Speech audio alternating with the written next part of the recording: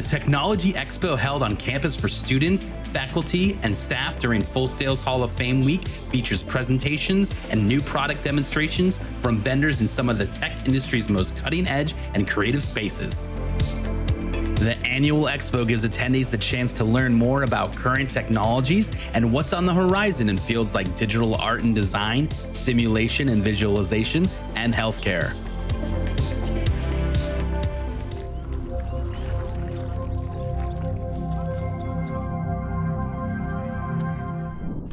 Beyond the focus on professional development and education lies Hall of Fame Week's creative experience.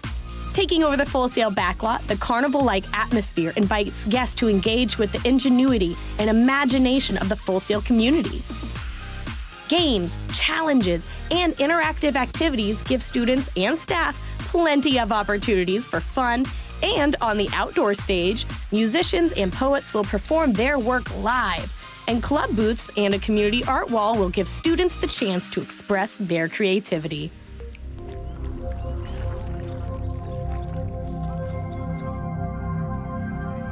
You are watching the Armada channel. I might have to redo that one. You are watching the Armada channel. That was probably really bad too. Oh my goodness. Hi, my name is Matthew Potoff, also known as Burns. I'm the GM and VP of esports at United, and you are watching the Armada channel.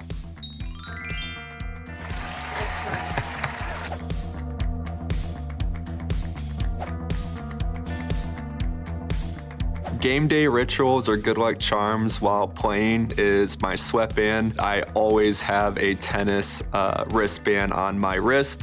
It just helps my hand feel like more compact, and it's probably just a placebo effect. Every gamer has something that they like to do that thinks they will play better, and a sweatband on my wrist is mine.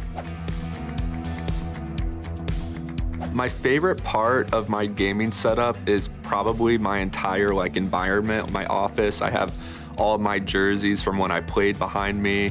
I have pictures from winning Call of Duty champs with my prior teams and Call of Duty. So every time I step into my office, I remember those moments, and it really motivates me to excel on a daily basis, to try to get back to a point where I'm winning or helping a teammate or a player. My favorite time to play is at night, definitely a night owl. I'm not a morning person.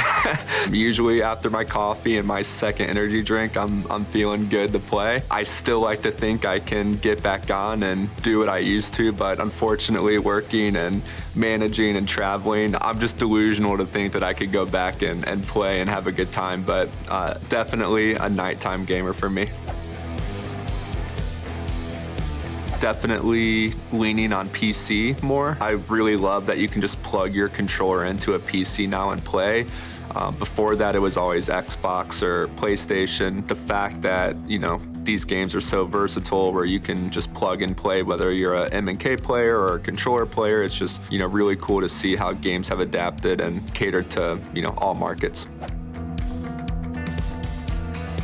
My favorite gaming soundtrack is probably Halo, and I'm not trying to be biased just because we're a partner team, or we just got done at HCS Orlando here. I just feel like the Halo soundtrack is so iconic.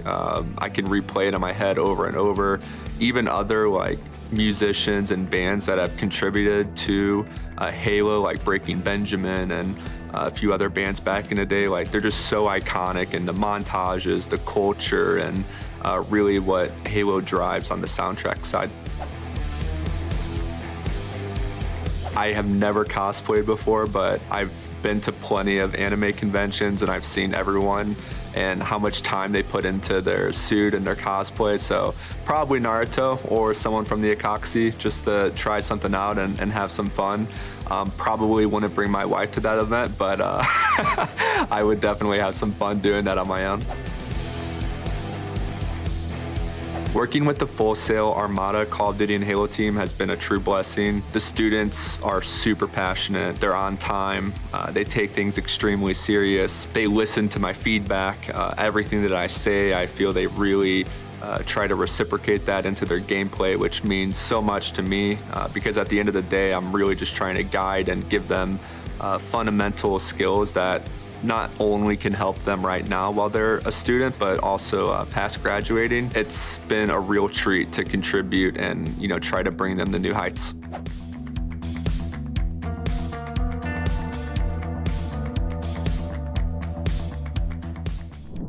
During Hall of Fame, students can buckle up for madness during D20 Deathmatch, an epic live Dungeons & Dragons actual play, complete with smoke machines, a giant 20-sided die, and plenty of loud heavy metal. D20 Deathmatch transforms the stage into a live D&D Thunderdome, where competitors will roll for their lives, connect with fellow tabletop fans, or just enjoy the show.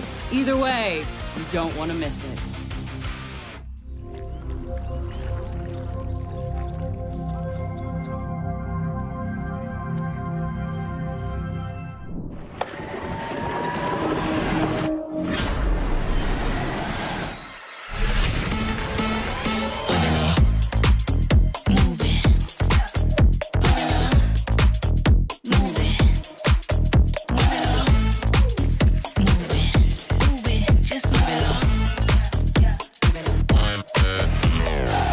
Forget everything that you thought you knew. I do things better, you know I do.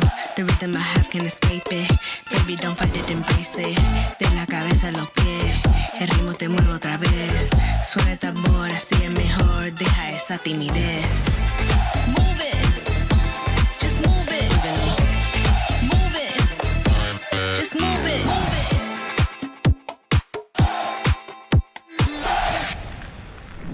Hall of Fame Week's annual cosplay contest is a chance for students to display their unique interests, creativity, and originality to the Full Sail community.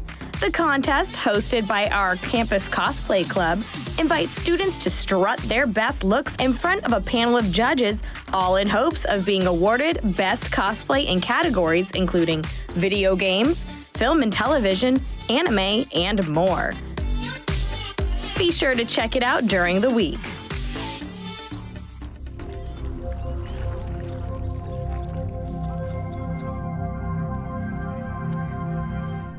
What's going on, everybody? My name is Al Pacino. I'm on the stream team, and you're watching the Full Sail Armada channel. Bam!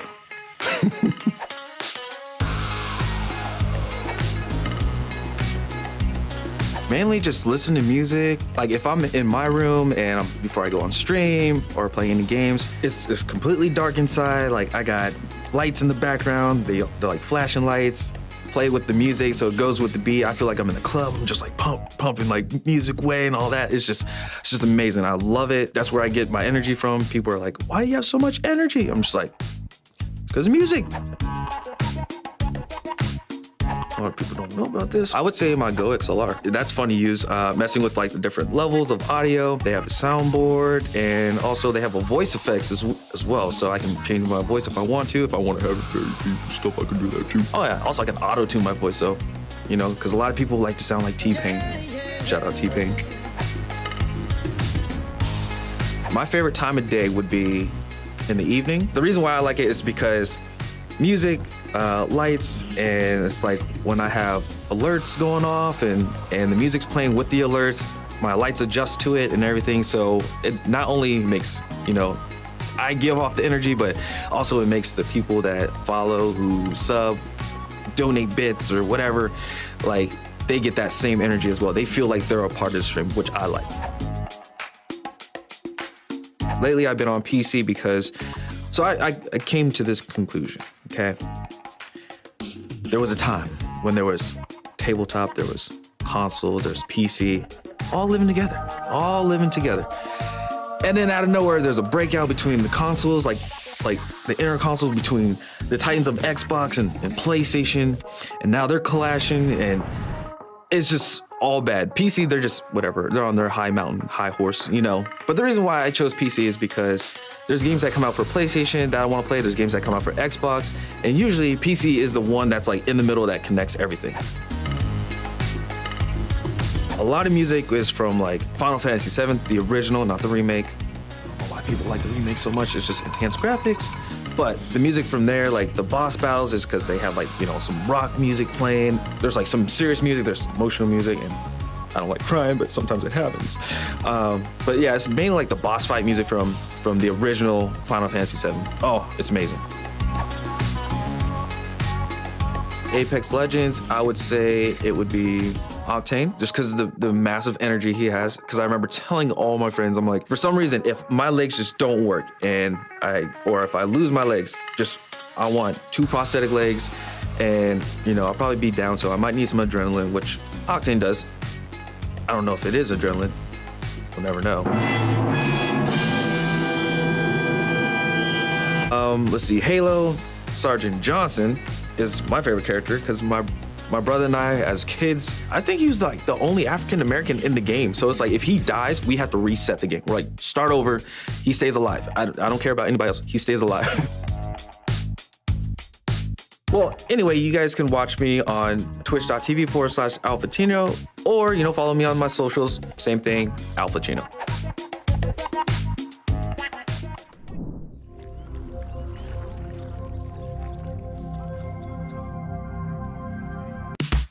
Hey, Full Sail students, think you got some pipes? Then prove it! This year at Hall of Fame 15, we're hosting the best karaoke jam ever. Jump on the stage, grab the mic, and bring out your inner rock star. Don't worry about the music. That's provided by one of Orlando's best party bands, the Leonard Brothers Band, house band at Tin Roof since 2015. Perform with them in a full back line of live instruments, making you the lead. And songs? Yeah, they've got songs. Get a bite to eat at the food trucks and join us Wednesday, March 12th from 6 p.m. to 8 p.m. You rock the main stage. This is gonna be the best damn karaoke jam ever. Hall of Fame Week at Full Sail University is back. Students, alumni, faculty, and staff can look forward to a week-long celebration of Full Sail grads, along with a slew of interactive events, expos, and experiences across our Winter Park campus. Panels and presentations invite you to learn more about topics across the fields of film and television, games, technology, design, sports, and business. You'll get to ask questions and present your unique perspective while learning from some of Full Sail's most accomplished grads. Put your interviewing and networking skills to the test as you connect with employers from companies across media, technology, and entertainment industries at the Career Networking event, or brush up on your tech expertise at the Technology Expo, where you can get hands-on with the latest products from exhibitors in tech's most innovative spaces. Community events throughout the week will help keep your creativity flowing. From the creative experience featuring an outdoor stage and community art wall to the cosplay contest, you'll get the chance to display your unique interests, creativity, and originality all week long.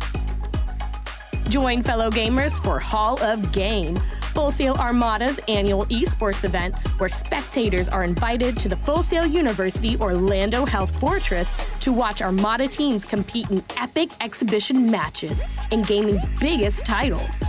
Wrap up the week with the induction ceremony, where 6 new graduates will be honored for their contributions to the industry and inducted into the Hall of Fame, followed by free pizza, music, and chances to win prizes at the student block party. Worried you'll miss something? Tune into Hall of Fame Live to catch the week's biggest highlights. We'll see you there.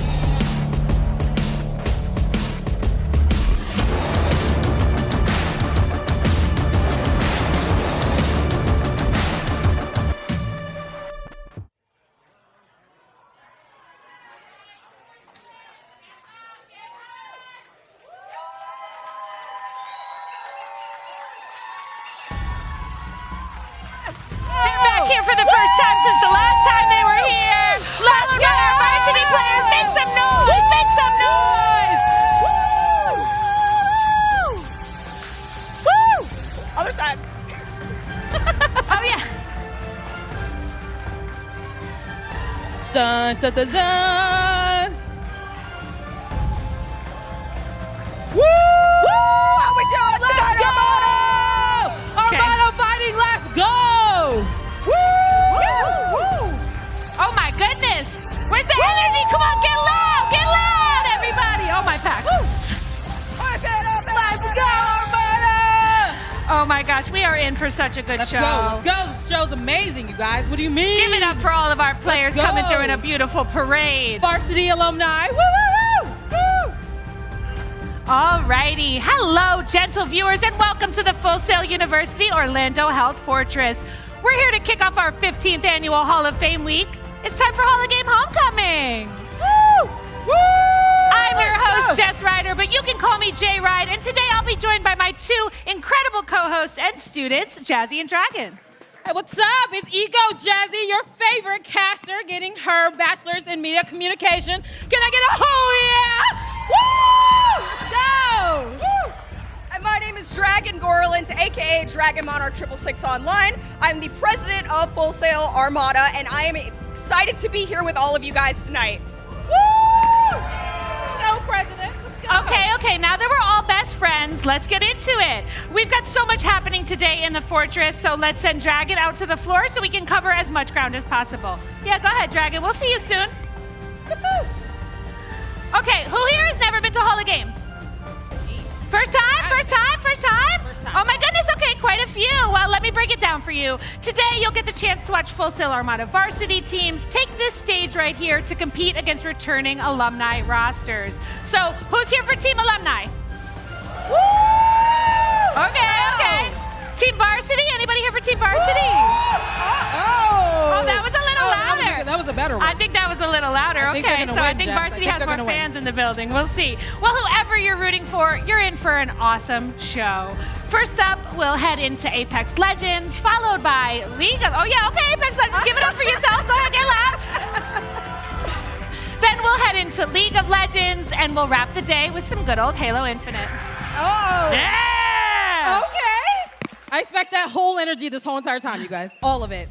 So not only will teams be competing for a year of bragging rights, they'll also get a chance to get immortalized on this year's amazing Game of Champions trophy. But for those of us not in the running, we also get, oh my God, you guys. We get a trophy in the lobby. Sorry, we get on the spot on the trophy. Also in the lobby, we got a ton of free gameplay for everyone at several arcade stations. And to our stream team that's also in the building, that's on the outside. Shout out to our stream team. Make some noise for our streamers, please. Thank you. Our first streamer, we have Drift King 2004. Drift King is getting a bachelor's in sports casting. He also enjoys streaming games like Call of Duty. So his current goal on Twitch is to build his community with good laugh and with friends and viewers alike. So our second streamer is Wizard. Wizard is getting his bachelor's in game development. Not only is he an aspiring voice actor, he also does content creation. He is also a fantasy author, you guys. That's crazy. He's doing a lot of good things. So his Twitch goal is to reach 1,000 followers. So that means everyone needs to like, follow, and subscribe both of our amazing streamers out there so they can reach their goals. But then come back to our stream. Go to that stream, follow them, come back to this stream, and watch us play games. And continue to play. So now that we know everything that's happening inside, let's check with Dragon to see what else is going on for Homecoming and what we have to offer.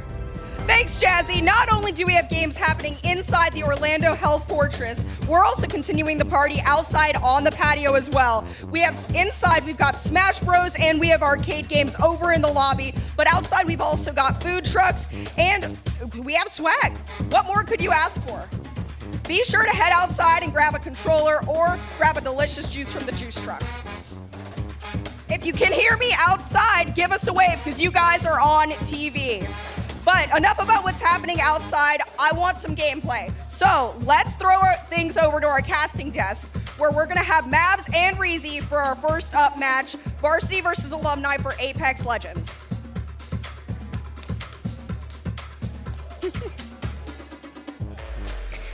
Oop, are we up? I can't hear. I can't tell. I don't know.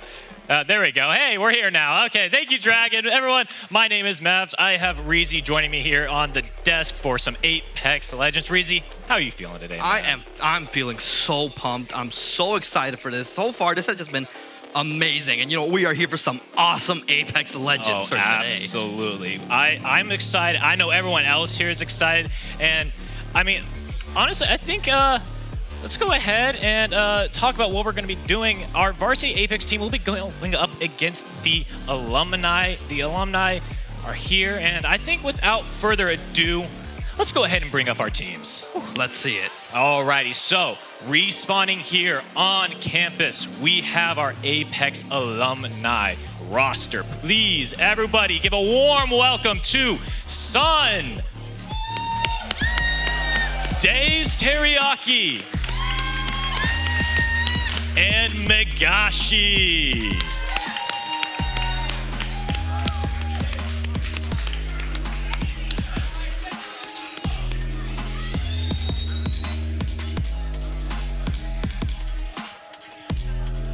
All right, now let's bring up your full Sail Armada Apex Legends varsity team. Psych, Master Duck, PB and John, I am Zusha, Malicious, and Returtle.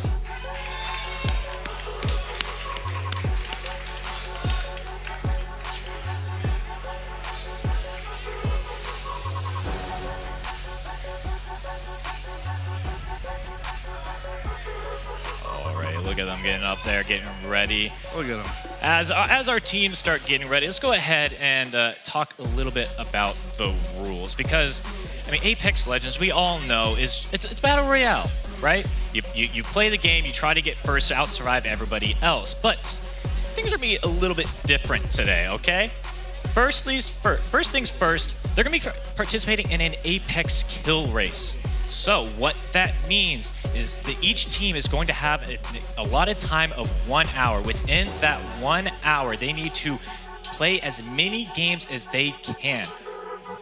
Within those games, they need to get as many kills as possible. And the team with the highest combined score of the top of 3 games will be considered the winner.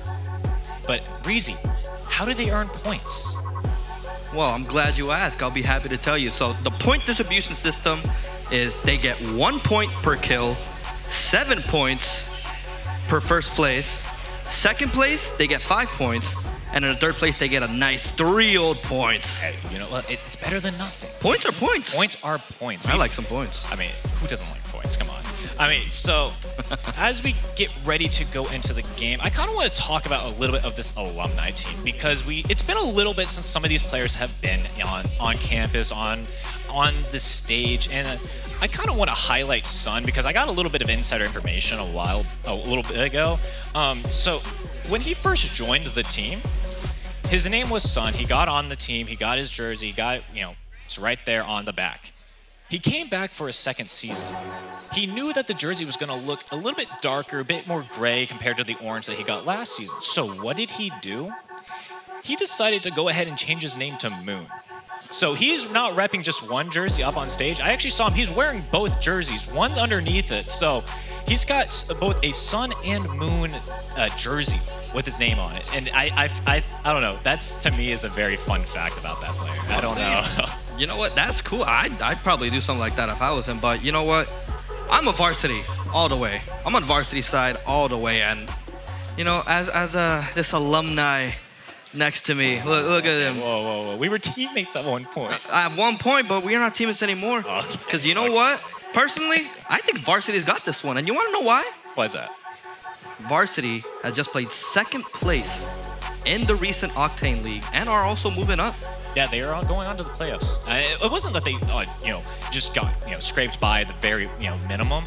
They got second place overall that match. They qualified for playoffs, so it's pretty. It was pretty demanding. But I think we are about to be getting into gameplay. It is. I like Leah's right here. I like this right here. Let's go alumni. Let's go varsity. Let's go varsity. Come on. But the players have queued. They are going in. The time has been kicked off. So 1 hour, they got to get as many games as possible. So, I mean, we talked about it a little bit. It looks like you're a little bit on Team Varsity's side here. Is that your not a prediction? little bit. I'm all the way Team Varsity, and my prediction is 100% Varsity is going to take this one. Yeah, I know you alumni, you won last year, but you know what? I believe that's going to change this year. You think because it's gonna change this year? I truly believe it's going to change this year. You want to know why? What's that? Our varsity teams this year are phenomenal. Especially Apex and League. They definitely are, but looks like they have finally loaded in. Now, I do want to point out that the alumni only have 3 players. The varsity team does have 6, so they will be rotating in and out on a couple of these games, so that way everybody can get some playing time.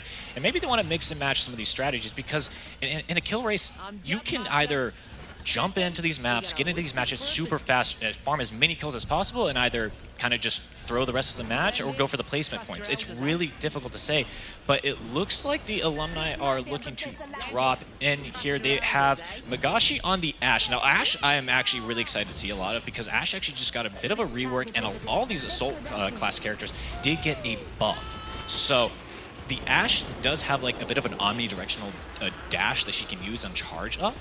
And I think you combine that with the ultimate that you have to really kind of teleport your team across, you can get so much distance closed on these players that you're playing against. But yeah, I mean, I'm looking at this Ashe. I love the Mad Maggie pick. I think it's going to be such a very high aggro team comp. They do have the lifeline in there as well, just some extra heals. So it looks like they're not going to be playing for as many kills as possible for dying. They're going for the placement points on top of that. And I think that's 100% probably one of the better strategies to go for, because those bonus points are going to mean so much in the end if you get them. Yeah, I mean, I remember, I'm not sure, I don't remember who was it that said it to me, but they said in order to get a good win in Apex, you got to be consistent and not die. And I feel like that's just, it's just a lie. Yeah, that's the point of the game, is it not? Well, maybe it is. Maybe just be a little bit point of the game, but we were talking one point about how these comps have changed recently. I mean, the Lifeline is someone new that I've seen, and it does look like they actually spotted a team here. Yeah, they're actually already taking a bit of a fight here.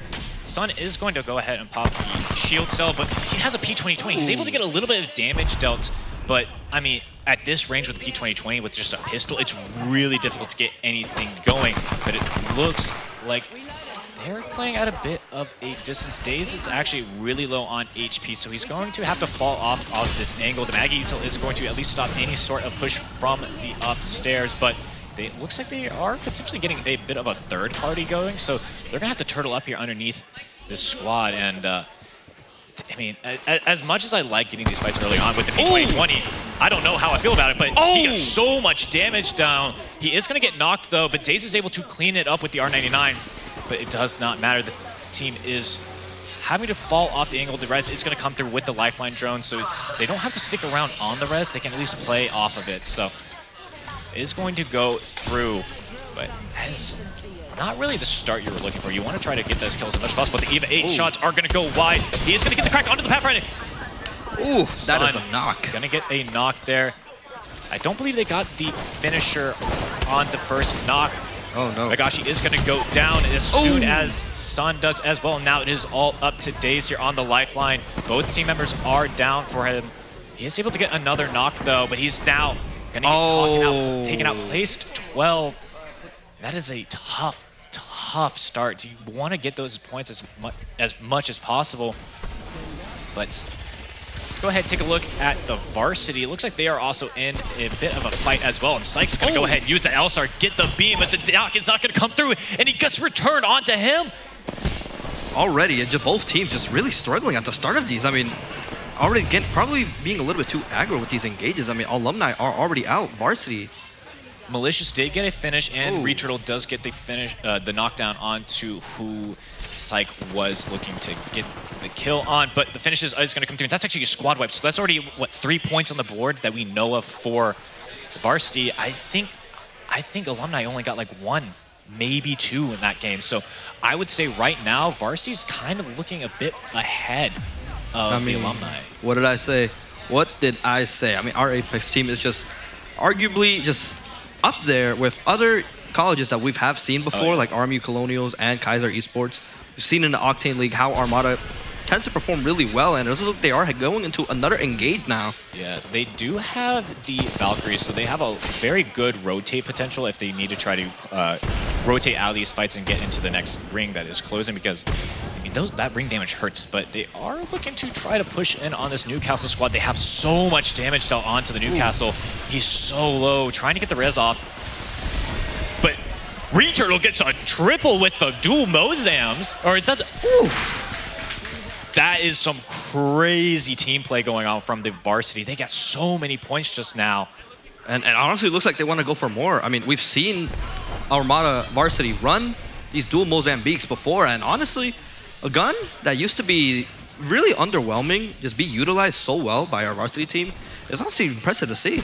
I am. Oh, okay. The L-Star with the. Oh! He doesn't even need ADS. It's like a shotgun at that range. He does get down, but he did a lot of damage onto that Mirage. He actually cracked him. So, but Returtle's going to go in, get the cleanup, get the knock, and he gets another squad wipe. Returtle carrying the team right now. That is so many points on the board for the Varsity. Yeah, and we're looking at settings now. This is awesome.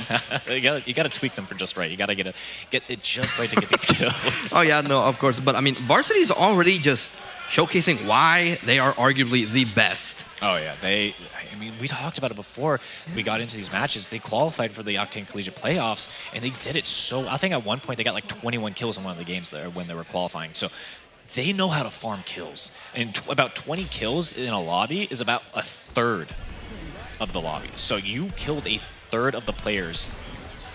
I mean, these points that the Varsity is able to farm up here is going to be pretty crazy. And we've only seen the first 3 players. They still have another 3 behind them ready to come in and play these matches on top of everything. So they are going to go ahead, scan the beacon, get as many information on these players as possible. They do know that 10 players are around. So they're going to go ahead and just beeline it straight to one of these squads.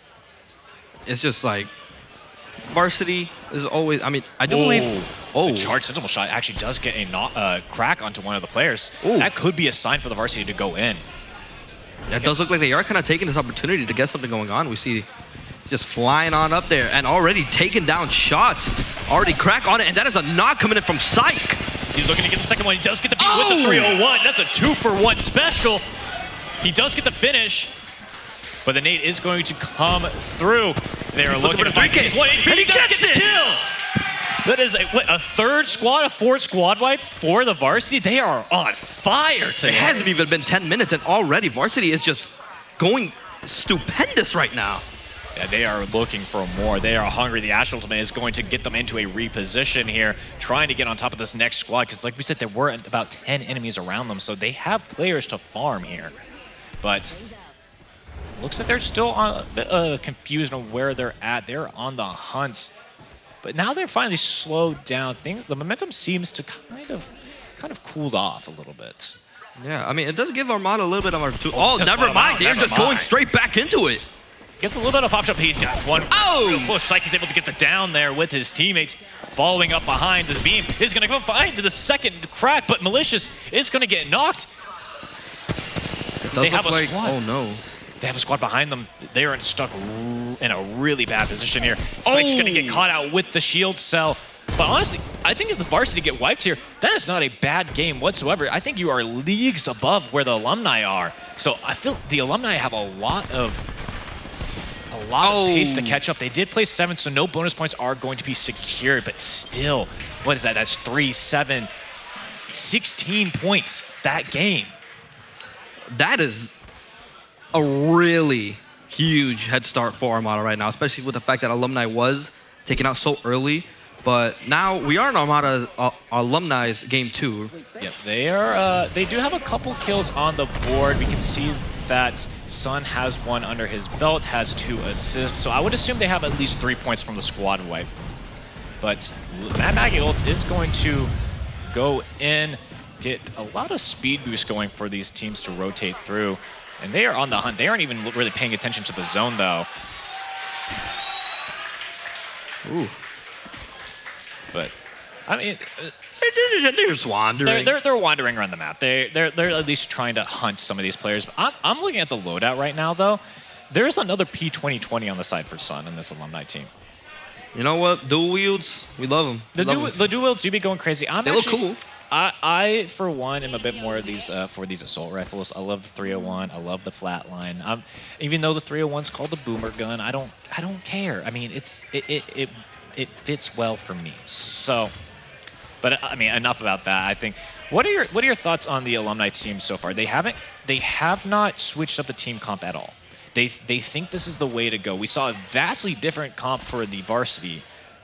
Do you think that these comps are going to change as the games progress and as they kind of adapt to what they need to do? I can most definitely see probably alumni switching up something here and there. I mean, Lifeline, haven't really seen much of her played in these. Oh, hold on, wait, we'll get back to that. Damage dealt down onto him. He has to shield up, get to safety. His team looking to try to find where this squad is at. But I don't know that's essentially the fight you want to take, because Nagashi does go down. The res is going to come through from the Lifeline drone, so it's not going to be stopped just yet. But Sun looking for the team, trying to find it, but the ultimate does go down for the Lifeline. But it is going to increase the amount of speed that the heals are going to get used, but this team is just jumping on to the alumni as Daze is able to get one with R99. The dual P2020 is going to come through and get one for Sun, but now it's all up to Nagashi here. She's getting res by the drone, and this is not going to be enough. Alumni squad is going to get eliminated, and that is so three points. You know what? That's not bad, but it's definitely not the 16 that varsity got. Oh no, not even close. I mean, 16 points for varsity. I do believe that varsity is now going to be starting jumping down. Yeah, I think they played another match. We didn't get to see it on broadcast, but from what I could tell, from as we were casting the alumni, it sounded like they were farming a bit more kills. So I would imagine that the varsity are not slowing down. They are jumping even further ahead. Master Duck's going to be on the Ashe. I Am Zusha is going to be on the Loba. I like the Loba because that's going to allow these teams to collect so much loot early on extremely fast, so they can rotate across the board and get even more kills. But it looks like a fight's going to be breaking out. As Syke is able to get one with the car SMG.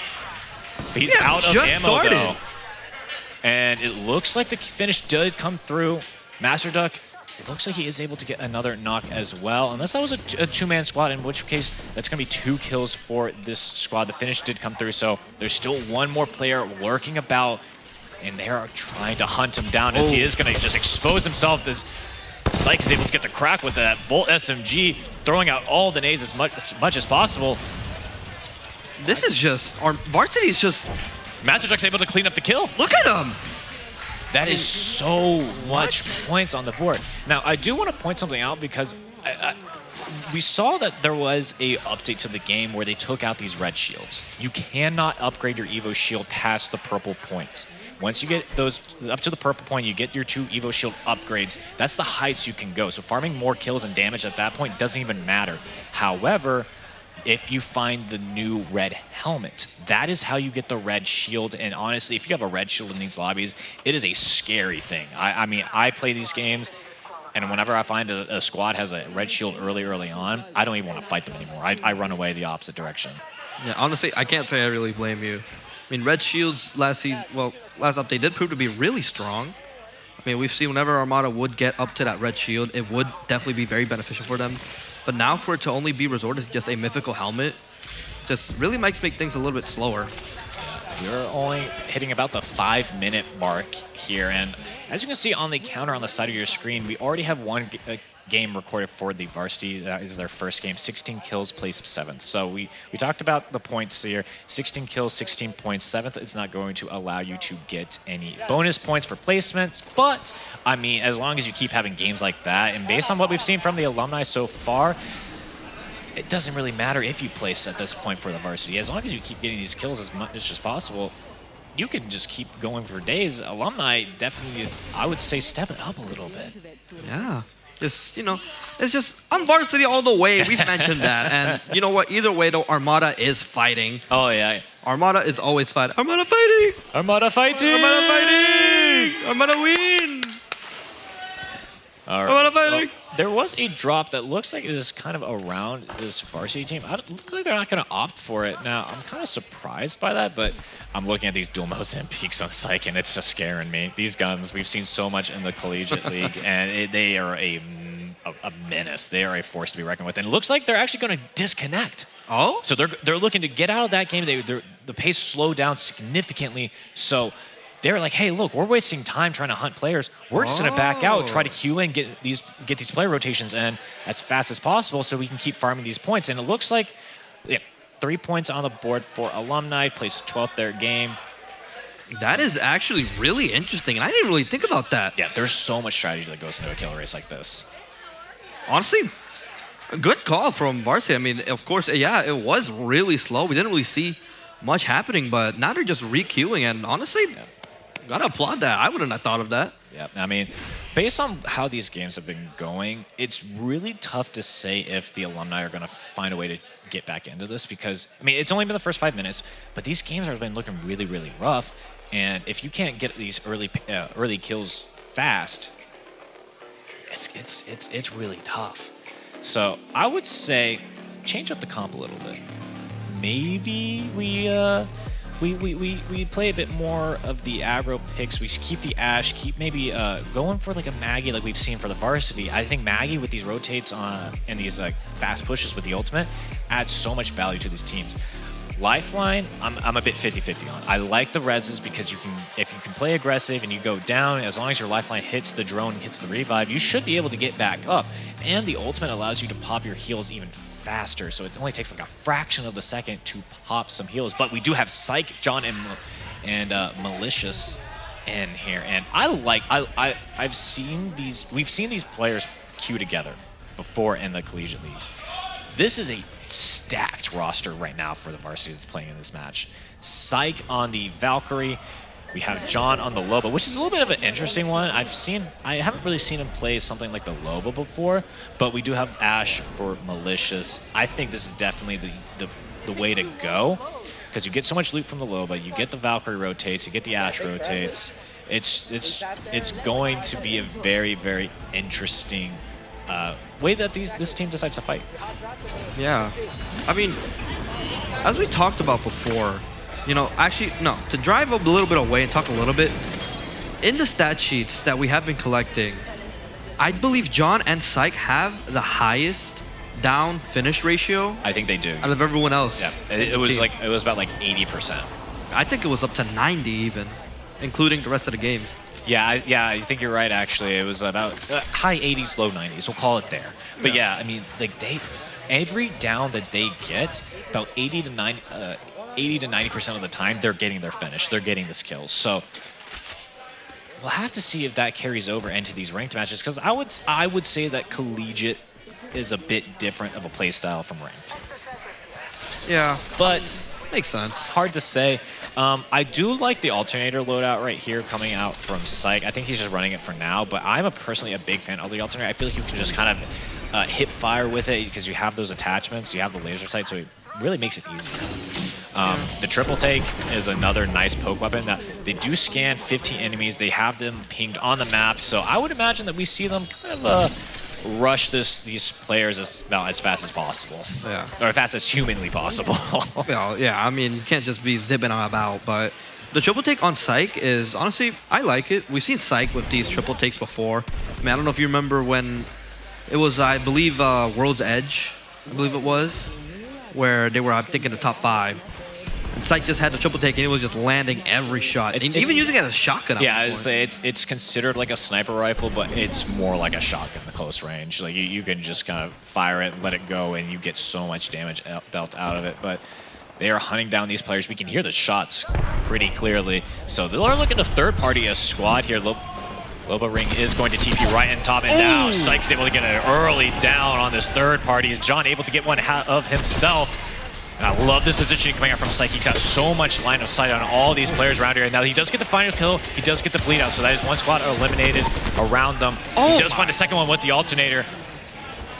They are looking for the rest of these squads here, the rest of these players around. They know they're somewhere, and the hunt is on. They are bloodthirsty, and Psych is able to find them. He does get the crack onto the Gibraltar.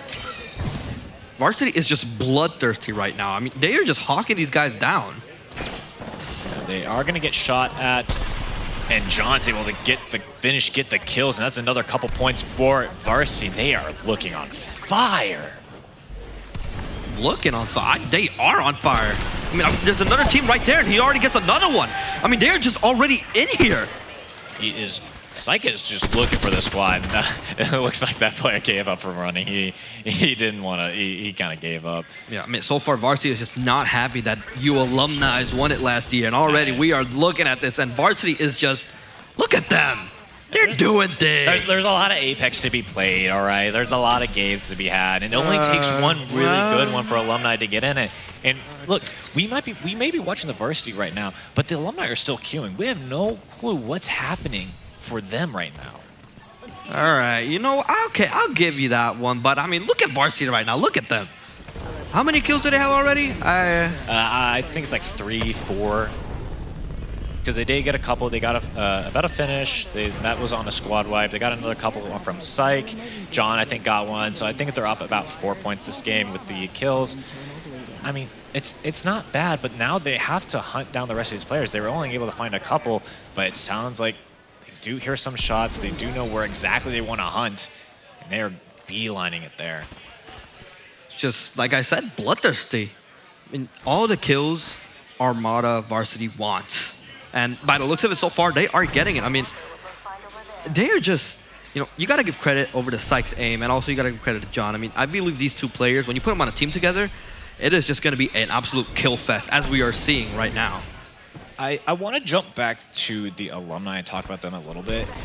Magashi has actually was on the team, was the varsity captain around this early time about Apex Legends collegiate scene started to begin, but I have to take a pause on that as the varsity team is in a fight. John did get an early down, and the squad wipe with the arc star from Psych is able to secure the points for them, and now they're even looking for more.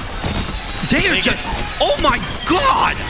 And Psych just jumps in there, hip firing left, right, and center, gets the full squad wipes himself, and now he is he killed the kill champion.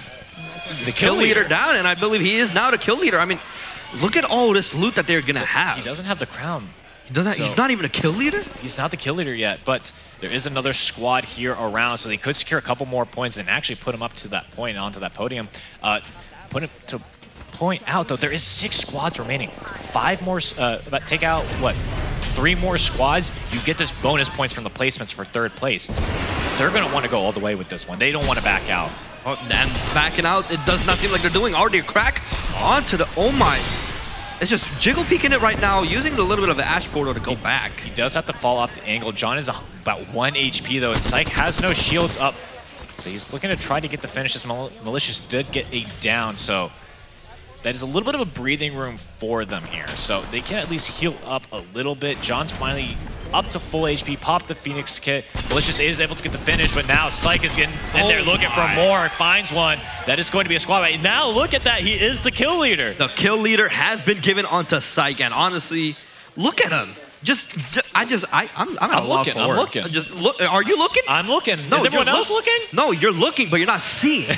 You're seeing, but you're not looking. But look at the zone though. The zone is so big, and now there's only 5 squads left. It's going to be a difficult call because you have such a big zone left for you if you're in this game. You've got 2 more squads to eliminate, then you get the bonus points for the placements. However, there is only 4 other squads outside of you if you're the varsity.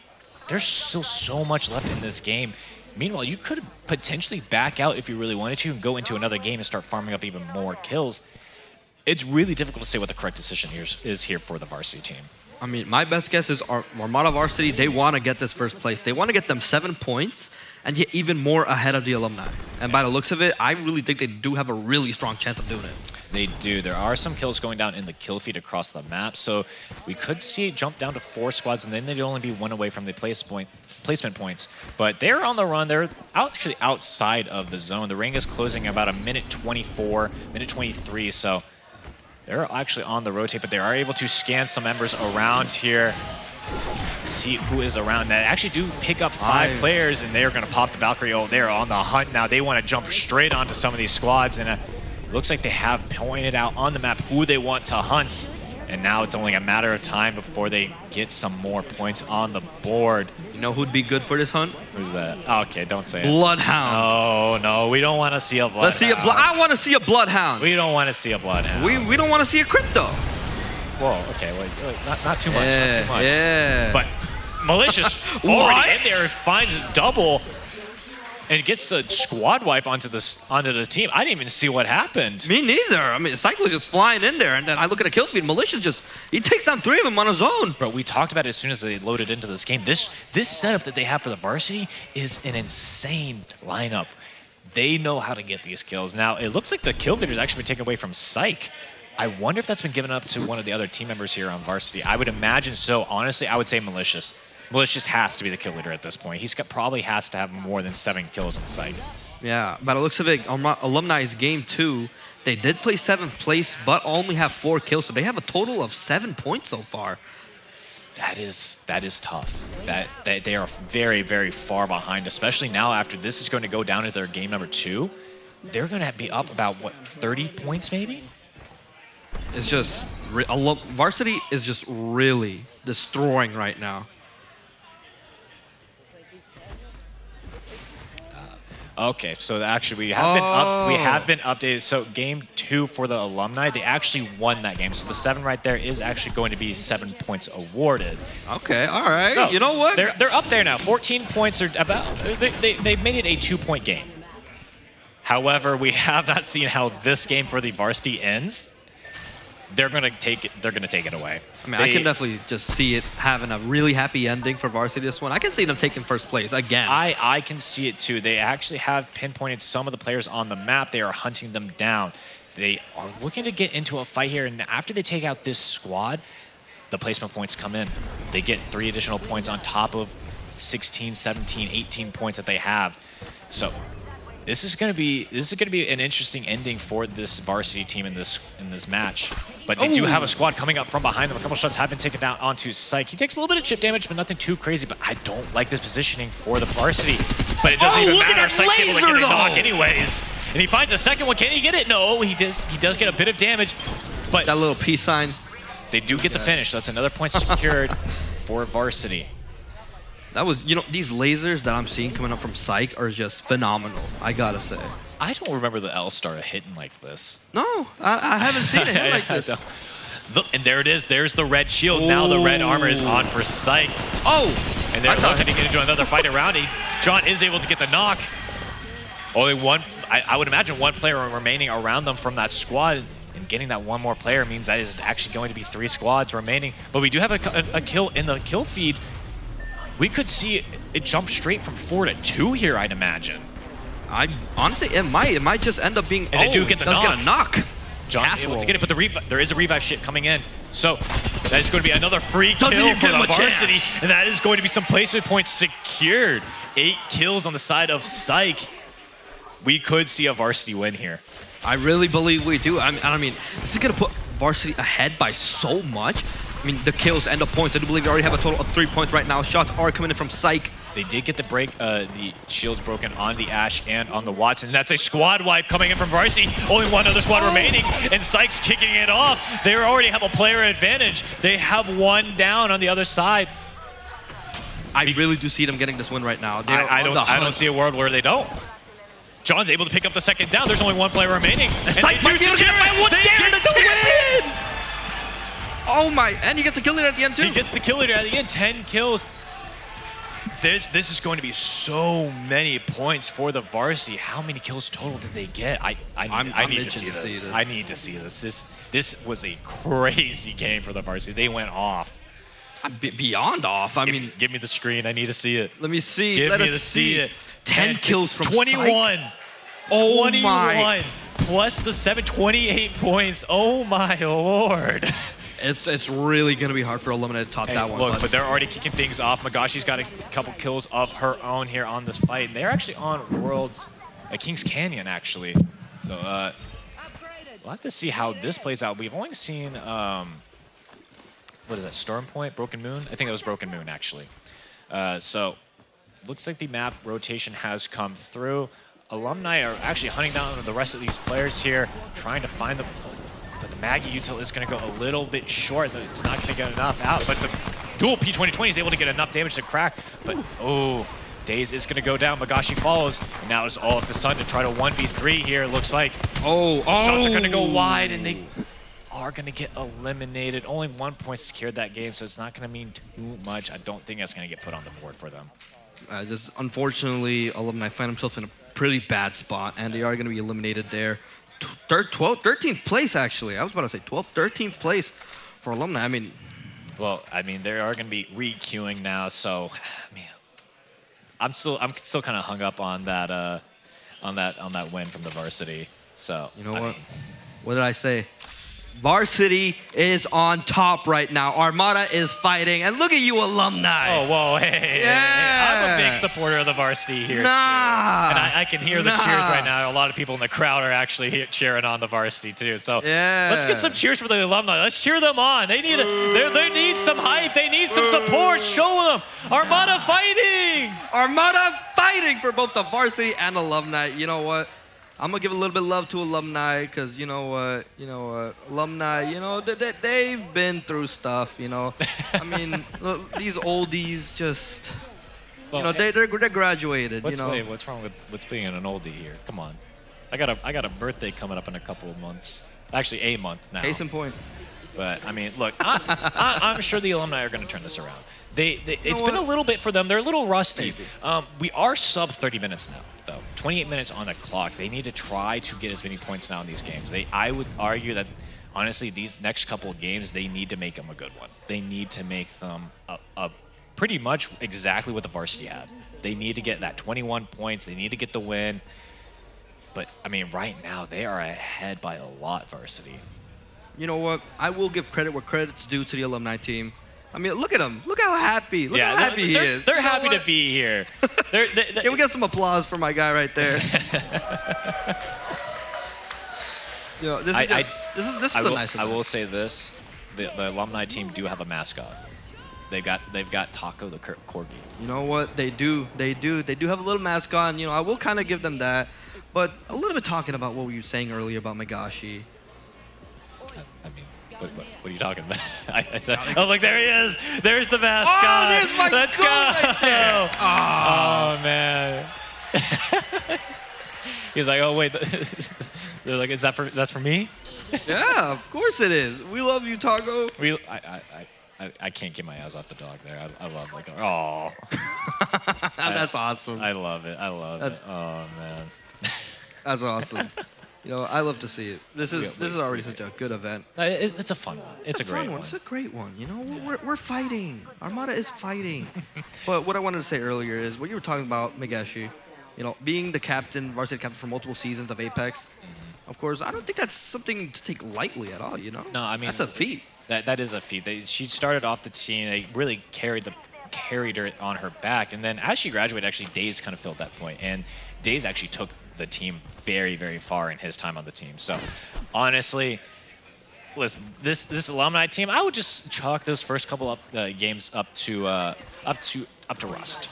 It's been a little bit since they've played and competed. They need to shake it off, and then now I feel like we're in for some really great games. Yeah, I mean, it's not over until it's over, and I really do believe that the Alumni does not want it to be over yet. They want to get these points, and honestly, I keep seeing the P2020 being rocked. I'm a little. I love it. I'm a little confused by it, but I'm here for it. These dual Mozams, these dual P2020s. It's a fun weapon to watch, I will say. Yeah, it's nice. I mean, I've always been a fan of these dual wields because I personally think they look really cool. I mean, ever since the old Black Ops days, I love running dual pistols. You were the Akimbo guy. Huh? Oh yeah, I definitely was. I don't know how I feel about that personally. You know what? Shame me all you want. I was cool. I rocked it. Listen, as long as you weren't an SMG sweat, I'm okay. I'm okay. About that. Oh, no. Oh, no. Okay, well, enough about COD. We're in Apex here.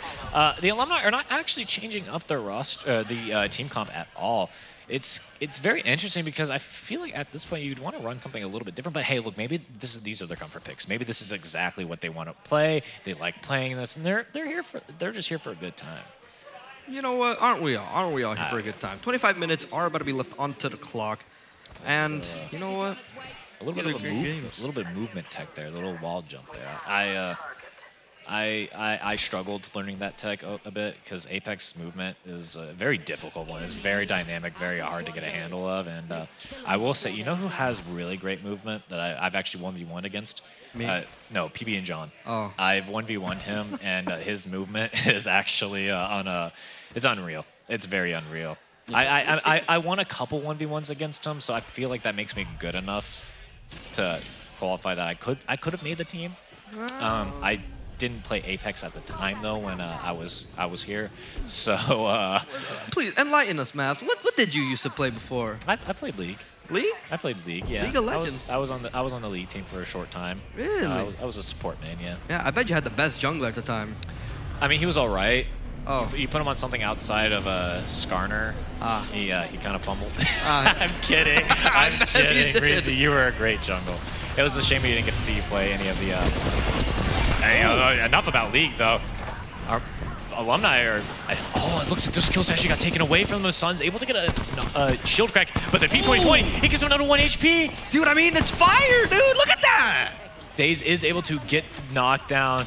Does clean it up, but Magashi is down, but the res is going to come through. The lifeline ult is going to get popped. The dual P2020s just narrowly going to barely miss on getting that second knock. That was just, these are really close. We did see a little 3-2-Y situation kind of happen. Alumni sadly got their kills taken away. Not by a grenade this time, but still. It's always defeating for that to happen to you. But looks like Alumni are going to get flanked from behind on top there, so they do have to play inside the house, but there's actually one already inside. Sun is able to get the shield break, and the util's going to push him off the door. But eyes got a little hurt there. I genuinely saw the Sun. They aren't able to get the knock though. Sun has to fall off and pop the shield cells, which I feel like is the correct call. I feel like you need to try to get these kills as much as possible within this situation because, I mean, you have several squads around you, but the dual P2020 is able to get 2 there. Ooh. Daze is going to go down, so the lifeline is knocked, and now it's all up to Magashi, though. A little bit of trade happening. I don't think he's... Oh, man, it's tough. They aren't able to get any of the kills, though, there. They got so many knocks, but it just wasn't... They couldn't get the finishes. That's extremely unfortunate. Well, the varsity are loading in. They do now have Psych, Malicious, and I think it was Master Duck that I saw. And it'll be interesting to see what Master Duck is on. I think he's probably going to be playing the Ashe, actually. Yep, there it is. He played Newcastle a lot whenever it was the meta before this patch update, and it kind of everything shifted. So, I've seen some of the games he's had on Ashe. He's kind of cracked. Kind of cracked? He's kind of cracked. No, I'd say he is cracked. He likes to crack the shields. Well, I mean, who doesn't like to crack shields? I mean, I don't think there's anything more satisfying in Apex than hearing that crack shield sound. Oh, yeah. Oh, it's top 5, most satisfying sounds in video games. Definitely, it's gotta be. Yeah. Well, Varsity are going to be jumping into artillery here, and they are looking to try to pick up, I think, an early team fight. But, I mean, I think it all comes down to what weapons they find here, because I've had many games where I've landed here and I've looked around and I've not been able to find a gun. Yeah, I mean, but you got Psych on the Sentinel, and he did enhance it too. Ooh, he's got a wingman too. I'm a big fan of the wingman. Me too. I love wingmans around here. You know what? Psych, hit it with a 360. Yeah, give us a little trick shot. A little trick shot. Little, 720, YY, instant swap, reload, cancel. Mom, get the camera. Get the camera. Get the camera, please. Well, he is going to drop the wingman, though. He's going to pick up the alternator. I like that. I mean, you've got your long range, you've got the sniper, you've got the sentinel. I think it's the better gun to pick up in that situation. You don't want to run the wingman on top of that. Even though I do like it, but... Well, it's not about what we like, man. It's about what the players like. They do, yeah, that's right. Even though I like to see a bloodhound. You know, maybe a Bloodhound and a Crypto for the boys back home. Look, they're not going to play Crypto, though. Crypto's too slow, and you're in a kill race. And they won't run Bloodhound. I mean, that's another recon. Why would you want that? Well, I'm taking a look at the clock here. About 20 minutes and some change left. This is, it's coming down to, I would say, the wire at this point. As if the alumni don't step it up, I think Varsity are just running away with this one. I mean, I feel like it's not even just, I mean, alumni, of course, did place first place, but it's just also the fact that they weren't able to get that many kills along with it. Yeah, it's really unfortunate. I mean, 21 points. 21 points, 21 kills. It's, yeah. Well, Armada Varsity have spotted out their next prey. They are on the hunt. They have pinged them on the map. Psych is going to lead the charge here with the Valkyrie flying on in, getting into position. But it looks like they've actually spotted out a secondary squad that they can take a couple of shots off there. A shot from the Sentinels, not going to quite hit. That would have been nice. That would have been nice. It's charged up too, so the damage coming out from that would have been crazy. A little peace sign for the boys back home. You know what? I'll take that. Well, the Lobo Ultimate is down. They're going to loot up a little bit more, but honestly, I think at this point, forget the loot. Just run on in there. You can loot the bodies of the people you've killed. You know what? You're right. Who needs loot from the black market when you can just take the loot straight off of their loot boxes? Yeah, the loot boxes. We like to see it. What we got in here? What's good loot? And the dual P2020 is going to be picked up for a Psych. I'd love to see it. There might have been a patch that I didn't see. I might have missed that dual P2020s are actually kind of hitting right now. I mean, honestly, from what we've seen on alumni, I'd say it definitely is hitting. Well, yeah, no, it definitely has been. We saw it from the alumni last game. They didn't get much out of it, but they were hitting some nice shots with it. I will say that. But I mean, like I said before, P2020 dual wielding, it looks cool. So that's all I care about. Listen, there's only 6 other squads remaining in this game for the Varsity. They haven't really been able to pick up anything. The clock's ticking down. I don't know how much staying in this game is worth. I'd say maybe find the kill on the squad here and afterwards get on out. But that was some really big nade damage actually coming out. The door's going to get broken on this Ash, and the dual P2020s are going to get the knock, get the kill. And it's going to be at least one secured this game. Gotta say, that was really unfortunate for him. I mean, the door was just kicked down. I mean, look, it's the team synergy. they hit it with the 1-2, and they just ran on in. But they're on the hunt for the remaining of the squad. Can he get the shot? He gets the squad wipe with the Sentinel. I mean, once again, they are just no mercy for these ranked players. There's just none at all. I mean, I will say this. 3 other squads remaining now. They've got the bonus points from this game. I say after some reconsideration after what I just said about maybe backing out after that, stay in the game, get the extra points from winning, go into the next one afterwards. Yeah, I do believe they do have the 3 points from 3rd place now. So, I mean, they're definitely standing comfortably right now. Yeah, well, they didn't scan anybody on the map, but I mean, they only scanned a little top corner of the map, so I mean, it's to be expected. You've got 6 other players on the map, excluding yourselves. Look how, this is such a different vibe from when we're doing an Octane League, because look how big the map is and look how little squads are left. Yeah. It would be the complete opposite. Oh, we would see maybe at this point 2 squads eliminated, and those are like the 2 unlucky ones. Freddy Fazbear. You know what? We can't just say that and expect everyone else to know. There has been a team in the Octane Collegiate League that is named Freddy Fazbear. The homie Freddy Fazbear. Reezy is, I think, dubbed him his favorite player. He is indeed my favorite player in the whole Octane League. Sadly, didn't make it to the playoffs, but you know what? Freddy Fazbear, he was my goal. He was my boy right there. He did get some sick plays too from what we saw. Another squad has been eliminated, so now is a 1v1 squads versus for our varsity here. They could look to win and out, but there's still so much on the map that I don't think they know exactly where this other squad's at. They could really be anywhere, but they're just hopping from balloon to balloon here. Kind of just flying across, trying to find them, hopefully. They decide to take a couple of shots at the varsity. I imagine another varsity pick up another win. Yeah, I feel like varsity, they don't have purple shields yet, but even then, I don't really think they care. right now, it just looks like they're just going to be going anywhere they can and just try and find where this last team is. They don't care if they might have purple shields or anything. They just want to get into the next game as soon as possible. I think they found them out. The charge signal shot's not going to connect. Oh, it's like, come on. We want to see it. Give the people what they want. They want to see a kill from here, from this range, from this charged up Sentinel. Armada sniping. But they are going to go ahead and push up into this house here, looking to try to find the squad. They are on top of this hill, so it's not necessarily the best position for the varsity, but they're going to Ash ult on top here, and they are just jumping straight into it. A lot of damage has been dealt out.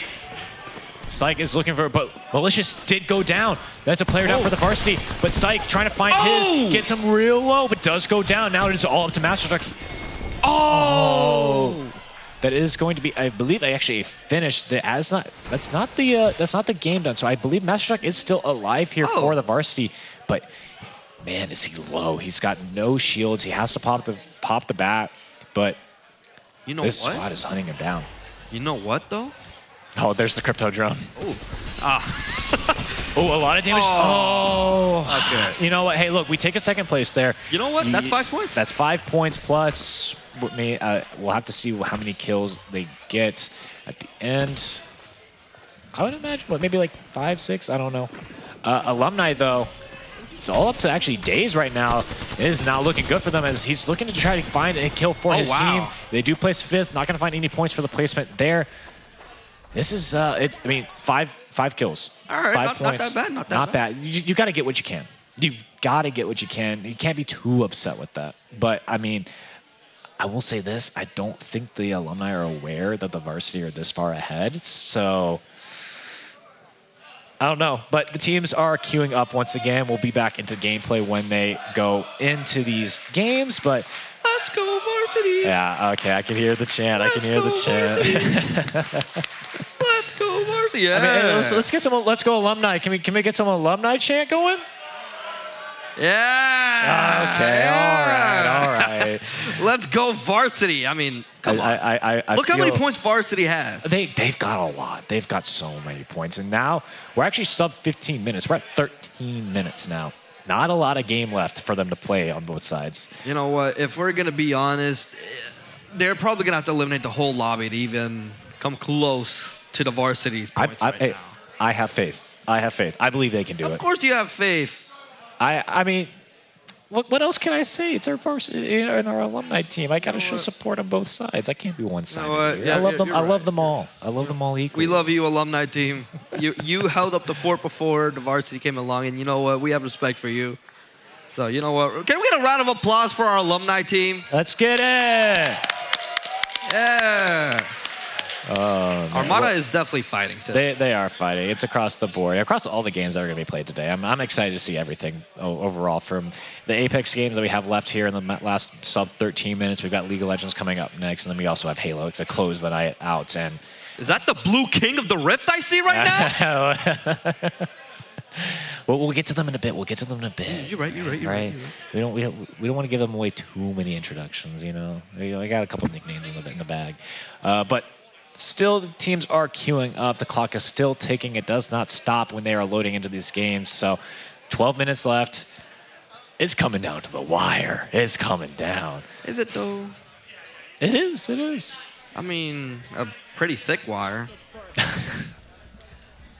I'm being honest. Well, all right, yeah, gameplay. We are now back to our varsity. I Am Zusha is loaded in. But the alumni are also dropping in. We need to see a really great game coming from them. I think this is it. I think this is the game. I'm ready for it. I feel your energy. Yeah. I'm ready for it. All right, come on, alumni. Let's see. Show us what you really got. They're dropping into artillery. They're looking to get kitted up here. I would like to see a really early fight go down for the alumni and get a lot of points early on. The shot for the Rampage across the way. Not going to connect on anything, but listen, son, I think you just go in on it. You find the rest of the loot here and just take the zip lines across. You know what?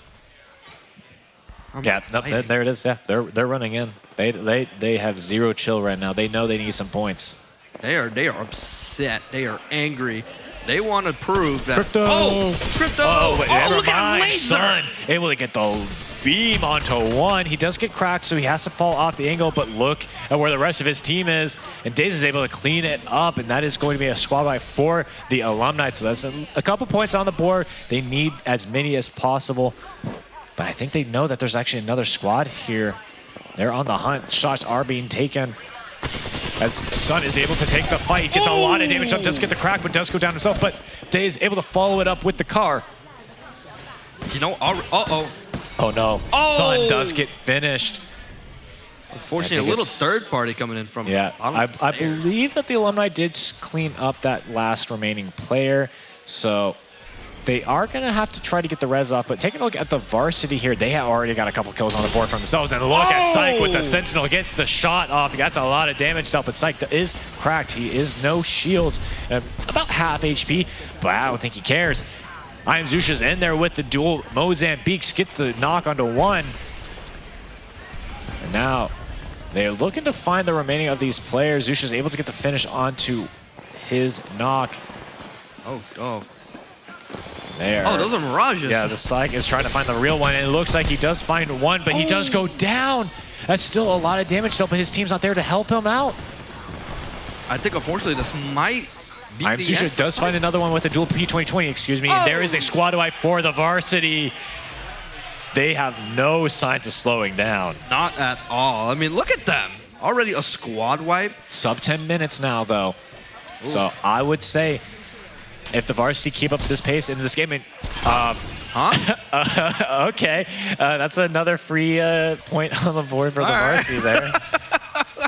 But yeah, I mean, alumni, I don't know, it's looking really grim right now. It's been grim. Things have been grim recently, but here's the thing. I'm waiting for the laughter. I think the Marvel Rivals joke whenever everybody sat here. Well, yeah, I mean, the varsity team, if they play this one out, I think this will be their last match. Alumni are probably going to be playing their last match as well if they make it far into it. But they could DC and go into another one as fast as possible. And it looks like the rotate are just going to come through for the varsity. Do you predict another varsity match win this game? You know what? It could happen, but at the end of the day, I mean, probably not. You know? I mean, 8 minutes left on the clock. I mean, we could see our varsity. Okay, Psych. Okay. Okay. If he hit the follow-up, I was about to walk away. I would have been gone. But Zusha's able to clean it up. Does jump in with the dual Mozambiques. Our shots are going to go wide though. But Psych, he's on the hunt. He doesn't want to let it get away from him. He is able to find them. Oh, he's 1 HP. The 360. Oh, the no-scope's not going to hit. Zusha is able to get the knock, though. And there's only one player left for the squad. They are on the hunt. They now find him. The Sykes going to take a shot with the Mozambiques. Not going to find it. Oh, the no-scope is not going to hit. They just disappeared. It was gone. Disappeared. Gone. Out of here. You know, people tell me that I look like a magician today. So, you know what? That was on me right there. It's because you don't have the gloves on. You didn't put the gloves on. You put the gloves on, it completes the outfit. You are a magician. I will make you all disappear. You Count Dracula? Yeah. All right. Well, 7 minutes left on the board for both of our teams here. The alumni falling very, very far behind right now. This is looking very, very decided, I'd say. You think? I mean, let's be fair here. I mean, 21 points, 21 kills, first place. That's what, 28 points? And then we got 16 points. Listen, all I've got to say is alumni supporters in the crowd, lend them your energy. Lend them your energy. They need it. You know, I'll lend them a little bit. You know, probably like an ounce of my energy. We need a big spirit bomb here. We need a massive one. A massive one. Yep. Mavis one. Mavs one. Okay. I'm hilarious. Y'all don't understand how funny I am. Man's got yolks. Man's got yolks. Yolks. I can go for in this economy, though, the eggs are too pricey. I don't know how you can make them, how you afford them. Here's the tech. You buy a chicken. Okay. Infinite egg glitch, huh? Yeah, it is. Technically, it is. Well, there is a random Wraith portal that they are going to go ahead and take, and maybe they jump right onto the squad. Oh Zusha's able to get the early knockdown, and they're looking for the rest of the squad here to confirm. Oh my gosh, Psych gets the quick scope to finish things off, and now that it's going to make Zusha the kill leader. I mean, varsity right now definitely just looks like they are just going for a kind of a show match.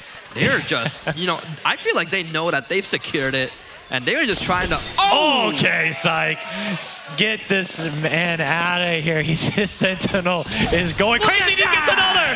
He finds one more. Can he find the next? This Mozambique's going to secure the final kill. Okay, Psych. Okay. He's just going like just. That's what we've seen these past games. He has just been going crazy, and right now with the Sentinel, he's just find another one? Okay. Well, I was gonna say he was not missing, but they proceeded to miss, so appreciate that. But you know what? He half of the time he's not missing. Let's see. He is going to go ahead and rotate on top of this squad. He does get vision of where all these people are thanks to the Valkyrie passive. When she's in the air, the scan does come through.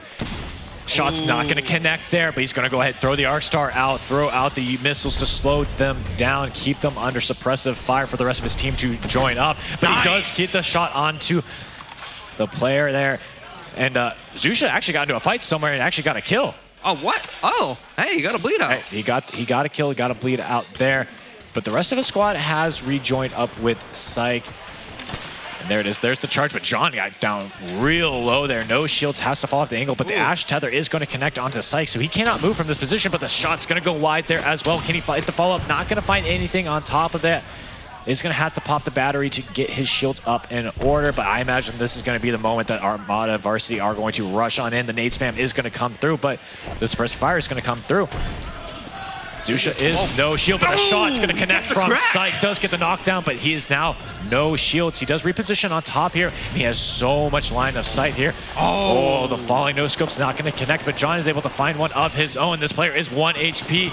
Psych's going to jump off, but Zusha's going to be able to finish things off. John and Zusha putting on a two-man show as Psych is getting down a lot of damage. I'll say that. A lot. He's just hammer down. Hammer down. Hammer points? Hammer points? Hammer points. You know? There is another squad here on top of the varsity, so this is going to be another couple points, I'd imagine, farmed for the varsity. I mean, just Psych is definitely just armed and dangerous right now. That's all I'm going to say. Oh, man. You're gonna try and fit in as many of those, huh? You know what? Probably, yeah. The Mozambique shots are going to go wide. He's now actually out of ammo on him. He does not find the Sentinel shot, but he hits the rope. He's actually out of ammo. He hits with the melee! He gets the knock with the melee! Psych, you can't keep getting away with it. Watch him soar! Look at that. They are going to get the finish there, though. And then the not finish. The finisher. And that's actually They're the champions! I didn't even see the squads. What? That's another win. Armada fighting! There's only 2.5 minutes left. I don't even know if they can get into another one. That's just... Wow. That's a way to end the game. That was fantastic. Psych getting the melee knock. Bro ran out of shotgun ammo. He had nothing left over. He had nothing. He went for the Sentinel shot, missed it. He had no more ammo in that either. The melee kill honestly was definitely I would not like being on the receiving end of that. That was unfortunate for whoever that was. I imagine that they are loading into another match here. They do have a couple minutes left. The alumni are actually still fighting. 6 squads remaining for them here, and they actually do have a couple more points on the board here. I will say Sun's got 3 kills, so we could potentially see an alumni win this game, but it might not mean much. The varsity have so many points underneath their belt from these last couple of games. I mean, I'm trying to tally them up, but like I'm not a math guy. Like I don't know. 21 plus 7, that's 28. I don't know the rest. I don't want to know the rest. All I know is that those are some pretty big numbers. 21-21. Both games, they had 21 kills and won. 21 points. Wow. Or 21 kills and. Like 28 was like 66. I don't know. 1, Math. 2, Yeah, 3, guys, 4. we don't do math here. I don't know, I gotta use my fingers. The highest number we can count to is 4. Well, the shots are going to go wide there, and the alumni are going to get eliminated in this game. And now they're sub 1 minute. I don't believe there's enough time to maybe get into another match. I think if they do, they are allowed to play that game out. But we'll have to wait and see. But I mean, I don't know. It might be too little, too late. It could potentially be a wrap here. I would say it is a wrap. I mean, even if the alumni had enough time to go into another match, I highly doubt it would be enough for them to get enough points to catch up to varsity. Well, it's sub 15 seconds here, and it looks like neither of the teams are going to be able to get into another one. So we're going to go ahead and wait for the points to get fully tallied up so we can see who our winner is. I think we kind of have a pretty decent idea based off of the games that we've seen and the performances done out by some of the players. Hold up, is that the Smash team? My goats? Bro, they're showing up. They're showing out. They're looking nice. They're looking well dressed. Hold on, can we get a round of applause for my goats right there? Come on, look at them. I love the hats. I think the hats really make the outfits for me. You know what? Law's got a stylish hat. You know. I don't know. You're pretty stylish here. I mean, the outfit is going crazy. You're making me look bad. I don't got a hat like that though. We can get you one. We can get you one. We'll find someone somewhere. But I mean, what are your thoughts on these games today? I mean, we saw a lot of great games overall. Yeah, definitely great games, amazing games, fantastic games. I mean, varsity. Just my predictions I feel like are correct. I mean, we see how well varsity played. We've seen all the points that they've collected. I mean, Psych with the sniper, with the sentinel. You could say it was legendary. Yes! It definitely was legendary. 100% it was. Just... Yeah, I don't know. I mean, if I had to pick a player of the match, it's Psych. It's definitely those sentinel shots. Oh my gosh! Every time he hit one, I could hear the crowd going off, going crazy. Oh man, those were. I'm still reveling on the melee knock. I've never seen that happen it's like it's in the back of my mind too. Like I'm thinking about it. I'm like, yeah. Melee is just... Looks like we do have the final point tallied up, and I mean, we definitely could see that coming. Our team alumni ending out with 23 points. Great performance, I will say, but nothing. I mean, look at the varsity, 23-7, 21-7, 16-5 for their placements overall. They get 79 points, and they are going to take Apex here, team of varsity. Yeah. Let's go ahead and give them a round of applause, everybody. Varsity does take on the first game. Alumni, y'all lost Apex. All right, look, there's still a lot of games left to play here. Well, there is. Games aren't over yet, but you know what? Varsity will take the first win, and honestly, by a pretty decent amount. I mean, those games, regardless, were still amazing. Alumni definitely played very well. I can hear the MVP. Varsity just played really, really good. I mean, look, there's nothing really left for us to say, though. I feel like, I mean, the games spoke for themselves. I mean, Rizzi, anything else? I mean, just Armada, always fighting, you know what, but we're going to go ahead and have a little interview with our GOATs in the varsity team. Let's go ahead and see what they got to say about this win. Oh, yeah. Well, what a great match. I know my girl Jazzy here has some questions for our Apex winners. Oh my God. First off, I've never seen Apex, so that was awesome. Secondly, who's making all that noise? What is that? What is going on over there? Oh, I am excited. So I do have 2 questions for you today. If you were stuck at a desert island, what ice cream would you bring? I think I'd take mint chocolate chip. Nice and cool, you know? Yeah! For your second question, what is your favorite Apex weapon to use to demolish the alumni over there? It's got to be the L-Star. It was working today, and the sniper. The sniper was fun. It was fun. I gotta ask you, y'all won. What are you gonna do next? What's next for the varsity team here?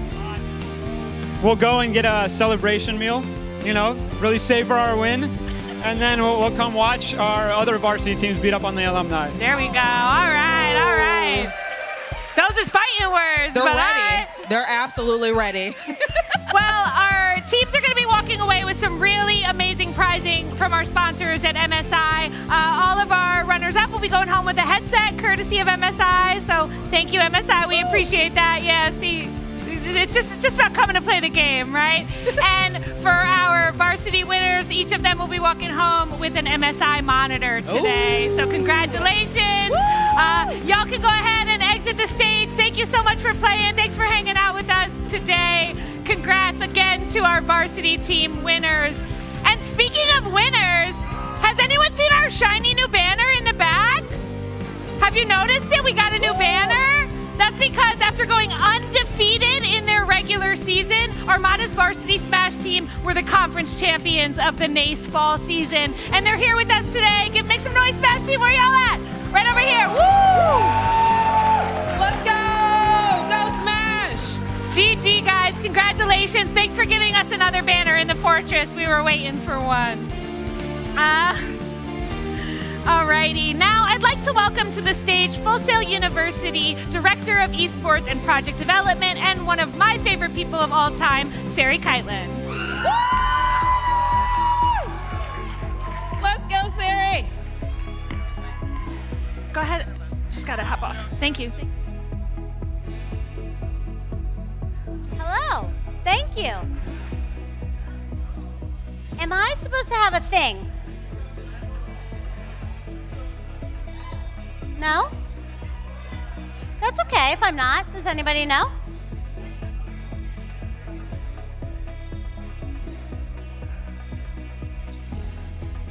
Got it. I have a thing. Hi. Hello. First of all, amazing, incredible first round. I do not know how the other two are going to hold up. Also, Psych is a little scary, and I'm glad that I don't have to play against him, so it's pretty great for me. So about a little over a year ago, we, within Armada, we launched an award, and the award was named for one of the most prominent leaders that Full Sail Armada has ever had. The Alpha Award was named for my good friend, Miles Alfacino Church, who's here with us in the room today, in the back of this room.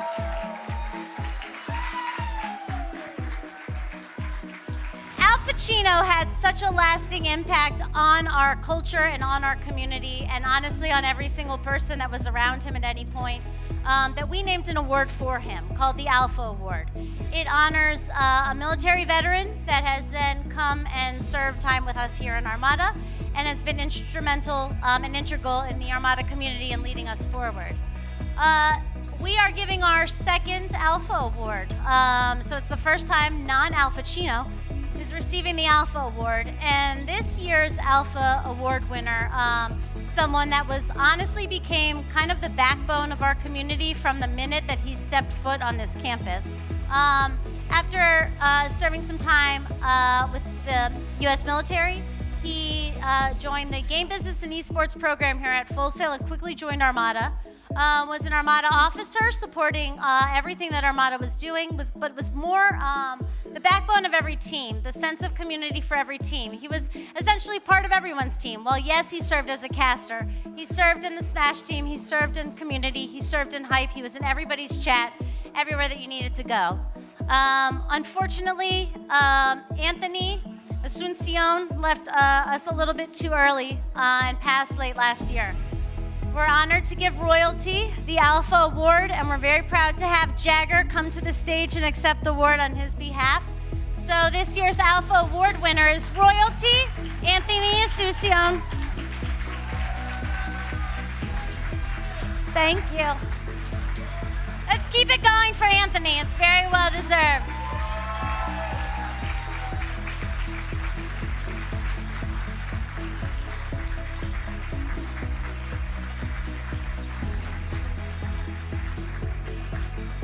I think we all remember Royalty a little bit in everything we do every day. So let's just keep that going. forward next, I'm going to invite to the stage another good friend of mine, Brett Reynolds, from our friends at Orlando Health. Woo! Let's hear it. Welcome. Thanks for having me. Thanks for being here. Thanks to our incredible partnership with our friends at Orlando Health. First of all, you're sitting here in this arena thanks to our friends at Orlando Health. Full Sail University Orlando Health Esports Arena is the best place to watch esports probably ever. So let's give a good round of applause for that facility for sure. But we definitely have more than just an awesome facility. Another thing that our partnership with Orlando Health is able to provide are scholarships for students in areas that they excel, whether it's through leadership, community, gameplay, and academics. And we're really proud to be able to have this partnership, and we're so thankful to our friends at Orlando Health to be able to provide this recognition for students that are really exceeding and performing. And we are giving out 3 scholarships here tonight, and they don't know that they're getting them. And so that's always my favorite part. So, the first scholarship, am I allowed to say who goes first, or is someone going to give them to me in an order? They're going in an order. All right. Our first recipient is in the Game Business and Esports program. He's not in the Game Business and Esports program. He's in the film program. He's in the film program. Surprise. But more importantly, has kind of just been a long-standing and phenomenal representation of what Armada means, quite honestly. Serves as a caster, supporting from that area, but volunteers for pretty much everything that there is, running production in every aspect that we have, has really impressed quite a few large clients that have been here to host events, to the point where he's starting to be requested by name. So, Bananarama, you want to come up here and get your scholarship?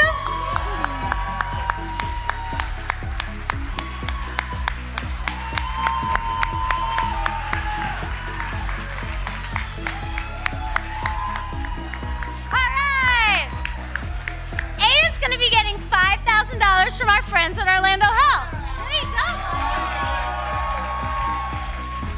Come on, this way. We're going to take a picture. Take a picture. Yeah.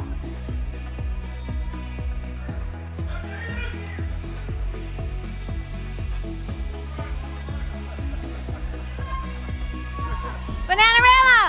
There you go. This one's felt. Oh my God. This is gonna be really hard for me to keep this a secret through the whole ramp up, because I really have to reference the fit today, and I don't know how I'm gonna get through this without doing so. But by far the best dressed person here tonight, integral part of our casting team, integral part of this event here tonight so far, phenomenal leader and phenomenal representation of this space, student in our film program. Reezy, you want to come on up and get your scholarship?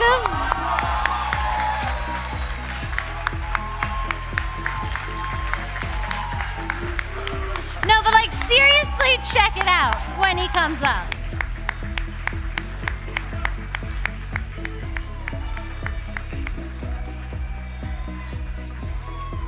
Yeah! Armada fighting!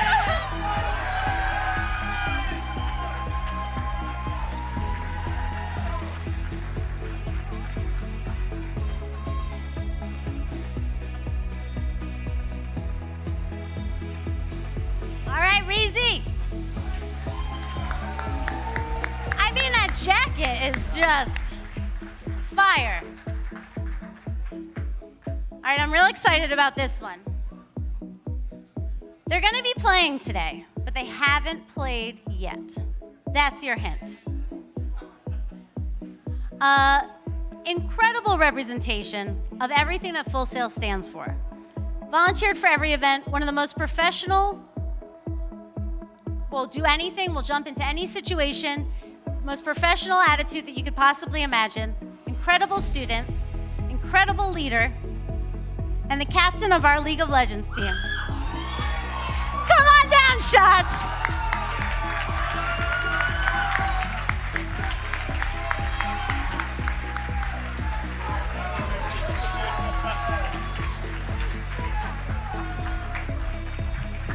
All right, Shots.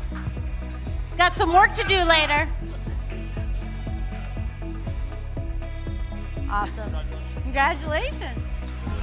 Congratulations, and thanks again to our friends at Orlando Health for providing these scholarships and opportunities for our students. Let's see how we continue. You want to get all three back? Let's do a group picture. Yeah, we do. Let's do it. Shots, you got to come back.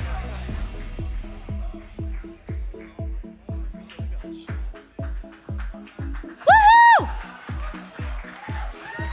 Emma, right here. Let's go here. Move up. Yeah. All right. It's always so incredible to get to see our students recognize their contributions to the Full Sail community, their commitment to their education, and of course, Full Sail Armada.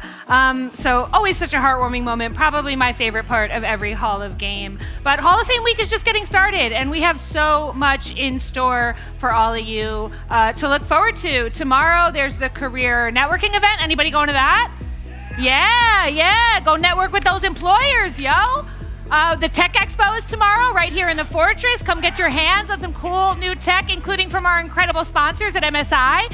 They're going to have a booth there, so you can check out all their cool new gear. You can watch Hall of Fame live all week, which will feature me and Shay Ryan and Tracy Wu, the coolest hosts at Full Sail. And we'll take you through the entire week. You can check that out on YouTube, Tuesday through Thursday, starting at 9:30 a.m. But while we're kind of wrapping up here on the stage, getting ready for some League of Legends, let's check in with my two favorite co-hosts, Jazzy and Dragon. What's going on down on the floor? Hey, Jazz. Got games going on inside. Games happening outside. Let's take a look. We've got some arcade games in the lobby, and it looks like everyone's having a good time out there. And outside, we've got even more arcade games. We got free play going on in here, and outside, we've got food trucks. Is everyone having fun out there? Woo! So for all our game development friends, did you know that we have a 24-hour game jam that's happening from now until tomorrow at noon? So right here on campus at Blackmore Studios in Building 3. Teams only have 1 day, 24 hours, to develop one level of a game, which is insane. That's crazy. They have to, and you can check out the Hall of Fame app for more details on that. Absolutely crazy. I don't think I can do that. You know, guys, I wanted to tell you a little story about how a year ago, Full Sail, specifically Armada, flew me down here. I had only been a student for 1 month at that time. And that was my introduction not only to Armada, but also to life as a student here at Full Sail on campus. And in July, I ended up moving down here. I started taking more part in Armada as a whole. And then later in October, became the president of our beautiful family. And ever since, it's been an amazing journey, a wild ride. And this is my full circle right here, and I just want to say it is a blessing to be here with all of you today. Absolutely. So for me, ironically enough, I had a client whose wife did like student intros and things like that. So she said, hey, you're super creative. Come on down. Why not give it a try? And then all of a sudden I got stuck with the super amazing Smash team, which I love you guys, Smash team. Woo!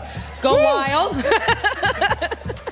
And ever since then, I have been here and I absolutely love it. Love the school, love being here, and I get to do cool things like this. Be here with you guys at Hall of Game, which is absolutely amazing. Kicking off Hall of Fame. Hopefully we see you guys for the rest of the week.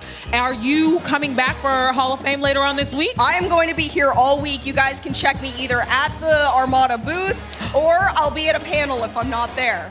Oh, fantastic. So what can we find at the Armada booth? Games. We're going to have a Smash set up, I'm pretty sure all week. Don't quote me on that. I'm not 100%.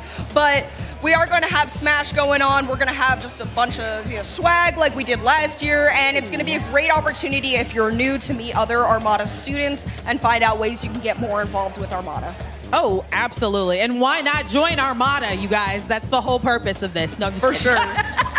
It's a lot of fun. You guys got to come check it out. And you also got to make sure to check out all the other amazing clubs that are going to be set up during that time as well. Absolutely. So we do have a cosplay contest that is put on by our cosplay committee that we have here too. We have an anime club also that I think is really cool. And our film students that are here also, which I think is absolutely amazing. I don't have the tact for that, but you guys are amazing. And you got to make sure to check out the Asian Pacific Islander Club or APIC, as well as the Tabletop Club. Those guys are some of the coolest people you'll ever meet. I think that the Tabletop Club is here, aren't they? I believe that both APIC and Tabletop are here. They are actually set up outside on the deck. You guys got to make sure to go check them out and say hi. You have to. And if you can find me, you got to beat me in DDR. Which is also outside, and I think we've got Space Invaders out there too. All right, you guys.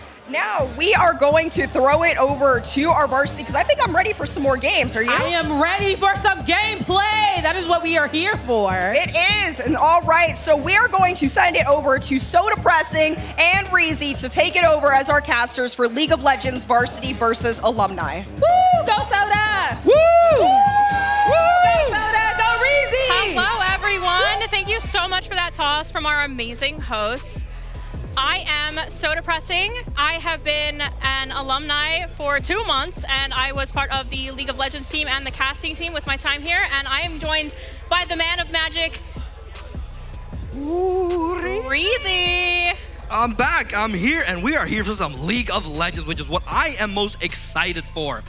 League of Legends, you know what, is that game that, you know, at the start it sounds like, okay, all right, well, you know, it's something. But then when we get into these games, it becomes something bigger. And I am so excited and hyped for this one. I'm gonna save my energy for it, so, you know what? Yeah, I mean, you know, we have Varsity League of Legends competing against alumni who haven't been on campus in so long. Some of these alumni haven't been back to campus in years.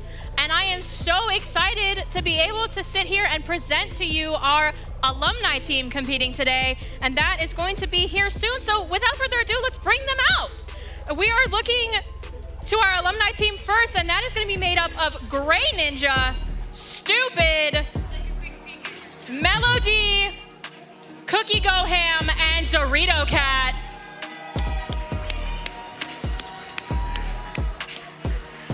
And I don't know about you guys, but I am so excited to see this alumni team compete today against our varsity team because, like I said, some of them haven't been back in so long, and they're coming up to this stage to compete against our varsity team. Take it away, Reezy. Alumni this, alumni that. Let's get to the real stars of the show today.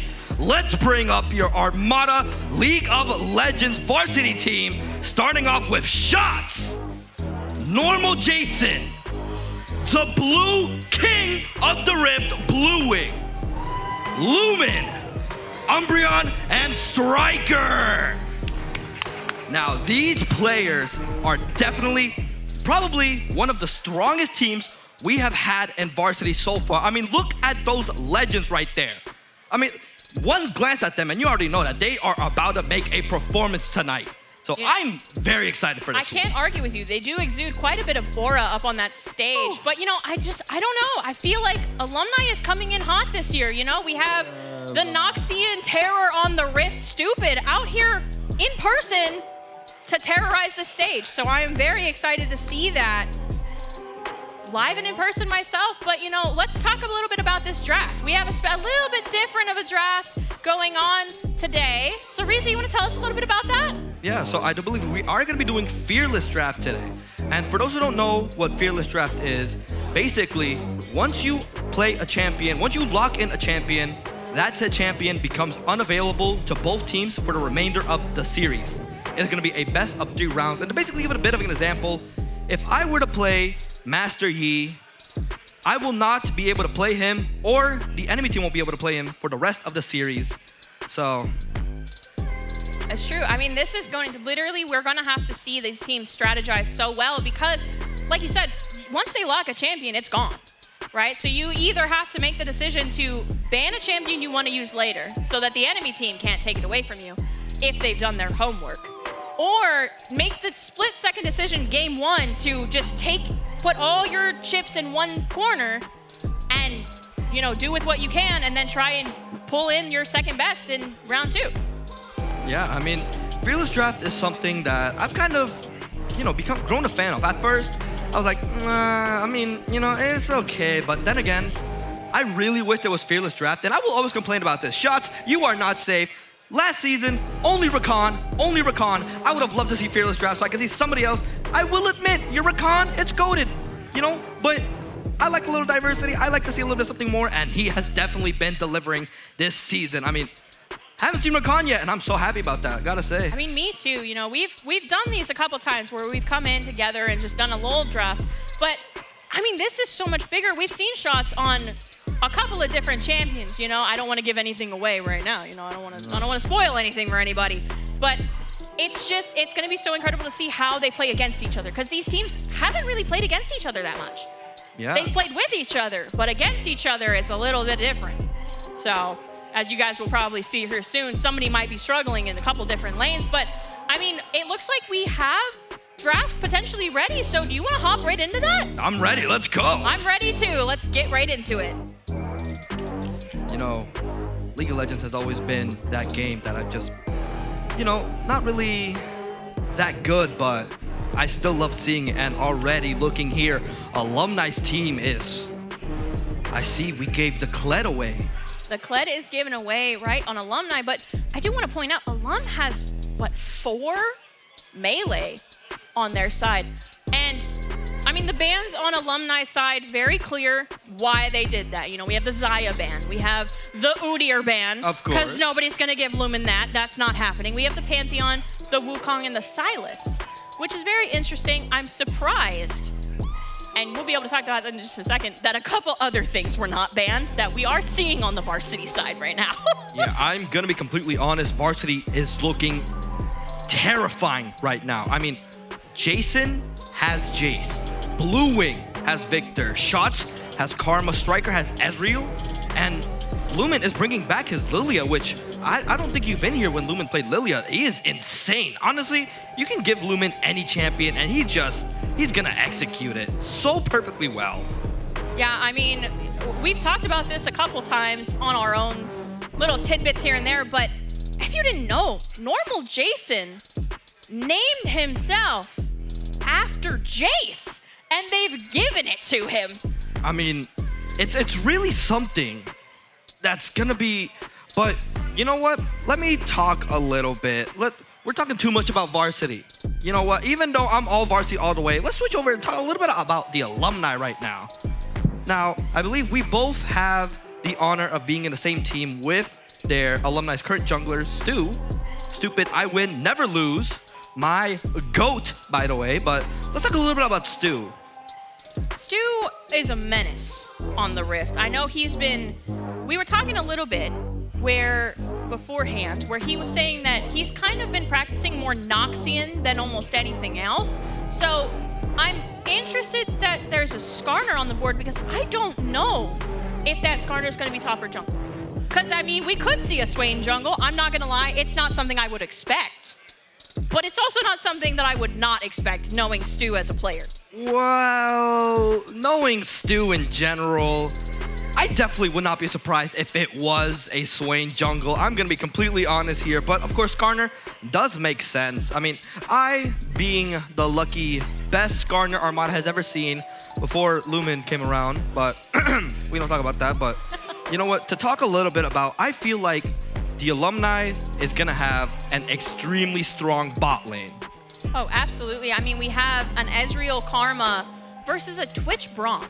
Now, normally, I feel like people would lean more toward the Ezreal Karma for being better in bot lane.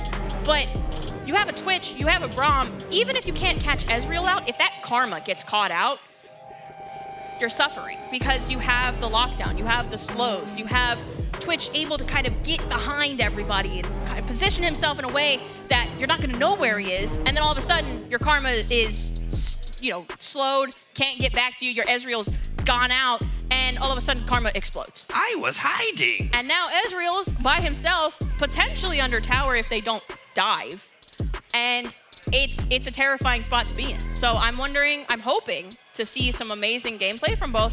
Shots, handout of Dorito Cat, who, I don't know if you guys know this, but to date, Dorito Cat is revered as one of the greatest supports Full Sail has had on their roster.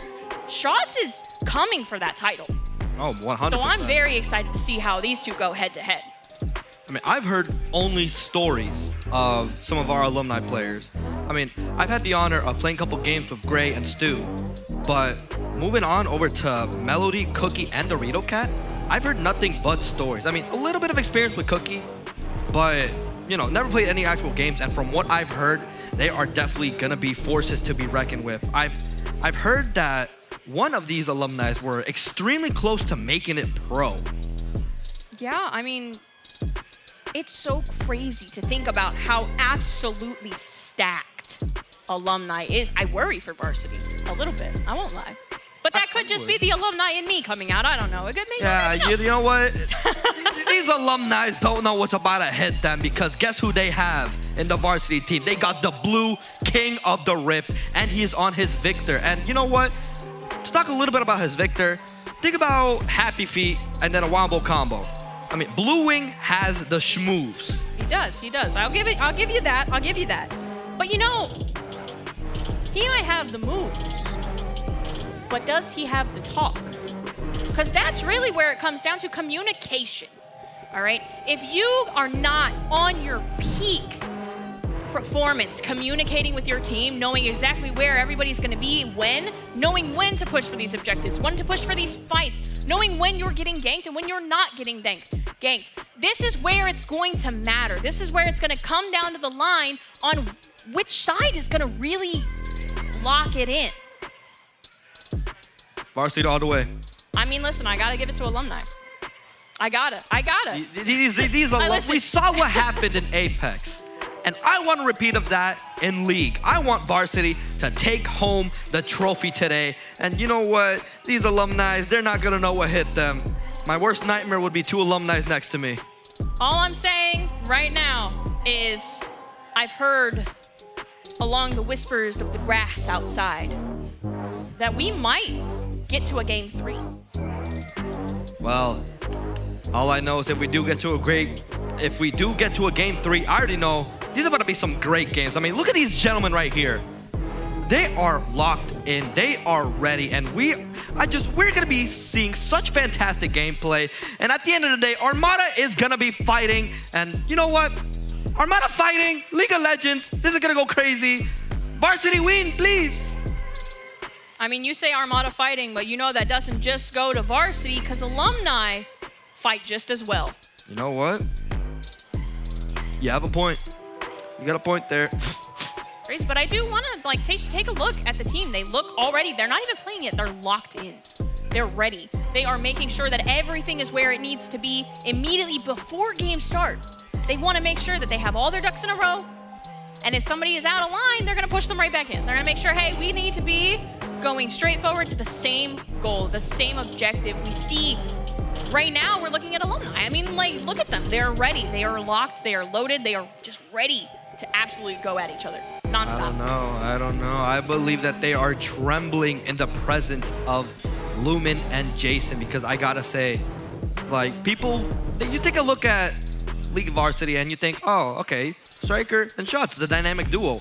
But honestly, in my opinion, I think Jason and Lumen are more of a dynamic duo because we've seen these plays happen up in the top side of the maps a lot.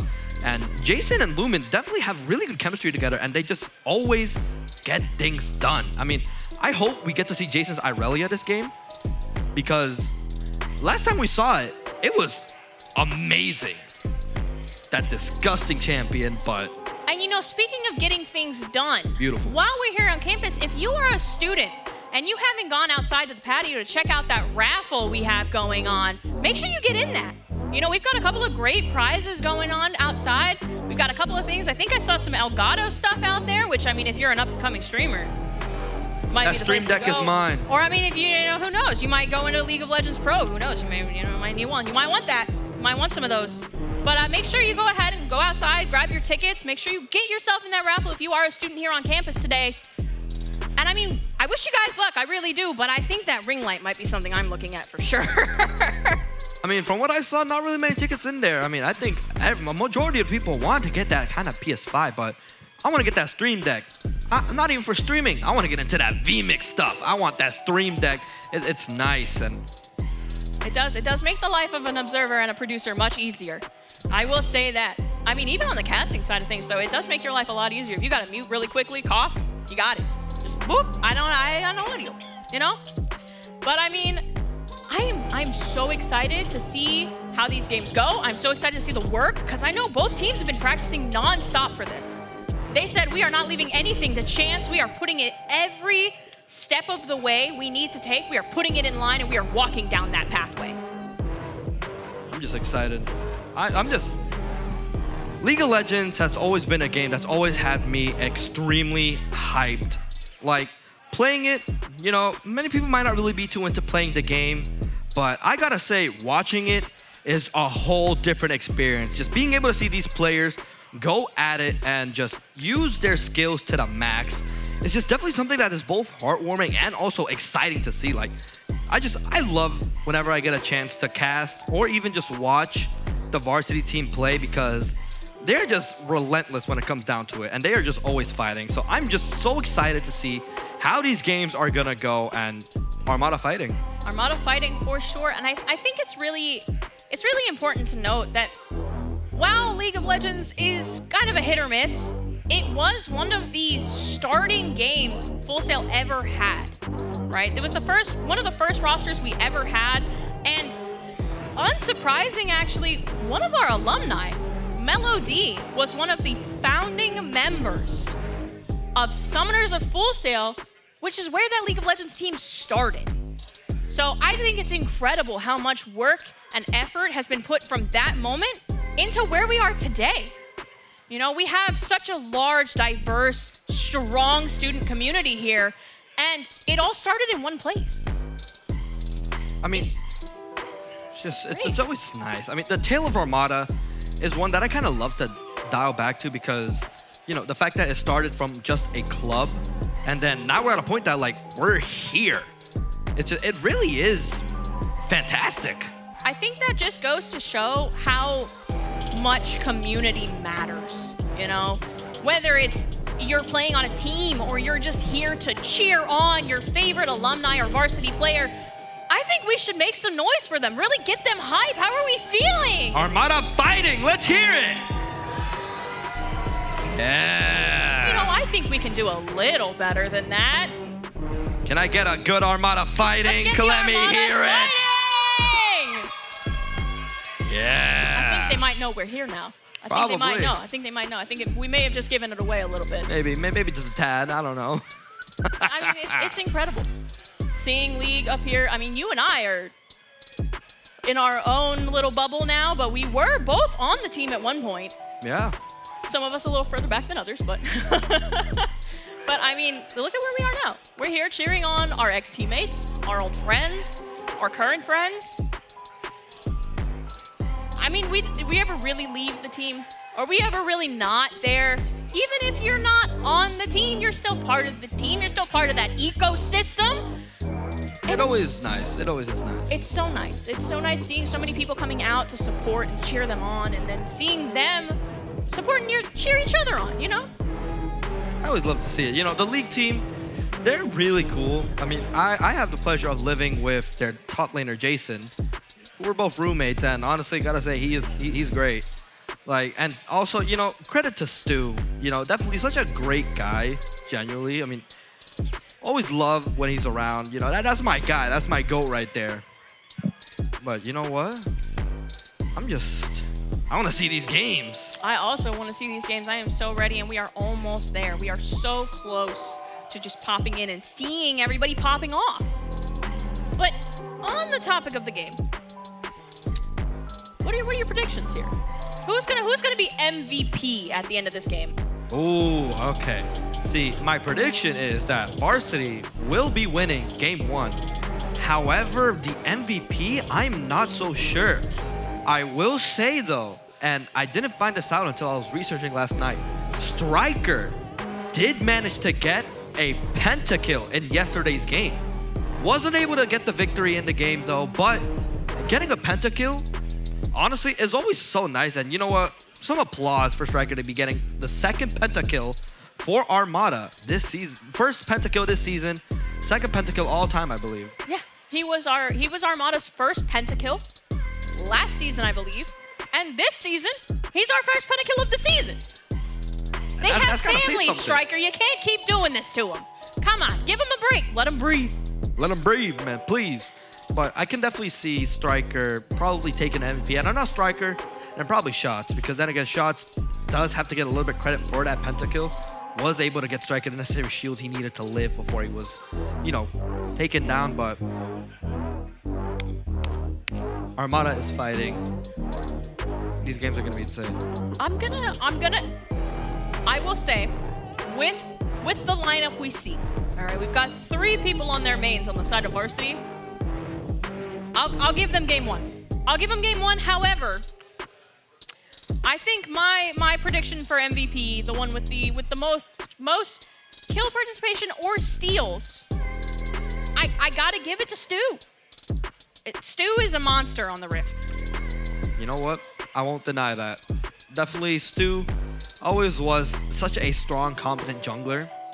You know, even though pathing is a little bit predictable, still his skill set and his mindset is definitely a great one to have. I mean, I wish at the time I had the mindset that Stu had, because genuinely he is just a really strong, I gotta say, a pretty strong leader and a good friend, you know? Like,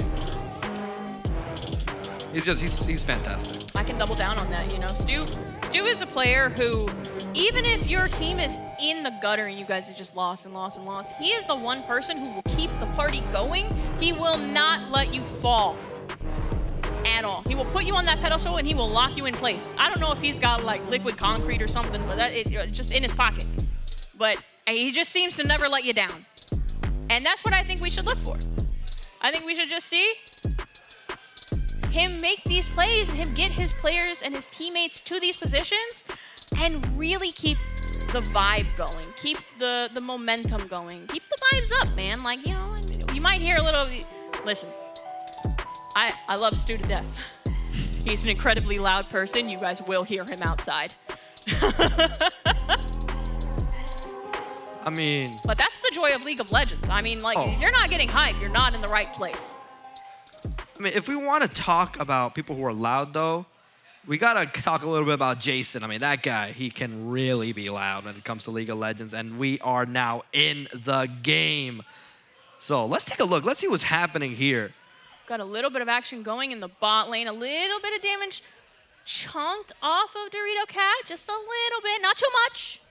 Just a smidge. Looks like they're getting a little bit of damage here, poking in each other. These supports, early game, these supports are going to really need to be on their A game. That's what we're going to need to look for. We're going to need to see them getting these, like Karma and Ezreal, getting these little bits of poke in, pushing Cookie and Dorito Cat back, pushing them off. They said, this wave, it's mine. You don't get this. This belongs to me.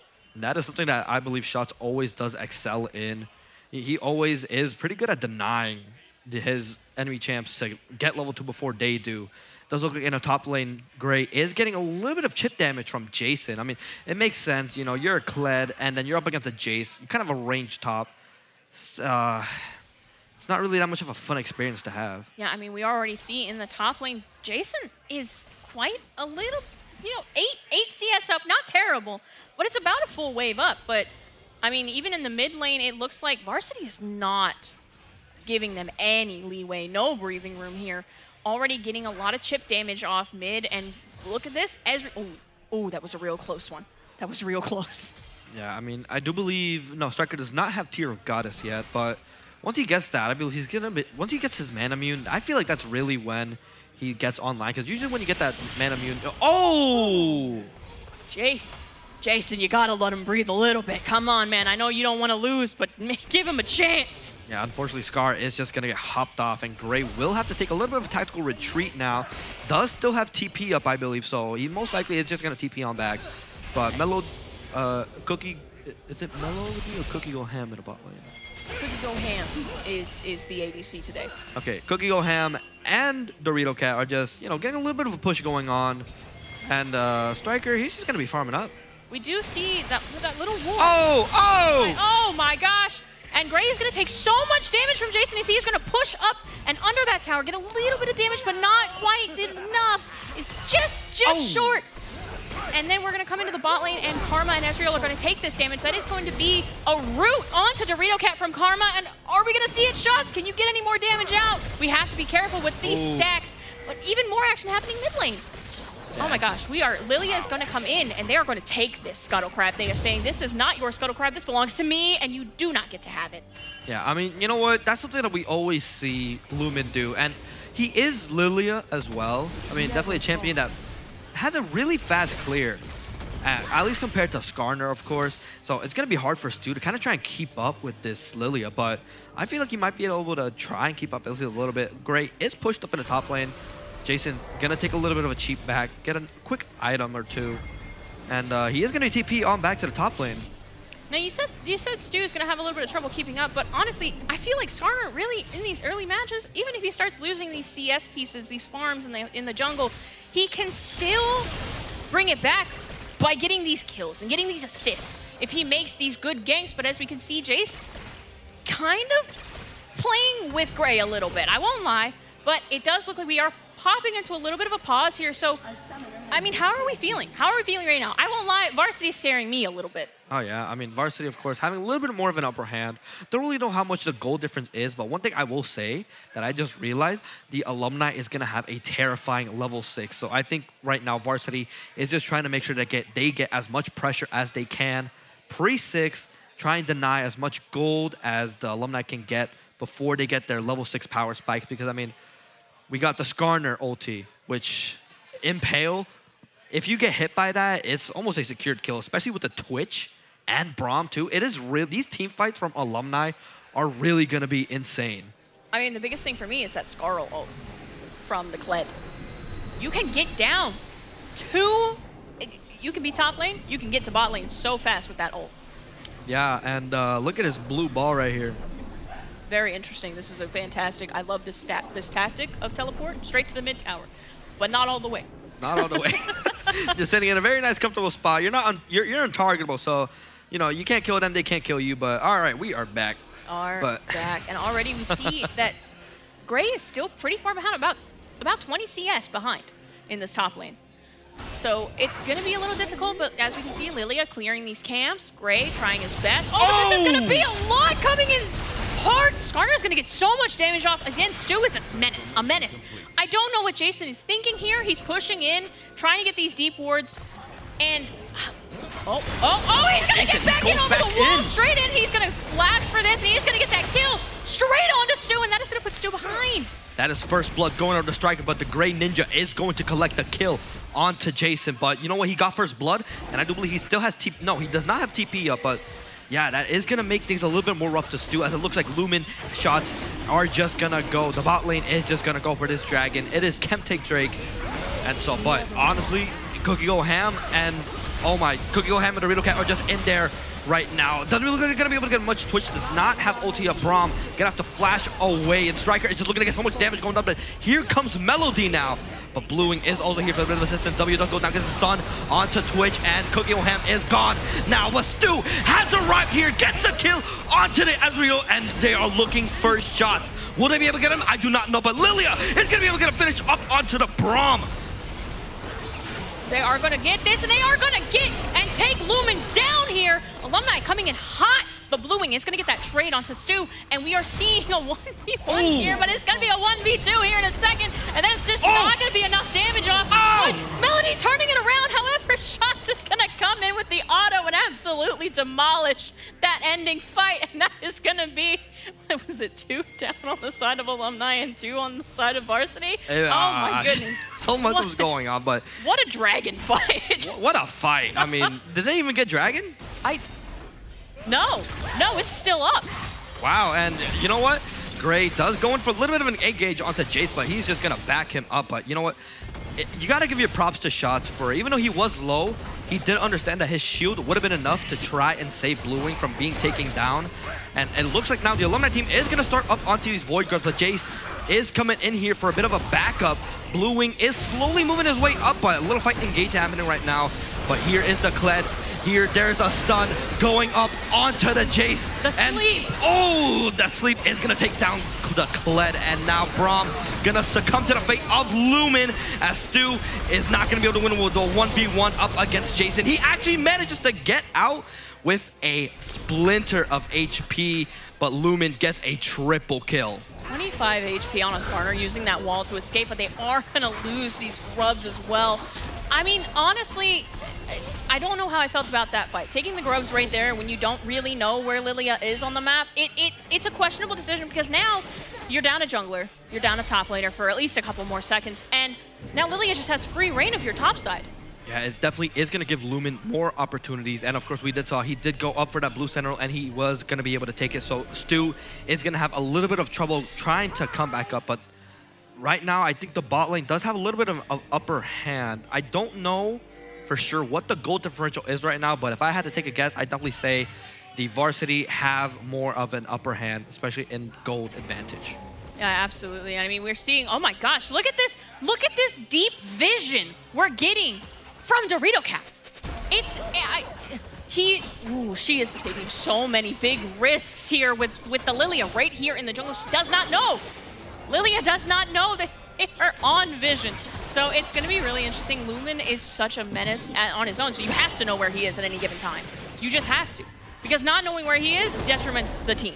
It really does. It can spell make or break for any team fight. But, I mean, even here, we can see Melody's a little... keeping a little far back from Blue Wing here, because, I mean, we've seen the damage output. Victor early damage output, ridiculous. Don't even need one full item yet. Just gonna chunk. Victor Gaming, honestly, but, you know, I've only seen Shots be able to get that good enough a deep vision right there. So, honestly, I think the stories might be in line. But, I mean, we're seeing here this vision coming in from Shots, and Shots, Blue Wing, and Lumen are all sitting here waiting for the Swain to push out just a little bit, but he is not going to. Melody is saying, nah. This doesn't feel safe. I'm not going to do this. But they are going to go ahead and clear this ward in the Dragon Pit, at least the one they can see. And that, I love that tactic, by the way. Using a regular ward and then a control ward in the same spot. You see the control ward. If you place a regular ward down, you do not see the regular ward from the enemy team. So you clear the control ward, you assume they don't have another one there. That is our strategy. Looks like right now Gray is going to be teleporting up to the top lane. He's gonna be able to collect that wave. Very nice. That's going to be a decent gold income. Have it going in.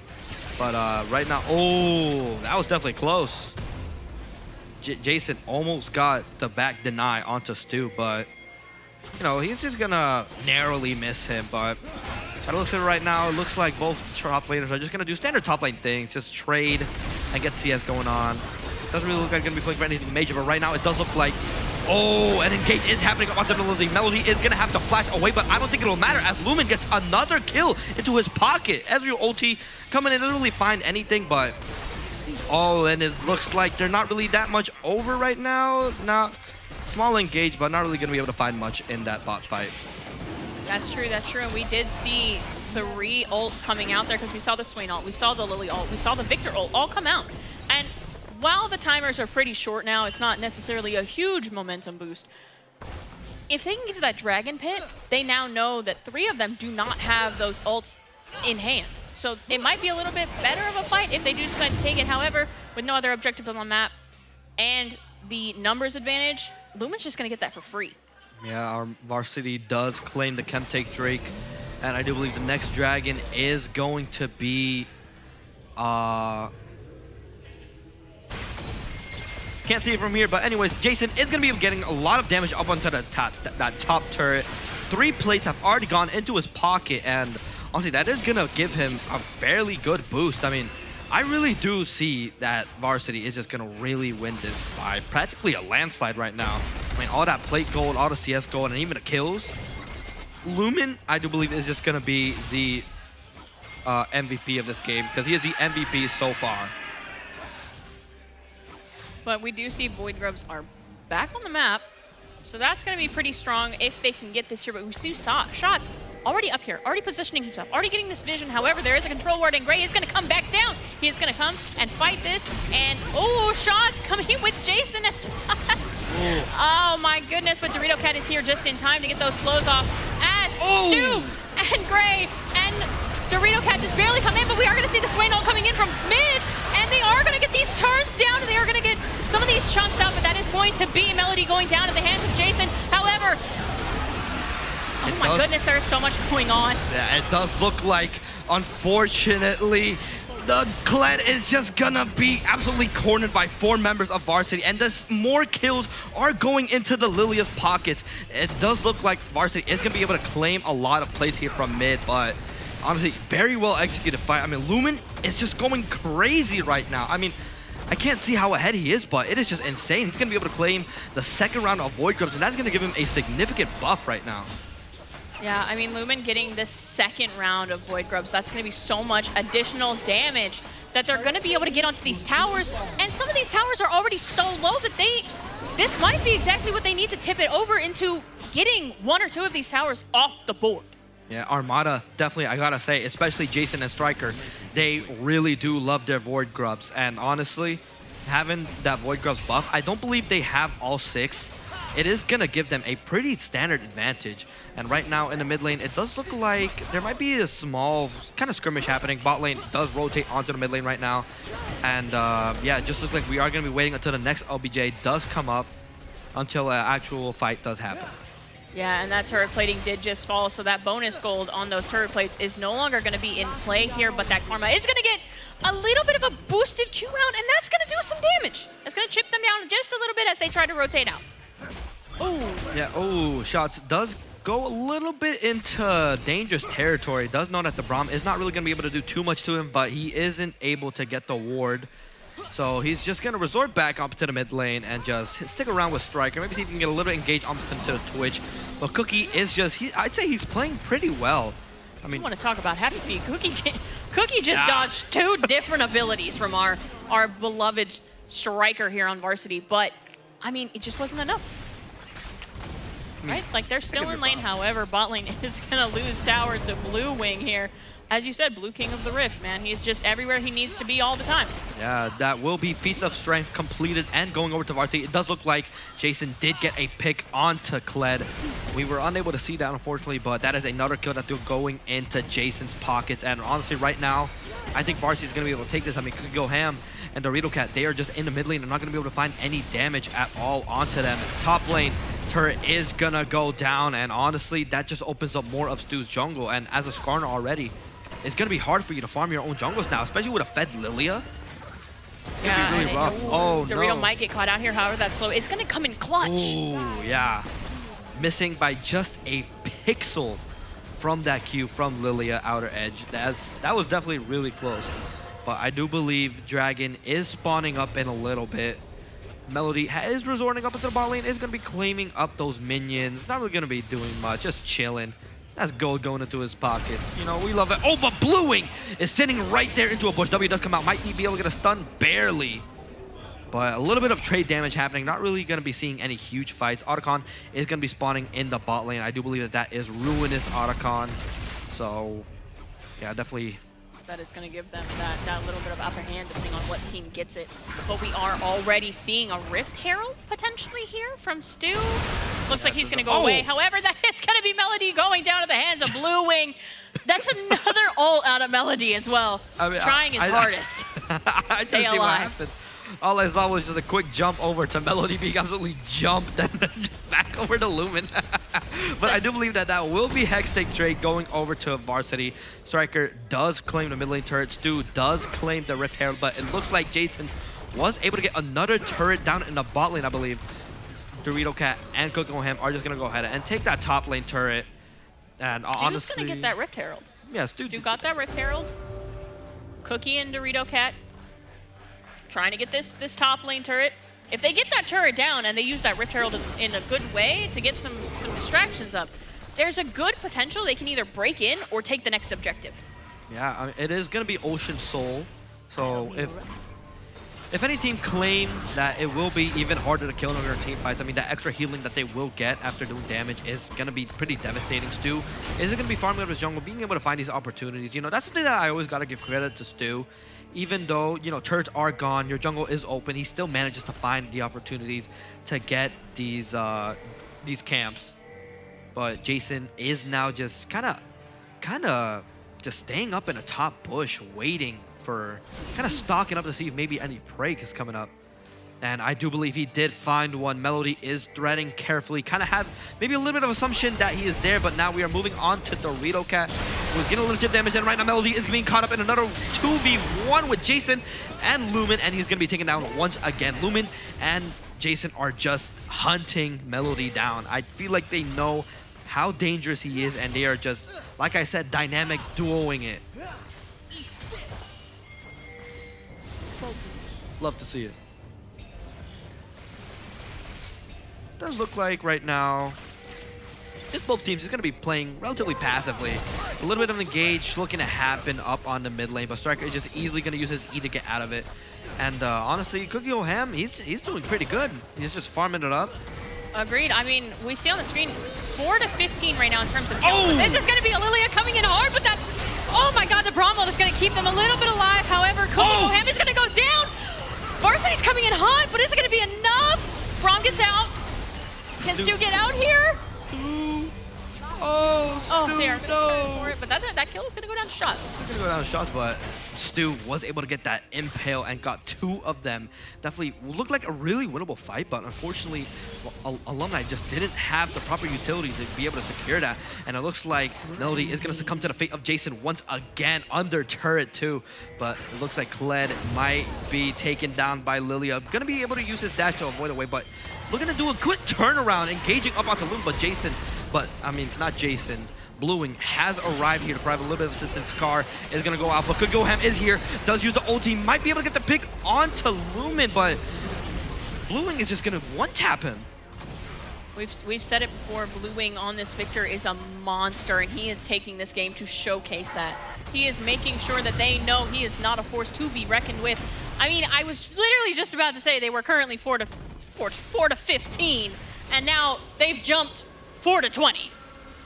They've gotten 5 kills in the matter of minutes. Wow, it's just like, it really is a hard stomp for Varsity right now. Like we've seen in Apex right now. It is just, Varsity might be able to take the trophy this year by the looks of it, but you know what, game is not over yet. There is still another match we play out of this one. And besides, it is League of Legends too. One of my favorite things about League is that even the most unwinnable games are winnable, and even the most unlosable games are losable. So both teams are really gonna have to keep playing at their peak performances. I believe Dragon has spawned, and I do believe Varsity is gonna be able to go get that. I mean, if they can get Ocean Soul, it will just make it so much harder for the Alumni to try and come back.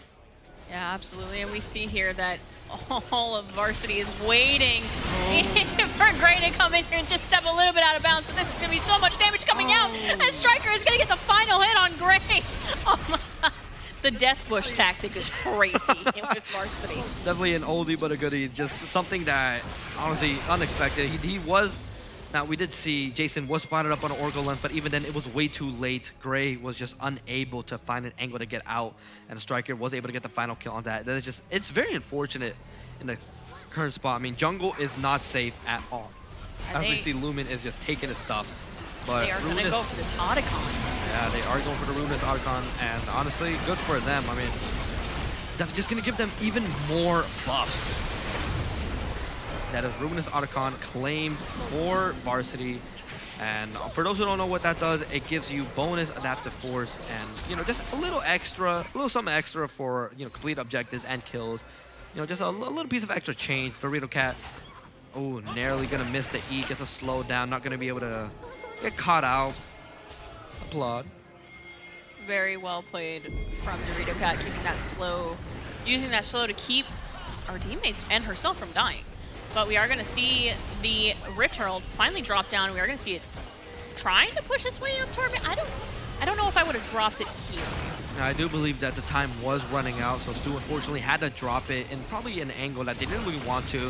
Obviously, the Herald is just not going to get any value out of it. Ezreal and Karma were just there to easily disrupt it, but shots find himself in a little bit of a situation. Twitch, it has arrived, but you know what, that movement speed, he's just gonna get out easy. Like, that was a little bit of tickle damage as Lumen has claimed the Ocean Drake. I mean, this is what we were talking about, right? The early positioning, the early communication. This is something Varsity has been working so hard on perfecting over the last couple of weeks. over the whole season in whole. And Melody is going to try and get this damage out, but it is doing almost nothing to Jason. However, there are 2 more members of Alumni here to try and get some kind of damage going. That's going to be 2 ults. Look how tanky Jason is. He is tanking everything right now. And this is honestly a trend that we usually see. Jason is going to get shut down by Stu, but they needed 4 members of Alumni and so many ults to even take him down. Did you see how much damage he was tanking? He did. He took the Swain ult. He took the Braum ult.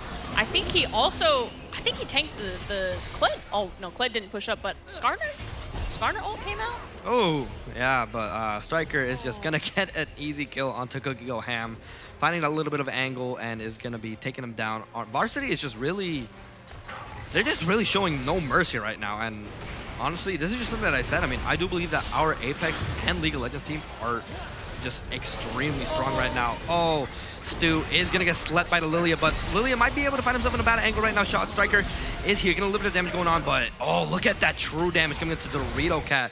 Unfortunately, barely gonna die, but Striker does still have ulti up. Maybe he might see if he can find a little bit of an angle to get it, but doesn't really seem like he's gonna opt into.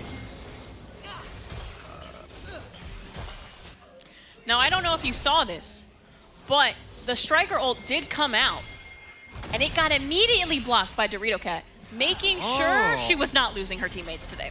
I didn't even notice that. Okay, so that's what happened with, but oh, this could be the ending fight happening right now. It does look like Varsity is looking to end this right now. Oh, Swain is going to become below half HP, but here comes Lumen looking in for a little bit more damage. Might find a pick onto Dorito Cat, does not, but that is mid-turret gone, and now Stu is unfortunately going to be taking down. That's a kill going on to Striker, kill going on to Jason. Melody is trying to run away. Gray, maybe see if he can try and fight anything, but unfortunately, it does not seem he's going to be able to. Striker ulti does go out and does get the kill onto Gray. That is inhib gone now for the mid lane, and I believe this might be GG's right now. This could be. I mean, we're looking at a team that is currently 2-5 on the side of Varsity. Varsity couldn't quite look at that damage! Team just push in and demolish anybody who tries to step up to them, and Melody is going to get the kill on Jace, but at what cost? Doesn't seem like the Dorito Cat is going to be able to defend the Striker. Maybe to see if he can get a little bit more kills. But, I mean, it's a Braum. Doesn't really seem like it.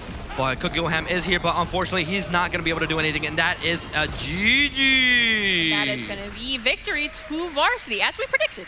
Aha. See, I like to see it. What? Now, I know What is this? We did just have an amazing game, and you might be seeing somebody, a face you are familiar with already. Welcome to the stage. Hi, who are you? Who is this guy? It's Mavs. I'm back. Hi. Hi. It's literally Mavs. It is. It is literally Mavs. Wow. And we are so excited to have you here because, I mean, that was a fantastic game. That was. I mean, incredible. Excited. It was very nice to see that the Varsity are living up to their name. They've been putting on a dominant performance the entire season so far. Like, everybody knows that our league team this season is a force to be reckoned with, and they definitely showcased that this game.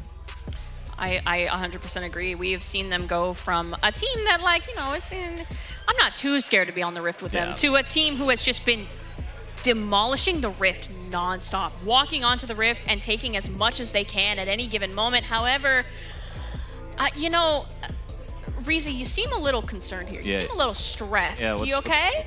What's going on, buddy? 2 alumni. My worst nightmare would come true. Well, I want to go ahead because you pointed out that they are definitely like a very scary team to play against. 15 minutes in, all right, very key moment in the game, all right. They were up 6.5K gold, 6.5. Oof. That's a big gold lead at 15 minutes alone. Now this game I don't even think went to at least like 30 minutes. I think it was definitely it was coming close to it. But I think at that point, I kind of lost track of the gold. I'm not going to lie. I was like, oh, okay. Because it felt like after the alumni team got their first couple, like maybe like 4 or 5 kills, that was all they got. The Varsity ran away with the game after that. I think the 5th kill was Jason in the bot lane when the entire team had to go and fight him themselves. The Avengers of Armada assembled to claim that 1 kill onto Jason. Now listen, you're saying the Avengers. I need you to remember that now there are 3 mains from varsity that are unusable for the rest of the series. I was gonna say. So they have pulled out their trump card, I think, a little early. I was gonna say that this first game, I think once those mains were taken and they were up on the board for them to grab, the game was pretty much decided at that point. I think we're going to see a very different game going into match number 2 because we didn't even see a Dragon Soul. We saw Otacon taken. We saw Ravenous taken. We saw maybe the Rift Herald taken. We didn't see a Baron. There were no Barons. There was no Barons, There was no Soul. Soul. I mean, Baron had just spawned in when they were already at Nexus. Exactly. Yeah. So that just goes to show how dominating these varsity played this first match. But, I mean, look, brush that off if you're the alumni. Just take that going into game 2 because we have the draft up on the board. So you can see at the bottom of your screen, those champions were the ones played in the previous game.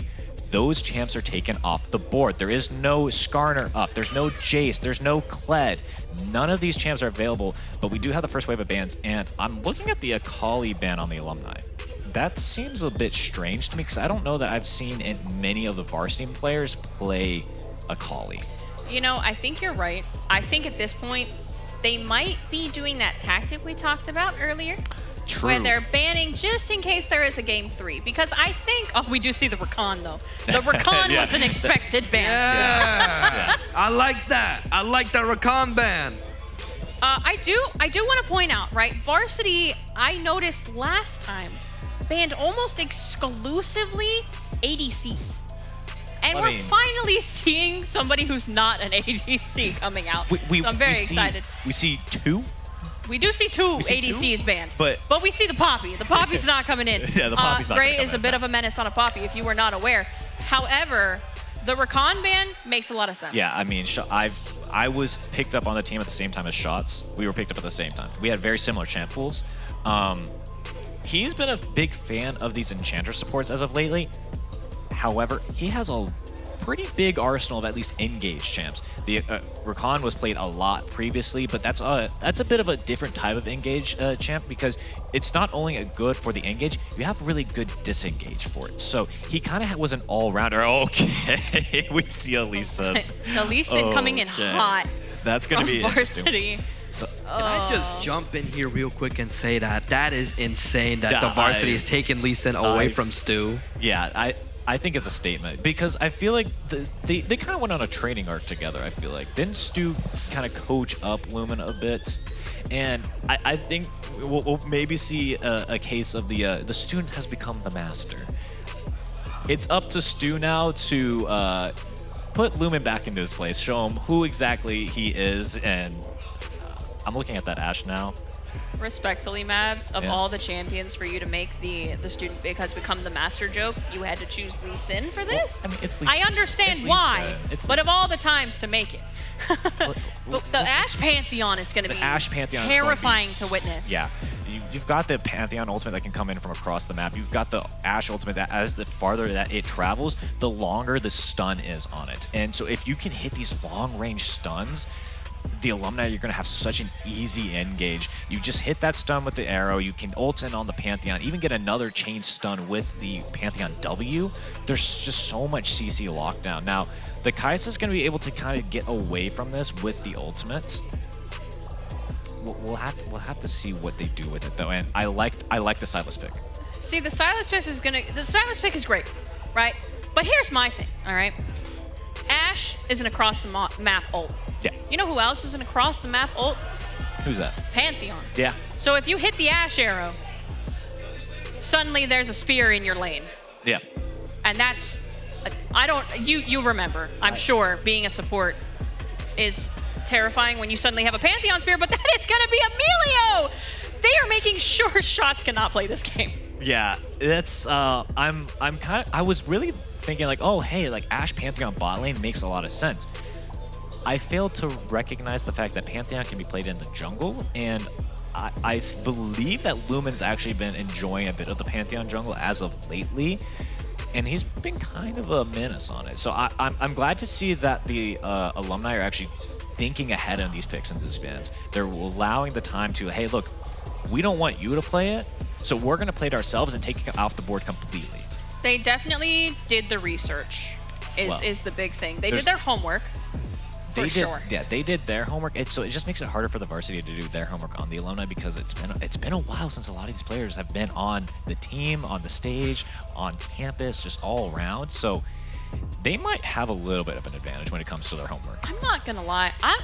I think I heard earlier somebody said that they had only reinstalled League for this. So they had just reinstalled and started playing it on the alumni side. I can't tell you which person it was, but I do remember distinctly hearing somebody say they had just reinstalled when they were told about this. And alumni is already picking it back up very quickly. It's been a rough early game, though. I'm looking at the alumni bans right now. Second phase bans have gone through, and they've banned the Leona and the Nautilus, and on the sides of the varsity, they've banned the Shen and the Zoe. No. Shots is just not allowed to play this game today. No, they're target banned. Who knows? Maybe they'll pull out the Soraka. No. I doubt it. No. But it would be nice. It would be nice, all right? That's all I'm saying. I miss her. Hear me out. Give me the Rel. Give me the Rel. I want the Rel. I like the Rel into this. We've taken the Orianna. Listen to me, all right? The Orianna, we talked about this before. The Orianna ult into a Pantheon ult, and if somebody is out on the sidelines, that Ashe ult is going straight for your face. I am a little bit worried for the alumni because of the fact that they have little to no front line. They don't want to fight this front to back. They got Pantheon, it's fine. Pantheon that can build. Oh, the Blitzcrank. Oh. Okay. All right, now I'm worried. Okay. Now I'm worried a little bit. Because if they pull the right person out, then alumni is just fighting for their lives in a way that we really do. And the Sejuani coming in hard. I love the Sejuani. I love the Sejuani. We think we're gonna. Is that top? I think it's top. Is that Jason? That's one of my favorite top I've laners. played the Sejuani top a lot. I love playing Sejuani. It's very fun. She can take control of a lane very quickly. So they have so much frontline on the side of the varsity team that alumni need to pick up some sort of frontline. You know what I think? I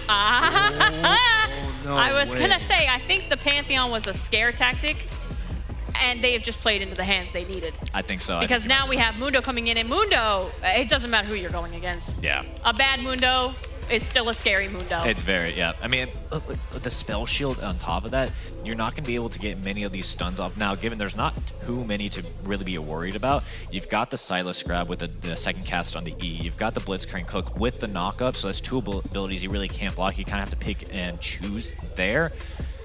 But you also have so much on the Sejuani. You've got the knockup, you got the ultimate there as well. You've also got the passive stun. Now, I think the key for the varsity, at least to kind of play around the Sejuani, is keep your melee champs around her, stack up the passive as fast as you can, get the stun off as fast as you can. Once you get later on into this game, Sejuani's gonna be able to stun very, very often with her E. So I have this little fun idea that I think that we should start down here with Reezy. Write which top laner you think is going to be better here. Who's going to win top lane? Not the game. We're looking at the matchup. Just top lane. Just top lane matchup. All right. Assuming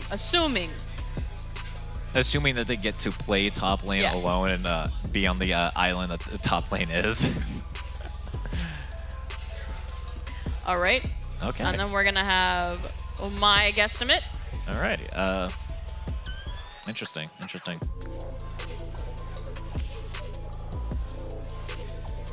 Okay, so we're split down the board here. I'm gonna write ×2 next to the one that I wanna, because you know we're gonna double down, and I don't want you guys to see. I want to. Hey, I want to see. You can wait. You can wait. I want to wait. I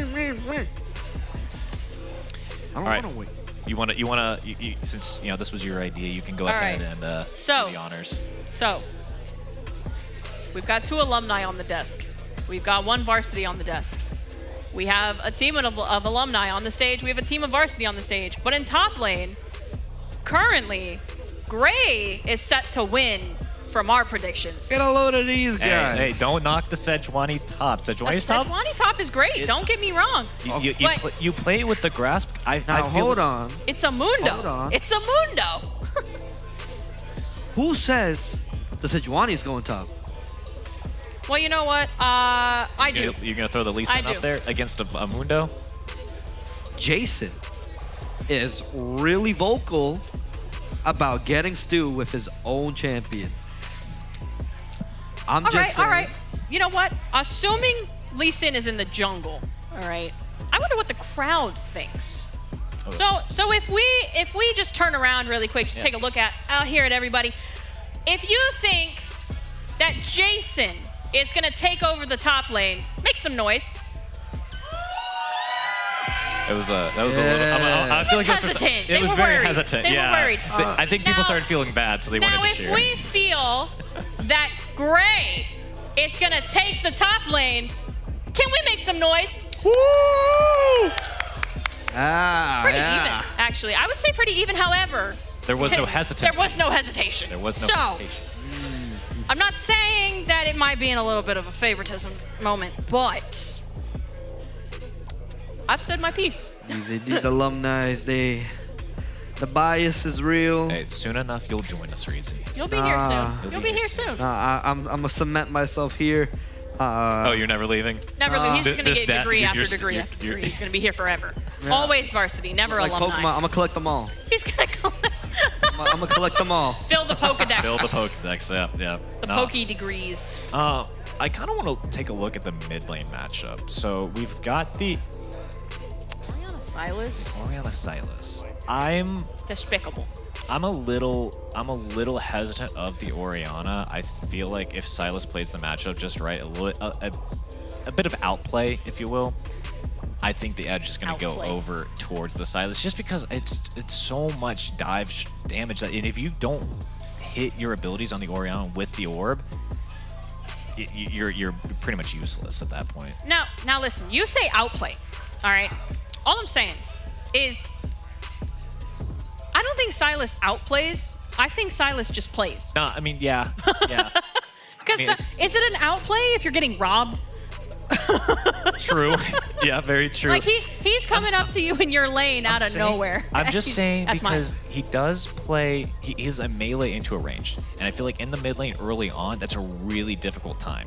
You don't want to get chunked out so early, but you also don't want to play so aggressive to the point where like you're winning in that matchup, but then come level 3, you're getting ganked by the jungle, and it's a Pantheon. It is a Pantheon. So just walk up, flash, W, hit your spear, and then just E and walk away. I do worry about the bot lane. Now, Emilio has some decent speed on him. He's got some good sustain on him, but Blitzcrank. Blitzcrank literally gets an ability. Stuff of nightmares for any support that is on an enchanter. Yeah, no. Listen, because you can't get away. It doesn't matter where you go. He's there. It's very tough. That is Nautilus. It's very tough for them to play around this solely just for the fact that the Ashe is so immobile. The Blitzcrank literally gets an ability that speeds him up. And it's going to be very difficult to dodge these Blitzcrank's Q because all I want to say is, just dodge the hook. And that cooldown is on such a long time that you need to take that window and take advantage of the matchup. So here's what I think. All right, here's what I think. I think that we see Lumen and Jason demolish the Rift very often, playing together. I think this game, we're going to see a lot more of Lumen mid, especially early on to try and get Blue Wing ahead on this Silas, because if there's one thing that I am genuinely afraid of when I play on the Rift, it is a Silas that has been babysat the majority of the game. I think most of the game is going to revolve around this mid lane. I think top lane is going to be a bit of a stalemate because, I mean, it's a Mundo. How are you supposed to play against that? Wait. There's going to be a lot of aggro. I see it too. I wanted to wait till we got to Rift. Yeah, I'm sorry. I apologize. All right, y'all can take that. We'll hit that. We'll hit that in a minute. But stay right there. Don't go anywhere. I think a lot of the jungle play is going to revolve around mid. The bot lane is just going to be so volatile. You have this Blitzcrank that wants to go in. Kaisa wants to get ahead early. Ashe doesn't have a lot of early on damage or built up attack speed, so it's going to take a little bit longer for her to get online, and then she's going to kind of plateau a bit, I feel like. So, I don't know. It's either going to be a win through mid or a win through bot lane for me. I agree. I think it is probably going to be a win through mid or a win through bot lane because, like you said, top is just going to be a stalemate. It's a Mundo. Mundo doesn't matter where he goes. He's somewhere and he's everywhere. I do wonder if we're gonna see some split pushing and some backdooring here though, because Mundo, if there's one thing he's good at, if he's not actively in a team fight, he's probably hiding in a bush like we're seeing down here from Varsity. Oh my goodness! Whoa! Shots. I got questions. Shots. Okay, buddy. all right. Maybe we're getting a little too much gumption early on here with the attempted hook. I mean, the On the idea Emilio. was definitely there, but we are here and we are in game number 2. Varsity did take game number 1, and now we are jumping straight in. A little bit of a probably eagerness invade, or well, I wouldn't say an evade coming in from Varsity now. But Shots did use his flash to maybe see if he can get an early hook onto someone, but unfortunately didn't really get anything except a missed flash. So I'm pretty strong. All right, Milio. Like all day. But I mean, look at what we're seeing here, right? Is we've got Milio and Ash setting themselves up pretty comfortably here. We've got some minion taking in the middle here. I mean, this is going to be a normal early game, I think, where people are going to try and just position themselves well, take as little damage as possible early on, and try and get these level 2s. Because the faster we can get these level 2s, and bot specifically, the faster we can get some good damage out. And we see, Cookie and Dorito already trying to like push themselves in here. It looks like they may have the chance to get level 2 first here. Yeah, I do believe that Cookie and Dorito Cat will be able to get level 2 first. And, you know, this kind of is a little bit of a weird matchup. I mean, Ash and Milio going up against a Kaisa and Blitzcrank. I mean, definitely, if I were Dorito Cat or Cookie O'Ham, I would definitely want to be playing this as carefully as I can, because as you and Mav mentioned earlier, as an Ash, you are pretty immobile. I mean, you do have the Milio to kind of protect you a little bit, but then again, a Blitzcrank is an Enchantress's worst enemy, and we'll probably be able to see that here around here. But it does look like Blue Wing is able to get first blood up onto Melody, getting a kill onto him. Unfortunately, we were unable to see that early on kill, and Shots will not be landing that hook. I think that was a flash. I think you may be right, and I mean, we're looking at the screen already. It's just a lot of damage taken in the top lane as well. Gray is at less than half HP right now. And as a Mundo, you really don't want to be that. Like, you want to be able to push up a little bit, kind of get these minions, get this farm, get this CS, because it's important. You need to be able to do this. You need to be able to be there. You need to be able to get in and out and in and out and in and out. However, we do see he's just kind of chunking away here right now. Yeah, you know, honestly, this is kind of strange to see. I mean, of course, you know, prediction was correct. Jason is on the Lee Sin up in the top side, but seeing the Lee Sin being able to get a pretty decent early lead against the Mundo is kind of strange. But I mean, you know, it is Mundo, and that is going to be a -1 for Gray. Not going to be able to get that cannon. And Jason might just look for an early tower dive here. Maybe Sejuani might be able to get something going on. But right now, it does look like actually Melody is getting a early gank going on, but Jason is going to easily flash in and do a nice Lee Sin combo and is going to take down Gray. That is another kill going on to them. But you know what? Melody is right there waiting, and he is going to try and get this damage out, but it's not just going to, it's going to be just not quite enough. And Blue Varsity is going to be taking feats of strength by getting that pick off on Melody, because we do see that Silas came up. Yeah. He said, I'm not leaving my teammates to die. Yeah, I mean, we did miss out on a fight in the bot lane. Sudden color change. It does look like Cookie O'Ham is getting a lot of damage happening onto Shots right now. Might be able to get an early pick. Striker is looking for an angle, and there's a TP happening in the top lane. Okay, now a heal coming out from Cookie O'Ham in the bot lane, I believe, and that is a kill going into his pocket. Shots is taken down. This is what we were worried about. This is the positioning here on this matchup is going to be detrimental to how this game goes, because if you get locked out and there's a melee on one side and an Ash on the other, that Ash is going to slow you down and make sure you cannot get away. Doesn't matter who you are. Yeah, however, the Lee Sin jump straight into the Mundo. That Mundo is going to take some chunky damage. Yeah, I mean, Jason is just honestly really going crazy with the Lee Sin, but there was a kill in the bot lane that we missed. The Milio did get a kill onto Striker, so that was, you know, another death happening to the ADC. It does look like Shots is looking for a little bit of an angle here, maybe see if he can get a hook onto Melody. And yeah, it's nice to see. Gonna probably see an engage happening sooner or later. Shots is just kind of creeping around. Maybe see if he can just find this angle to get a good hook in. He is going to have to speed up. Gets a flash Q, and that is a hit onto Melody. He does get the kill. An excellent hook coming in from Shots. I love to see it. And that's going to send Blue Wing into a killing spree as well, which is not looking good for Alumni here. But Gray has to back up under this tower. Is he going to take this jump? He is going to take the jump, but he is going to have to back out of the tower. He's not going to get the damage off that he needs. But this is going to send Stu toward this dragon. Yeah, Stu is going to start up on the bot dragon. And honestly, I got to say, that flash hook definitely redeemed Shots from that level 1 flash hook. That was just like a very edgeboard. And Jason is going for the tower dive, and he does get it and gets out alive. Oh my gosh. However, I do want to point out that this is now going to be Alumni taking Dragon potentially, but Silas is going to come down here, and he is not got good to help right now. That flash over the wall is going to save him. I'm really sad that his team backed off. Yeah, unfortunately. Because now this is going to be a Drake steal for Varsity. Can we get the... Stu. The smite, Stu! The smite! It just came in just a little too early, but the Kaisa is going to get the W off. Yeah, unfortunately, Shots did get the last hit onto Dragon, and Stu will not be able to collect that Dragon, and he will fall. And now Umbreon is just free roaming in the jungle, taking whatever he wants. Oh, Umbreon. Umbreon. Hello, Umbreon. Did not notice it was you. Sorry. You came out of nowhere for us, buddy. I'm sorry. Yeah, these texts. Oh, but Umbreon might get caught out here. Maybe, potentially, they're just not going to be quite fast enough on Alumni's side because, again, Sejuani is going to be so fast. But we are going to come straight into a fight on bot lane, and that is going to be Striker taking out Cooking Oham. Can Dorito can't get away? She cannot. Melio is going to go down at the hands of Blue Wing. That definitely looked like it was a rough fight.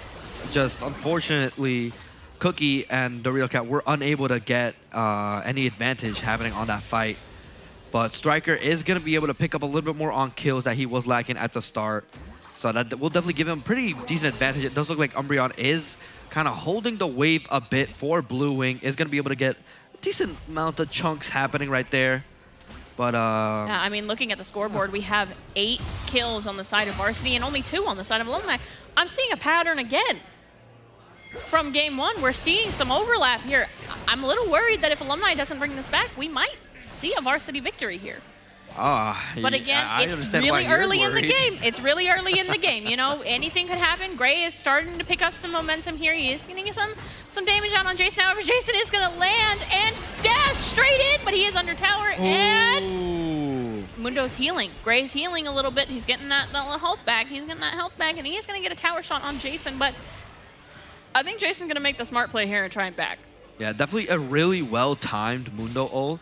That missing health regen is definitely just going to allow him to live there. Jason was really close into getting another tower dive kill onto Gray. And, you know, this isn't really something that you think you'd expect from Lee Sin. Shots. In the bot lane, Shots might find himself in trouble, but here comes Stu, looking to see if he can secure the kill, but Shots might be able to get... Oh, that is a kill going over to Stu. The might of Noxus strikes down onto Shots. I mean, you know what? Shout out Shots. He did hit that. He did hit that. Yeah, he did hit that hook. He clip. did hit that hook. He did hit that hook.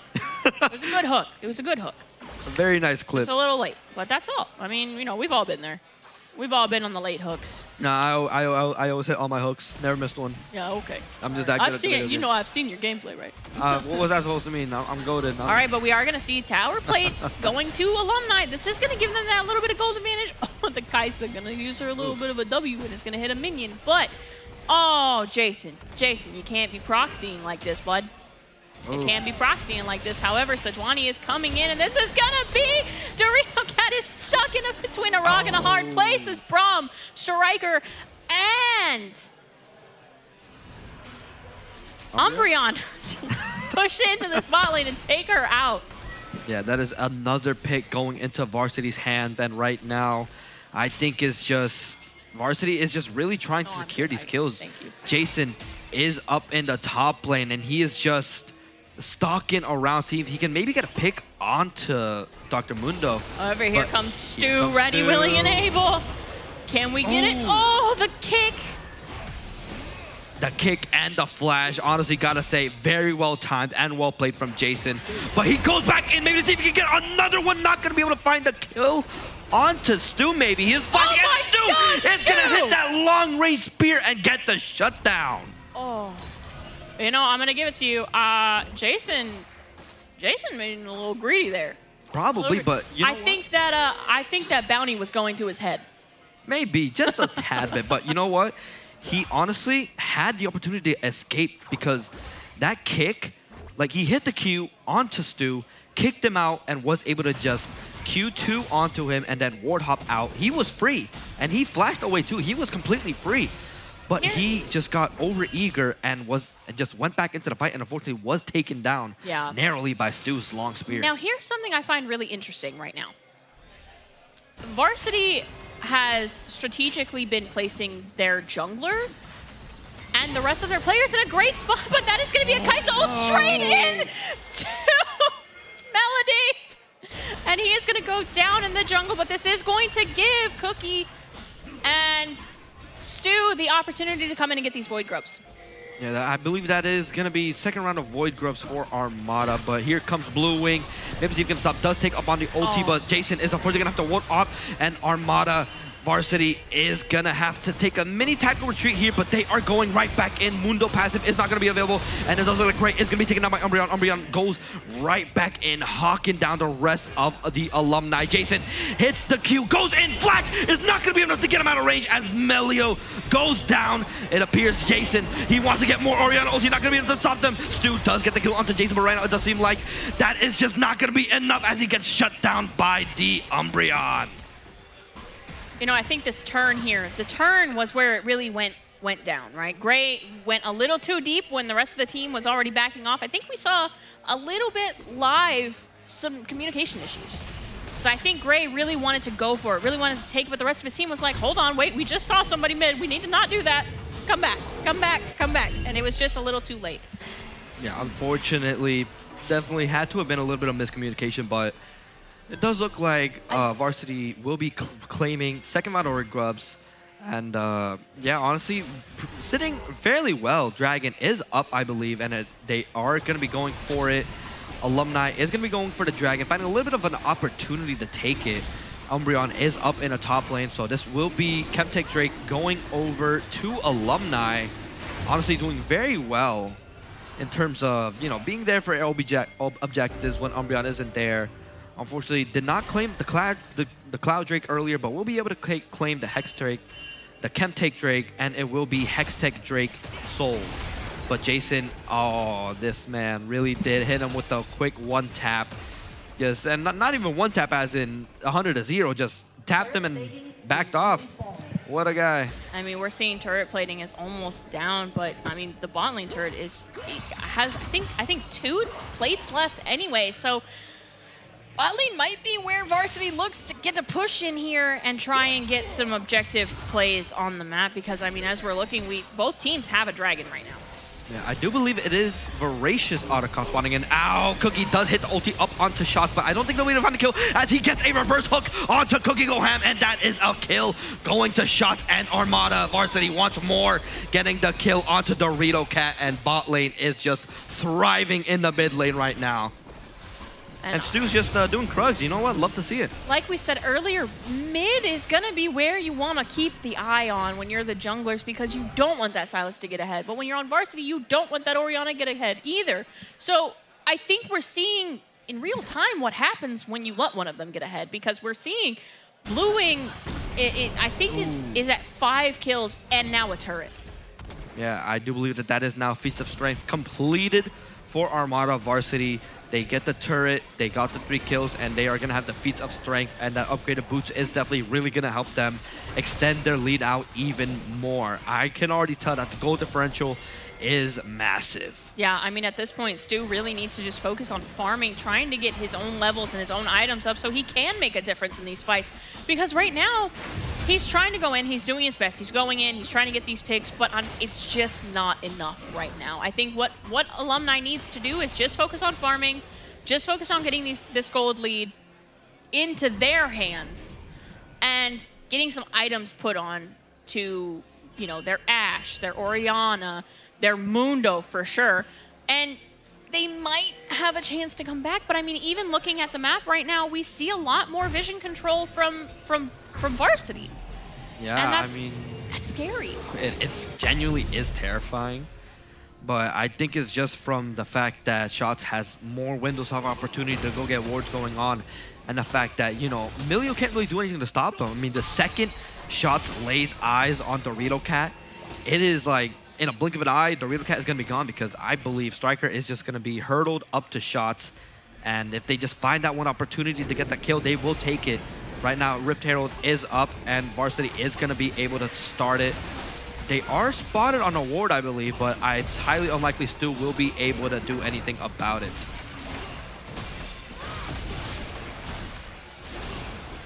Did look like they got a pick onto Melody once. Didn't notice that. And they have taken the Rift Herald, and they're already pressuring top lane. They're demanding this Otacon. Oh, they're yeah. demanding. It's not a question. It is, we're taking this. Oh no, this might be one of the first times I ever see a Mundo get dived. Doesn't really look like Gray will be able to get a little bit of an angle to just back off. And that will be top turret taken down. Definitely, even though the gold is definitely much in Armada Varsity's favor right now, it does look like the game is kind of taking a bit of a slower path turret-wise. I mean, Varsity is just really taking her time, taking these turrets down one by one. I think I kind of see what Varsity is going for here. They don't want to go to late game. That's what it is. They know that if they get to late game, this Mundo is going to be a monster. This Pantheon is going to be a monster. This Ashe is going to be a monster. And already we see all the abilities coming in. The Ashe ult is going to hit Shots, but is it going to be enough? It is not, with the reverse hook coming out of Shots, and it is going to be... Oh, Striker getting the final hit on Stu, and are they going to be able to get in with this jump from Kaizo with the ult? The double kill on Striker on Melio. Can Cookie get out? He cannot, and that is going to be a triple kill onto Striker, which is a Kaizo. You don't want that much gold on the Kaizo this early. They might want to look to make it a little bit of a quadra kill right now, as Gray is finding himself in a tough spot. I think Striker is running down slowly but surely. He might be looking to get another pentakill, but he is not really there. That kill is going to be going over to Jason.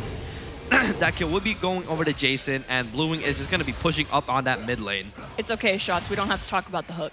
Yeah, I purposely ignored that. But it's okay, Shots. At least it wasn't a Leona ulti onto turret. No, I mean it's just really unfortunate what we're seeing right now from Alumni's side. I know that they're probably not feeling the best right now, for sure. Yeah, but this is gonna be Shots in a little bit of a bad place. As three of them come in from Alumni, but this is gonna be Umbreon coming in from the back on the Sejuani. But oh my God, he's just gonna get out.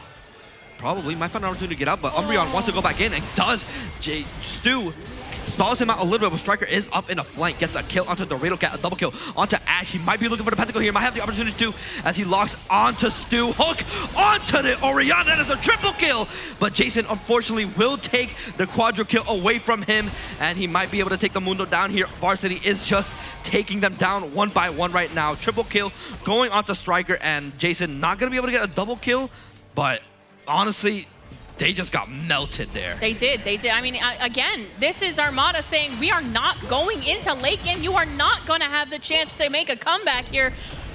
Varsity's being just absolutely non-stop pushing, doing damage as another turret goes down. What is happening? What are we watching right now? Armada Varsity is just really excelling. I mean, it's something I always love to see and talk about too.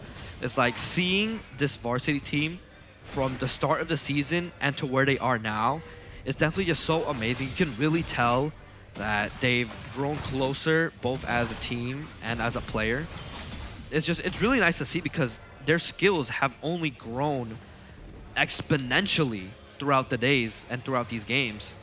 And they just want to win. I mean, even now, you know, you mentioned seeing the team from before to now, it almost feels like Alumni came in thinking they were going to be fighting old Varsity. Varsity from the beginning of the season, not from the end, but this is going to be another attack in, and Melody is going to go down using his ult to try and get out, but it is not going to be enough as Blue Wing comes in and just absolutely smacks him from the top down. Otacon has spawned in on a top lane. Shots came in from top ropes and said absolutely not. Shots is just, he's really landing these hooks right now. I mean, You got to give your applause to him because these hooks are actually really insane, especially to go back earlier, not on the level 1 flash hook, but onto the mid-game flash hook. Armada Varsity will be able to claim the ruinous Otacon. Not going to be voracious like I originally thought, but again, it will give them extra damage after claiming objectives and kills. And at the stage they are right now, Jason might be looking to get a little bit of that extra damage. Milio Q is going to delay him a little bit, but now in the top lane, we do see, unfortunately, Melody caught out once again by Striker. And in the bot lane, though, they get their revenge by taking down Jason. Stu getting another kill. You know, gotta say, even though I feel like Jason picked Lee Sin just the best Stu, it does seem like Stu is getting more kills onto Jason, but in the top lane, Gray is gonna maybe do a last effort to try and defend his turret, but not gonna do anything. The rest of the team has come here, and unfortunately, it looks like Stu will be eliminated by Striker, but Striker is 1 HP. Double kill up in the back, and he's gonna be able to get out of there. Doesn't really look like Cookie Ham is gonna be able to get any more engage happening, and Varsity is just gonna take 2 for 0 and just go out. Well, Jason did die in a bot lane, but we're not counting him for that fight. Listen, I understand there is a time to go in and there is a time not to, but they were all so low. All of them were so low. I think if you just push past the minions, you have a chance, because we did just see ults come out. We did. They just used them. They didn't have so many of their ults that would have been able to be taken down. However, Sejuani is still up here. Umbreon is still taking this chance to get a little more gold under his belt before backing. And I think maybe it's because he had an item in his pocket he needed just a smidge more gold for. However, we are going to see Cookie Go Ham and Dorito Cat trying to just clean up a little bit. Clean up these wards, get the waves pushed out here in a little bit. How no! Oh! That was... Shots, you were so close. That was I was scared. I felt my heart drop right there. It does look like Stu might find himself in a bad spot. Lee Sin does hit onto him, but it doesn't look he does go in, but immediately met with the barrage, and doesn't really look like much is gonna happen. Just a little bit of a standoff between Stu and Jason, honestly. I mean, you said earlier, right? You felt like Jason only picked the Lee Sin to kind of best Stu on his own champion, but that's the thing when you're a main on someone, you know the ins and outs of that character enough to fight against them. Yeah. It does look like right now we are about to see a final fight. Alumni's last-ditch effort to get any kind of advantage here and stop Varsity from getting the win here. They are locked into this mid-inhib turret, and we could see the last fight of this match. That inhibitor going down is going to look so... It's going to be so rough, and we see the Kaisa W hitting the Orianna, but she hasn't pulled the ult out yet. Stu. Oh, but Stu is going to jump in here. Might have been a little bit too early. He is going to back up a little bit, gets a little bit of that damage blocked off, and Sejuani is going to take quite a bit of damage. Umbreon might need to back up a little bit here. Oh, they are going to turn, and they're going to take Jason down, though. Oh, yeah, this is definitely the final Sejuani fight. going down. No, it's going to be a double kill onto Silas, taking out the Mundo, and they are going to pull the Ash Triple kill for and Blue that's going to be a triple kill onto Blue Wing yet again.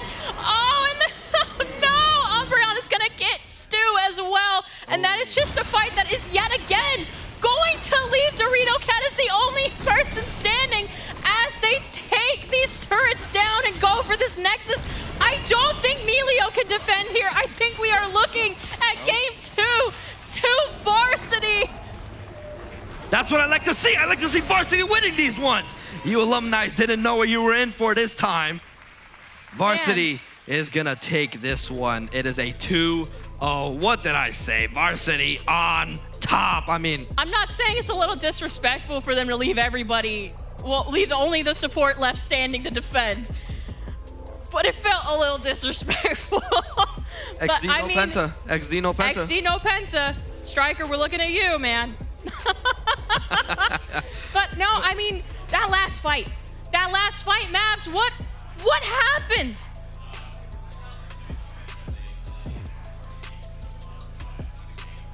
Oh. Oh, wow.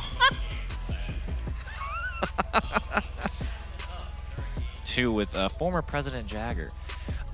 They were saying that the alumni was looking like his ranked teammates, and I don't think he meant that in a good way. Oof. I don't know. His words, not mine. Oh my goodness gracious. Well, I mean, listen, I love League of Legends. League of Legends, that was League of Legends. You know what I mean? Yeah, we saw a full league of legends. Extremely volatile. On the roster and on the stage. Like, I don't know, seeing Striker, seeing Stu, seeing Dorito Cat, seeing Cookie, everybody just going ham. Yeah. No pun intended, Cookie. Well, looking at you. I do want to break down game 2 a little bit longer there. Another thing that we could have, I don't think the playing no frontline or very little frontline was the play there, and ultimately their only saving grace was to get Gray on the Mundo to like late game. Outside of that, it's really tough. I was not expecting the Lee Sin top, and I was like, oh, Lee Sin top versus Mundo, okay. But then forgot that Lee Sin was one of the best early champ games in the game, and Mundo on the other side was not a great champ early game. Mundo's a mid to late champ. Yeah. He is not an early game champ, and I think that's what Varsity did on purpose. Yeah, I think Varsity so. said, oh yeah, we have a Sejuani and a Lee Sin. Sejuani's gonna go top. Lee Sin would never go top. He solo. It seemed like he solo killed Gray like what 3 times, 4 times. Yeah, it was crazy. I mean, I just want to point out that tower dive at like 7 minutes. Oh yeah. Actually, I think it was early. I think it was 5 minutes. Yeah. The tower dive from Jason. Yeah. Onto Gray right before everything could go down for Gray, before a full item was built, and he just tanked a tower shot and got the kill. It came down to mechanics at the end because he was able to flash out, get the W into the ward to the bush. Only was able to take one shot, and then he was able to get out. Yeah. Had Stu been there to clean up though and go 1 for 1 in that situation, not the worst in the world, but what can you do? Hindsight being 2020. Hindsight is indeed 2020, and I mean, we're looking at it. Who's our League of Legends champions? Varsity. Varsity. Varsity is our League of Legends champions. I mean, round of applause for Varsity. They fought Armada fighting. I mean, you know what? Let's real quick. Who got MVP?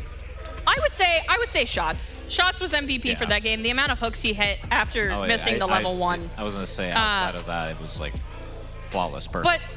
But speaking of Armada Varsity, you know, I think we've heard from us enough. I want to hear from them. So let's take it to the stage and hear from them what they thought about that game. Armada fighting! Armada fighting, take it away. Wow. The shortest league competition I've ever seen. Thank goodness.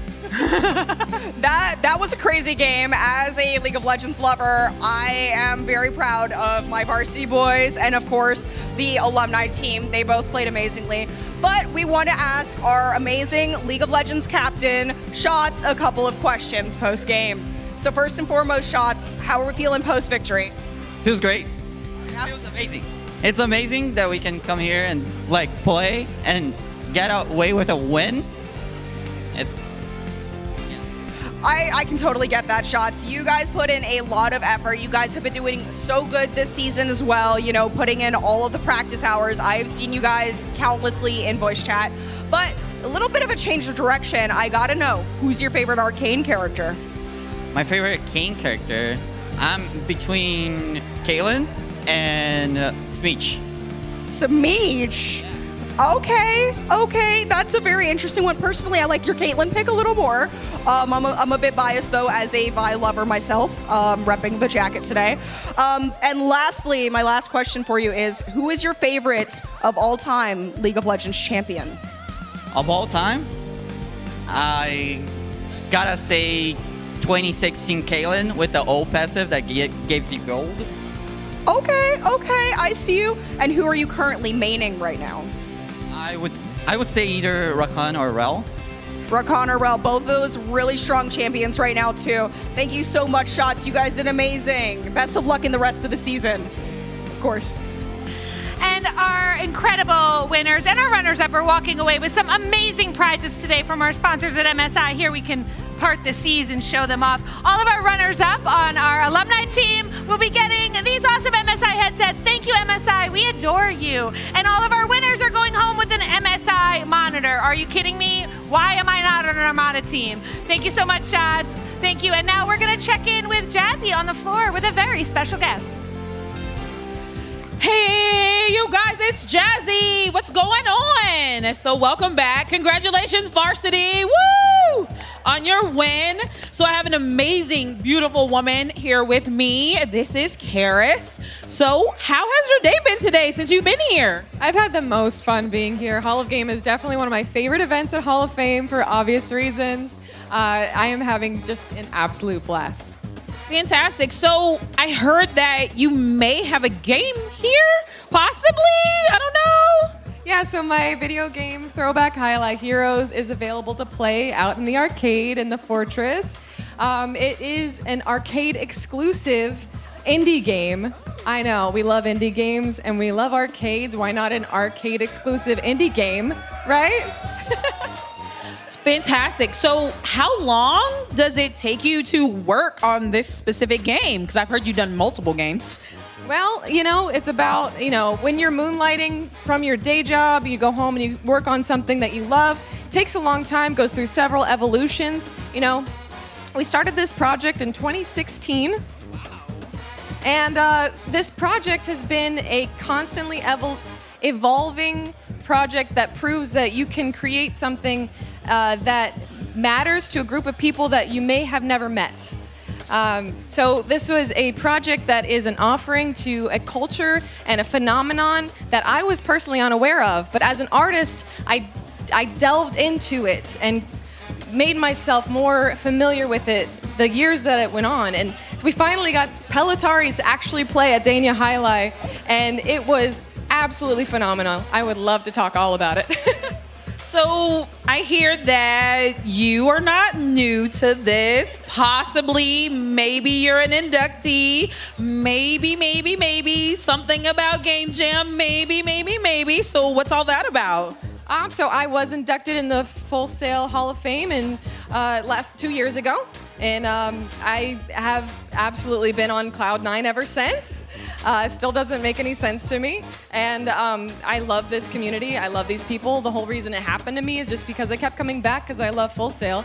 Is they say, work hard, give back. And I just kept coming back and giving and working hard. And they said, all right, bet. I see you. I see what you do. You have a heart for the students. How about this Saily? That is an amazing story. You guys come back. So let's head back to the stage and see what's happening with Jazz and Dragon. What's going on up there, you guys? Thank you, Jazzy. Thank you, Karis. I think I'm actually going to go play some highlight right now. Actually, Jess, we've got a few announcements to make first, I think. Okay, I'll hang out a little longer. I guess we did come up here for a reason, right? Yeah, just a bit. Now that Hof Week is finally here, we want to make sure you know everything you can look forward to from the gaming and esports community at Full Sail. This week will be full of some really fun events, including a preview of our Armada HQ, our brand new campus gaming and esports center. Come join myself and the rest of Armada on Tuesday at the Armada HQ from 10 a.m. to 12 p.m. for a preview of the brand new space. It's awesome. It really is. You need to check it out for yourself. Don't miss D20 Deathmatch, a thrilling Dungeons & Dragons actual play hosted by game business and esports instructor Beck Godsey. That'll happen on the outdoor stage Tuesday at 5 p.m. And trust me, you don't want to miss it. It is mayhem. You really don't. I've been looking forward to that since Hall of Game last year. But also, that's not all. Armada reps will be at CX all week, so you got to make sure to come visit myself and the rest of the Armada representatives and learn more about esports and gaming community here at Full Sail. Sounds good to me. And make sure that you download the Hall of Fame app. It has everything that you need to plan your week. It's got info on panels and presentations. It's got a list of what time the food trucks are here. I know that you care about what time the food trucks are here. It's got everything that you need, so make sure that you check it out. Head to the App Store, Google Play Store, and type in Hall of Fame. Now that you know how to fill your cup, or should I say health bar, with all of the games this week, let's get back to some esports, shall we? Let's do it. This time, let's head to the casting desk with our alumni caster Red Rogue and current varsity caster Magister for the varsity versus alumni Halo Infinite games. Let's go. Thank you so much, Dragon, for the introduction. Folks, it is our final match of the night. It's going to be Halo Varsity versus Halo Alumni. And we've been seeing pretty dominant so far from both of these games on the varsity side of things, but I don't think we're going to see the same thing so far. If you're just joining, my name is Red Rogue. With me today is Magister Militum. Mag, I've got to say, very excited. How is your emotion feeling right now? Yeah, I'm really excited. It's going to be a great opportunity to see some of these alumni players, and I'm really interested to see the growth of the varsity team. Right, the D1 is a big deal for the varsity team, So yeah, just really eager to see how they've grown as they've gone through that gauntlet. Yeah, we are very eager, much indeed. And speaking of eagerness, we've got teams ready on the go. So let's go ahead and introduce our players.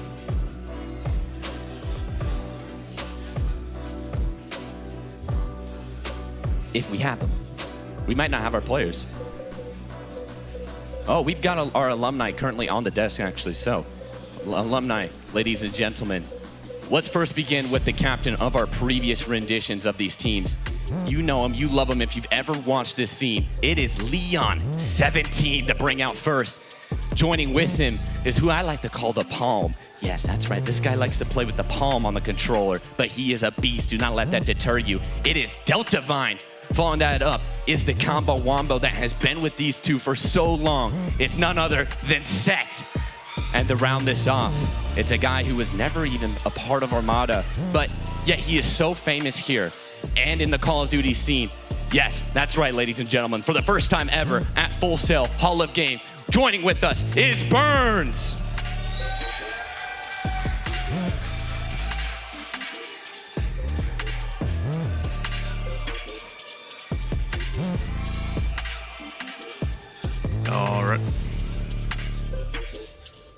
All right, in the other corner, we have our current varsity athletes. Starting off, we got the captain, Banksy Boy, hailing out of South Carolina. Following up him, we have Tipsy Faith out of Surprise, Arizona. We also, next up, we have E2, or Escape.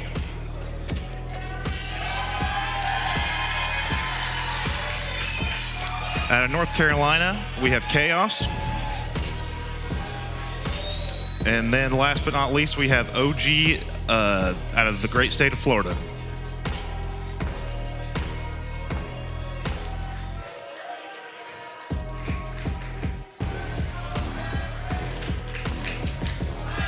I don't think we can expect these teams to have a blowout game.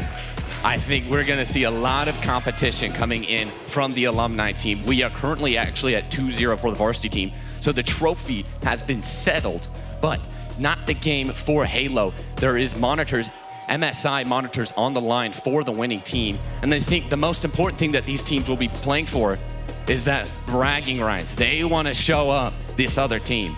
Yeah, and it's a great opportunity for the current varsity team to like show what they're made of, really. Right? I mean, the great thing about this, right? In so many sports, right? You have the Jordan versus LeBron argument. Here we have Jordan and LeBron, right? So it's great to like see them head to head, and you know, kind of I want to put this out there. You know, the varsity has like like if they win this, they sort of have a claim to be like one of the best Halo team that's been through here. So yeah, I mean, we're talking about two different eras of this Halo rendition. We're seeing the old initial team that started this thing out with Delta, Leon, and Set, and then we are going to be seeing the new era of Halo. But let's actually go through some of the rules, our maps that we're going to be seeing for tonight.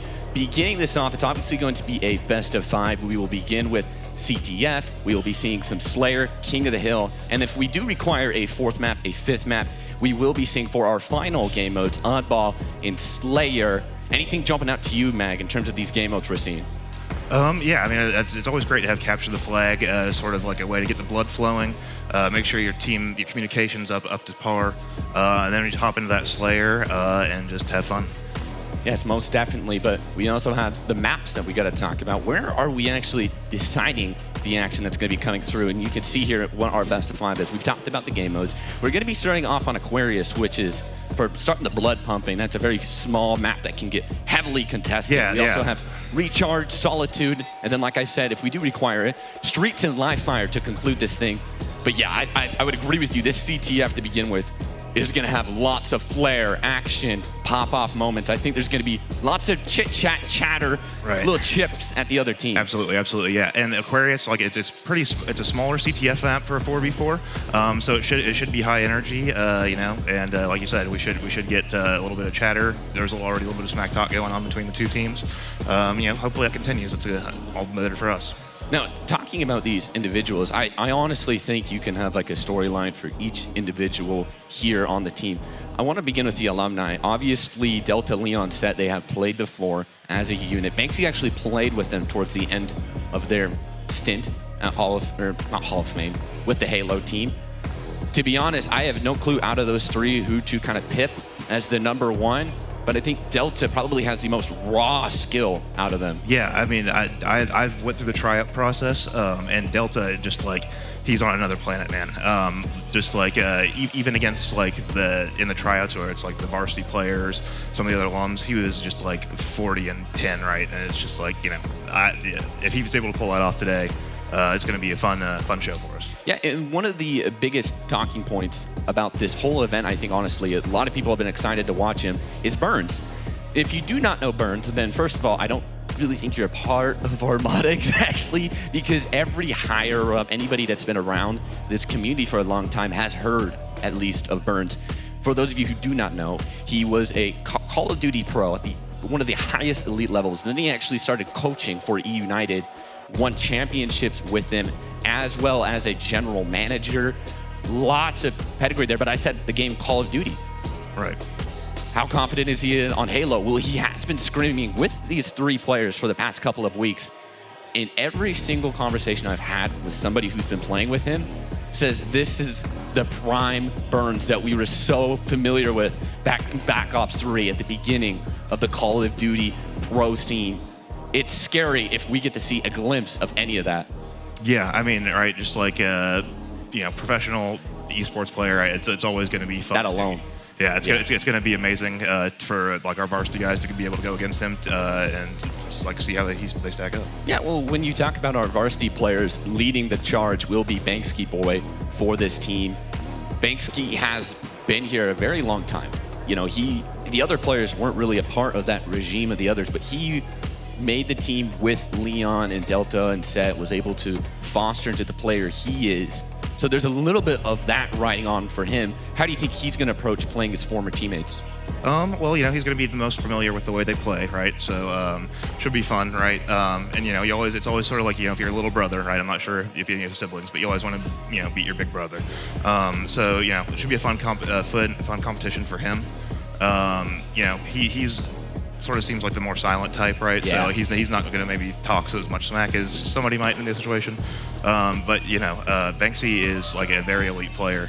So I'm eager to see how he does against these alumni guys. And I think my personal favorite storyline out of this is, I think there's a mini rivalry starting to brew, and that's going to be between Set and Escape, because you and I have casted them last semester, and we were saying like, all right, Set was one of the loudest players that we've ever had across Armada in general, and then we added Escape to, oh, dog cam. We got a dog in the building. Sorry, I got distracted. K9 alert. Anyway, Escape, he joins and kind of flips the script, honestly. I think he is now the hypest Armada member we have on any roster. He gets really loud, really impactful, and sometimes even people on the broadcast can hear him through on the other side of the room. How do you think those two are going to be dealing with the pressure today? I mean, usually those kind of guys, like they feed off that energy from each other, right? So hopefully, you know, we get some intensity there. I mean, in E2, he plays the way that he sort of is, right? So he's just like an aggressive player, right? It's sort of like how I wish I could play if I was better, right?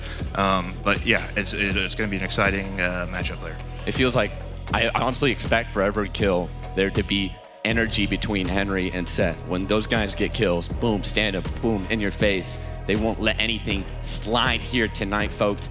Another player that I am very, very excited to see is Deltavine, who I think honestly has the highest skill level here, despite maybe even like Leon, who still continues to compete in this competition. But the real reason I'm really excited to see Delta is for the way he plays. If you're unfamiliar, he has a palm on his left joystick, and he uses then his other thumb on the right joystick. It is very bizarre how he plays. Yeah, but man, he's good. I've heard rumors of this, right? So I'm a little bit interested to see it in person. I'm not sure if he wears a glove on that hand, because I'd imagine blisters is going to be a little bit of an issue with that play style. But obviously it works for him, so you know. And boy, does it. Yeah, for those who haven't watched in the past, the previous renditions, he's always kind of stood out as one of these top players. And another player that we haven't even really discussed, who might actually be the best player here out of the 10, 11 players that we have for the show today, is probably Leon, because this guy is a grinder. He was here since 2021 when we started this program at Armada with Halo. He continued and continued and continued to be the captain, lead this team. And sure, he's graduated, but he's playing, he's competing, he's at that second tier trying to break into the next bracket. So probably the most warm guy out of the alumni is going to be Leon. Yeah, and you know, in sports, there's sort of the concept of like the glue guy. He's one of those guys who's just super supportive, right? Always he's got a little frag in him. Yeah. But he's always there for his teammates, right? And you know, it's always great to play with somebody like that who's you know, there to pick up the guys. Yeah, really to help bridge these guys over. And Leon, he's been communicating with me about how some of these teams they've been playing against. They've been playing Division I opponents, and if you're not aware, that is where our current varsity team resides and in the Halo world. They are currently in the top division of North America and competing. So the alumni was like, all right, well, let's play these guys. Let's see if we can hang with their competition. They've been winning multiple scrims against some respectable teams in Division I. That has to be scary if you're the varsity team, like, oh, you guys are beating our competition, so we know you're up to par. Yeah, I mean, but you know, they're the varsity guys. They're competitors too, right? They've been going through the crucible that is D1, and so you know, I don't think they're going to be scared of these young players at all. Yeah, and more stat specific on some of these scrims. If you're wondering about Burns, like, okay, well, how does Burns fare maybe against these competitions? Is he getting carried? How does that look? He's fragging. Yeah, that's good. I mean, least. Burns, I wouldn't say he's like carrying everybody, right? But he's definitely pulling his weight and then a little bit more on top of that. I mean, that's great to hear, right? It's always great to see top level play. So you know, eager to see how our guys handle him. Let's talk more about some of our varsity players. We've talked about Henry, Itu Kape, Escapes. So many famous names on there. Oh, we got some fans in there. We've right here, Escape's name being talked about. Banksky, the captain. I want to talk a little bit about Tipsy Feifei. Comes into this team, doesn't immediately start, but man, when he does play, he has an impact. And I specifically always talk about his comms potential, his communication to his team. What do you think his value is that he brings? Yeah, I mean, we talked about sort of the concept of the glue guy, right? He's one of those. Yeah. So definitely. just like making sure, you know, just like picking up the slack of the other players, because you know we do have more aggressive type guys like E2, right? So sometimes that guy who sort of like can play off somebody is really just like a key component to making a team gel. Yeah, and Feifei is more of an Apex player actually. He is very heavy into the Apex scene, so to see him also flex over to Halo is a testament of its own. But I think the biggest factor when you talk about these teams is the development that we've seen. But folks, we are underway with our match. As you can see, in the red is Team Varsity, and on the blue side is Team Alumni, and we are underway with multiple kills here on the CTF. It's going to be that back and forth. We talked about you got to clear the base, then push forward. There was actually 4 down for Team Alumni. And I think we got a flag pulled on one side here. Yeah, I think I might have actually pronounced those colors red or got them incorrectly. Team Alumni is in the red, Varsity in that blue. Super's gonna get caught out. Oh my goodness, I already hear loads of chirping. Wow, that's quick. Team Varsity has captured the flag early in this one. Yeah, I mean, that's great to see, right? Sort of the varsity guys sort of consider the underdogs coming into this match. So get that quick score's got to really... Well, wait a minute. Burns got the flag. He's looking to capture. He's got one last stop to make. Varsity can't get anywhere. Wow, I mean, folks, we've already only played like a minute or two, and it's already 1-1. High aggression currently happening. Yeah, I mean, this map is just super small and kinetic, so if you ever are in the position where all 4 of your guys are going, you almost have to shoot perfect from there to stop the flag guy. Super. He's been known for playing as a rotation player, starting out games and then letting others close it off. We see a little bit of that today inside of the rotation. Escape playing that high tower player, trying to watch out, provide assistance through the comms, and that is multiple players down for Team Alumni. You can see as we spectated, lots of dead bodies hitting the floor, but Varsity so far still playing a little bit passive. Here's Burns right now, 2 kills to his name. He will fall to Escape, and yep, the warring is continuing to happen with these kills. Yeah, I mean, one of the things that we're seeing, just like mark assists on like every player, just love the communication, right? You know, it's just indicative of how great these players are. Oh, a little fisticuff action happening on the flag. That's a double kill for Team Alumni and a return for set. So great clearance of the base. Right now it's Delta who is leading the pack with 8 kills on his team. Still looking to clear out the base, Leon. Great footwork there to stay alive. Gets that recharge. And here comes an assault coming in from the alumni as they're heavily focusing on this right-hand side of the map. And you can see Varsity taking an adjacent position, and that's going to be bullets shot across. And that was just a great pull off there by Leon. He got like 1 or 2 shots, and instead of just like following the line, pulled off there and just got some extra cover for his guys. Let them get away with the flag. Alumni was living in their base for a moment, and now it's Burns who is given the duty of carrying this flag past the halfway mark. Is there anyone from Varsity to try and shut this down? So it looks like after a quick score from Varsity, it's going to be Alumni who take the lead. All right, there we go, the second cap. 2-1 Alumni here, folks, leading the charge. And it looked to be Varsity who were going to storm the gates, but Alumni have answered back. Probably for the totality of all of the alumni teams. We haven't seen too much of a fight from our returning players. It's another close engagement. But right now you can see this game is coming to a little bit of a standstill, but this flag is out and needs to be returned. Yeah, that's a tough spot for that flag to be in right there. Just as a grenade funnel, so, returning that is going to be tough.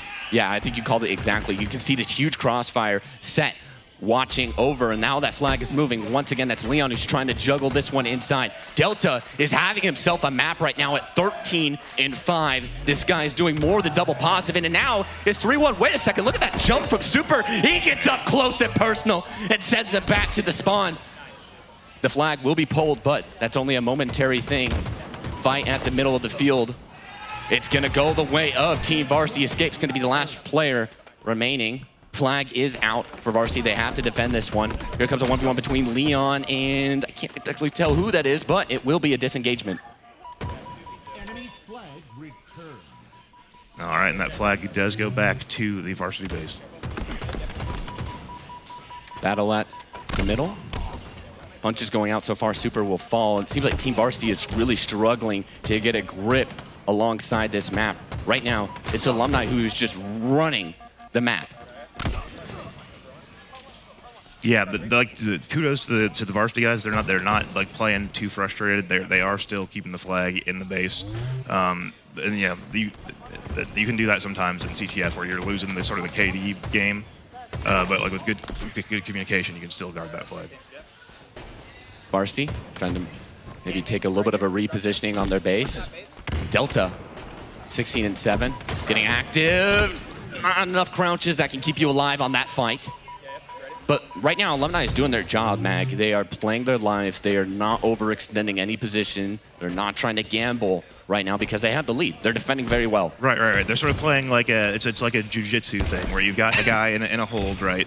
And you're sort of like, I don't need to knock him out. I can just sort of like play the clock now, right?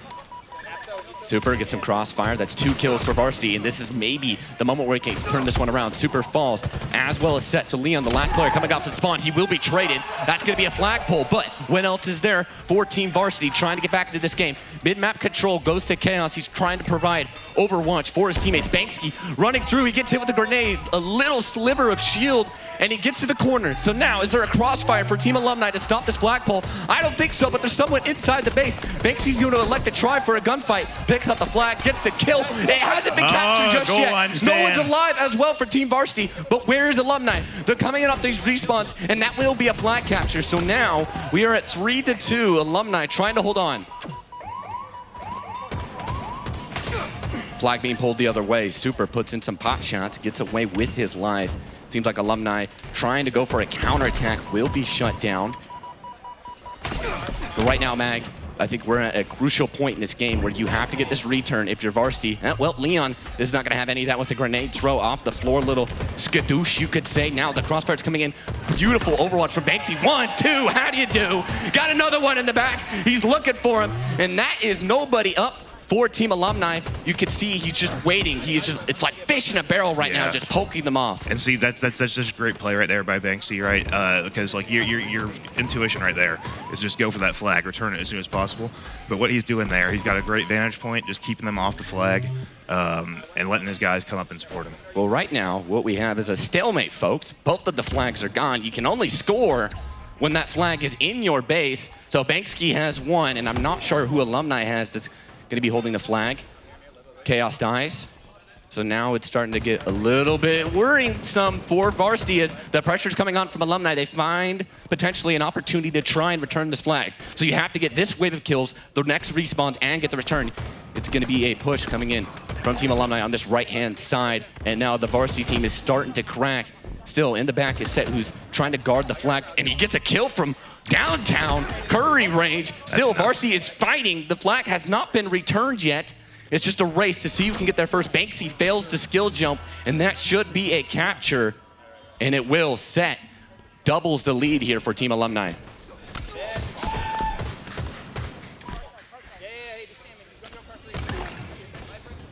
And now Alumni is entering flow state right now. Oh, that's what we were expecting from him to say. He does not care if he's negative. He's shooting your body. Yeah, he is now, I think he's feeling himself. That's multiple bodies been shot by Set. As Team Varsity is getting put to the cleaners right now. Flag going to be pulled. Is there any way for Team Varsity to get back into this one? They will find Set on the flagpole. Active camo for Burns. The God Man has an ability that we haven't seen since BO3. Now trying to fly through the map. It's going to be, oh, Burns is going to run this one. He grabs it out of thin air. Team Varsity is not going to be anywhere. This should be the flag cap to win map 1. And that's going to do it. The God Man comes and he shows up, scoring the final point. Alumni, they're going to show some spirit. We haven't seen it in our other games. Team Alumni, take map 1. Ooh, all right. Team Varsity did not look like they had any sort of grip on that. They did actually score first in the opening 30 seconds, and then that dissipated quickly. Yeah, I mean, you know, sometimes you just have to get hit in the face, you know, first to like, be in the game. To wake up. Yeah. So you know, that seems like that's sort of what happened here with the varsity team, and kudos for them to show up for the other varsity teams. And, you know, sort of show some pride for the alums. And when we casted their game versus University of Utah earlier this week, they actually almost started a reverse sweep. They were down 2-0, brought it back to map 5, and lost that Slayer 50-49. And we talked about the composure wasn't there, their ability to ice up. And when, hey, you run into a stadium, you got your family watching you, you've got crowd, you've got noise, can you handle that pressure? I think we just saw right there, sure, they've got the gun skill, they started off strong, but the pressure got to them.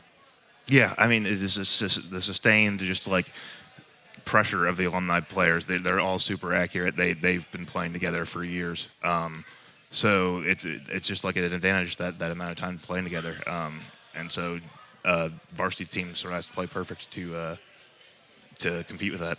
And you can see that there has been some sort of chemistry developed here between the alumni, because these guys played as a unit, were able to bounce back, and you've got leadership. Obviously, I mean, heck, an esport coach in the past, a general manager, Burns, he comes in there, he's probably brought some leadership. You know, Leon has plenty of it as well. That obviously takes a lot of guts, and you get a lot of composure to bring yourself back in that dominant of a fashion. I mean, the final score is 5-2.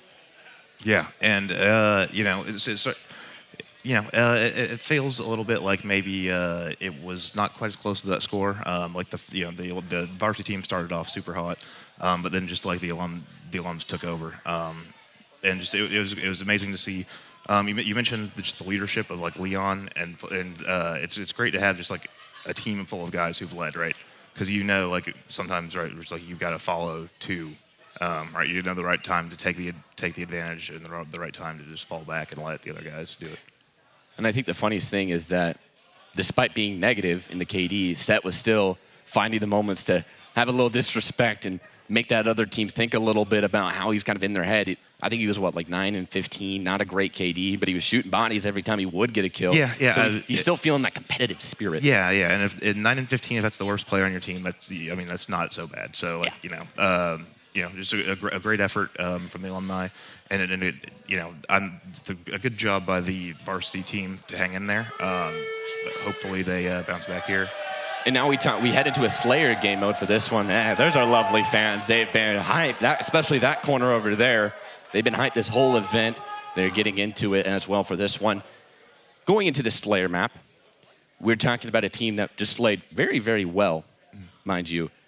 Now, in the game mode where kills are the objective to win, how do you, as the varsity team, find a way back in? You just sort of have to go back and stick to your game plan, right? This map is a little bit more spaced out, right? So it's not going to be just like a constant barrage of fire for you. So just just take a deep breath, and it's a little bit more of like an accuracy map and less about just like the movement, right? And the other thing I'm very interested to see if Team Varsity makes any substitutions, because we have OG and Tipsy Feifei who were not present map 1. I'm trying to look up on there. I see Tipsy. They all might just be sitting up there, but Tipsy's in one of those front row seats, so he could be a substitute. Obviously, we won't know until we start that lobby coming into this, but the substitutes could be a way back into this, and we are underway with map 2. Alumni in that red. Varsity looking to try and equalize things in the Slayer. Quick 1v1 downtown, and that's Delta. Somebody you do not want to challenge.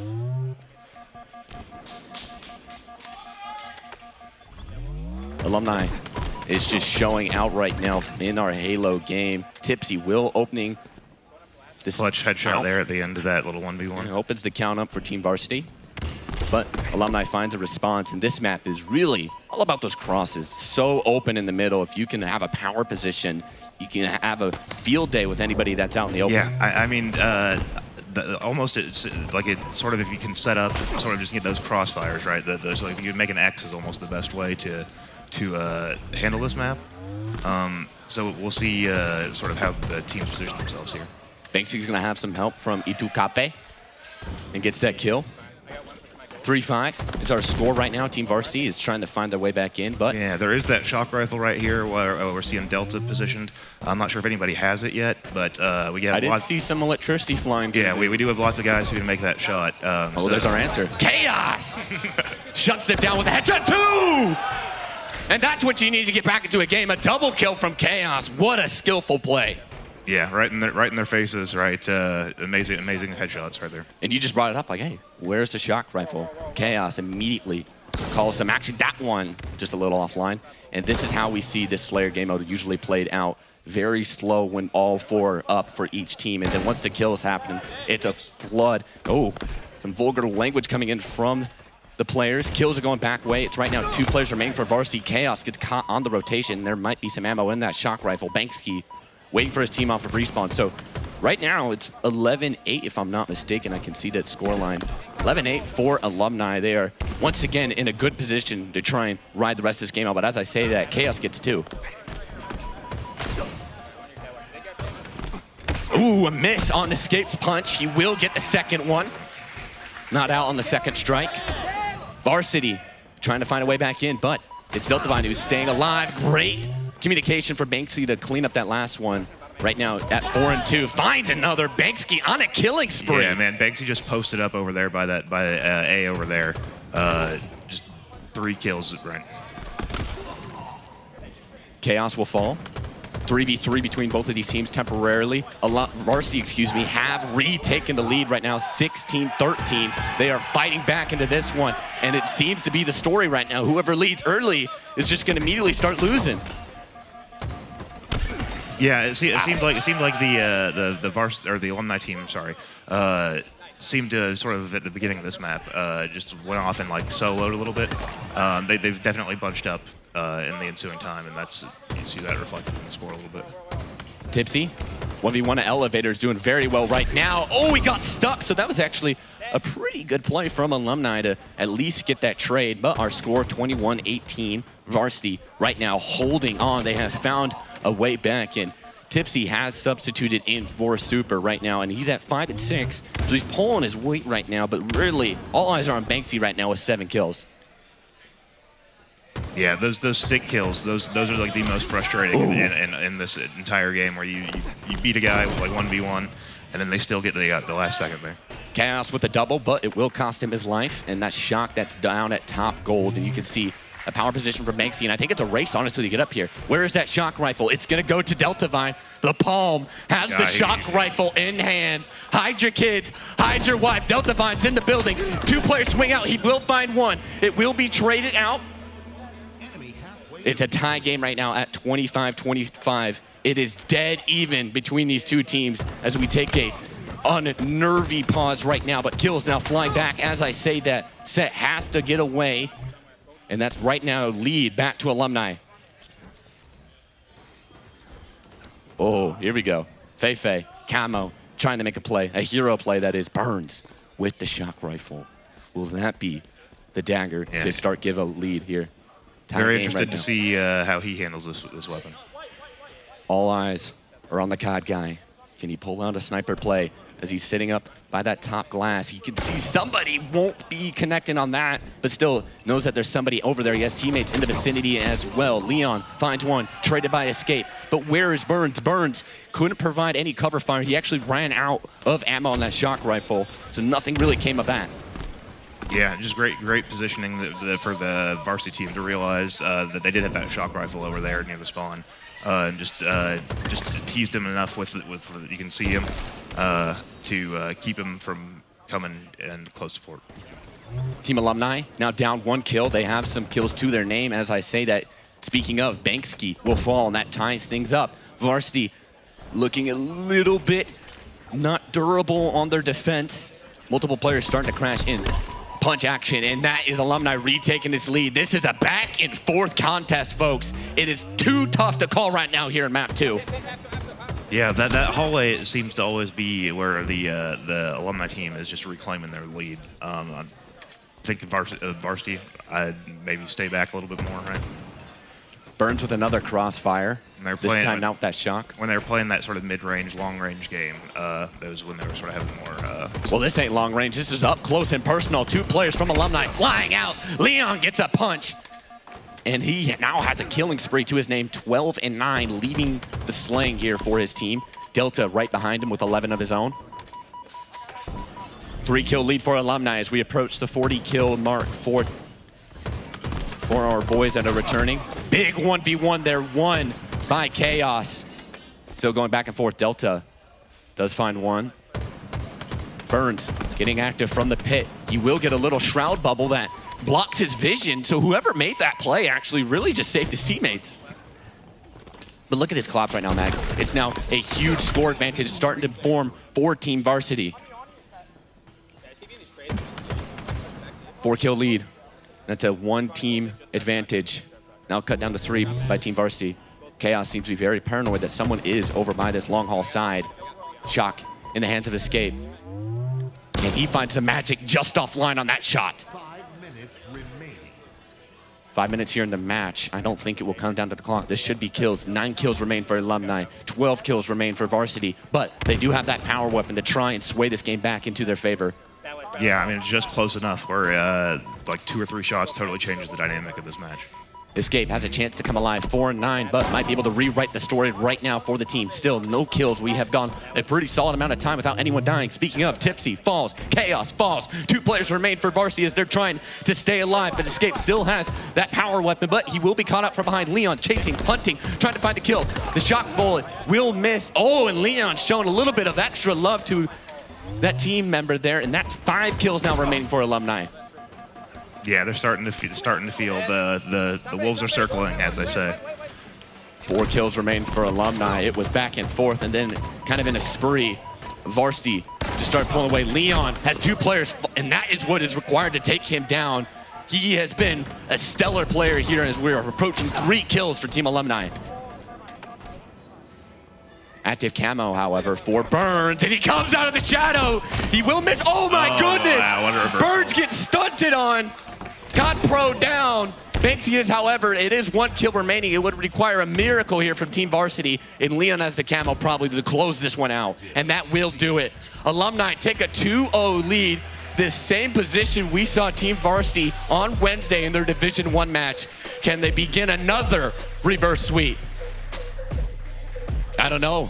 That is the question, Mag. Yeah, I think we're on the oddball here next, right?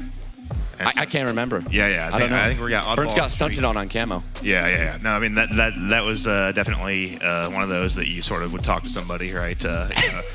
Seek counseling. Yeah. Can't quite hear all the player audio, but definitely that's one. If I did that to somebody, I would. And we talked about who these star players would be, right? We were going back and forth about Leon and Delta. Delta map 1 was leading, and then in that one, Leon really came alive. Those two seem right now just unable to be stopped for Team Varsity, and they really need to come together to figure out how they want to counter this team. Yeah, just like what really impressed me for those two players is not just their shooting, but their movement, right? So that they like have some like, just like they seem to like know. It's very passive too. Yeah, they seem to just know exactly when to like. You're right. The auto clamber in this game is just like such a finesse thing, and if you can get that and get like an extra like 2-second drop that the other team's not expecting, that's just a huge advantage. And those guys definitely seem to like have to be masters of that. Now we have E-United chants starting to ring out in the venue, which is obviously for Burns. Man, yeah, this is really starting to get really naughty, I guess you could say, from Team Alumni as they take a 2-0 lead. And it looks that like Slayer was close, however. That got closer than it was in the CTF. And Come on, you guys are on camera. The hype crowd over there in the corner, you guys are on cam. There we go. What team are you guys rooting? Who do you guys got? I want to hear a chant. We just had to call him out, put him on cam, bringing us a little bit of energy. And Varsity really need that.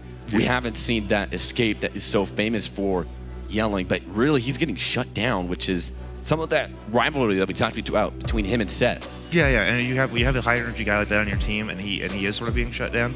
That like energy is infectious. So just like looking for one guy to sort of step up and make some plays, get the juices flowing again for the varsity team. Because really, they're not losing by that much, right? We're 9 kills isn't that much. It was a little bit closer than the score indicated. So just keep their heads up, and I think that they can pull it off.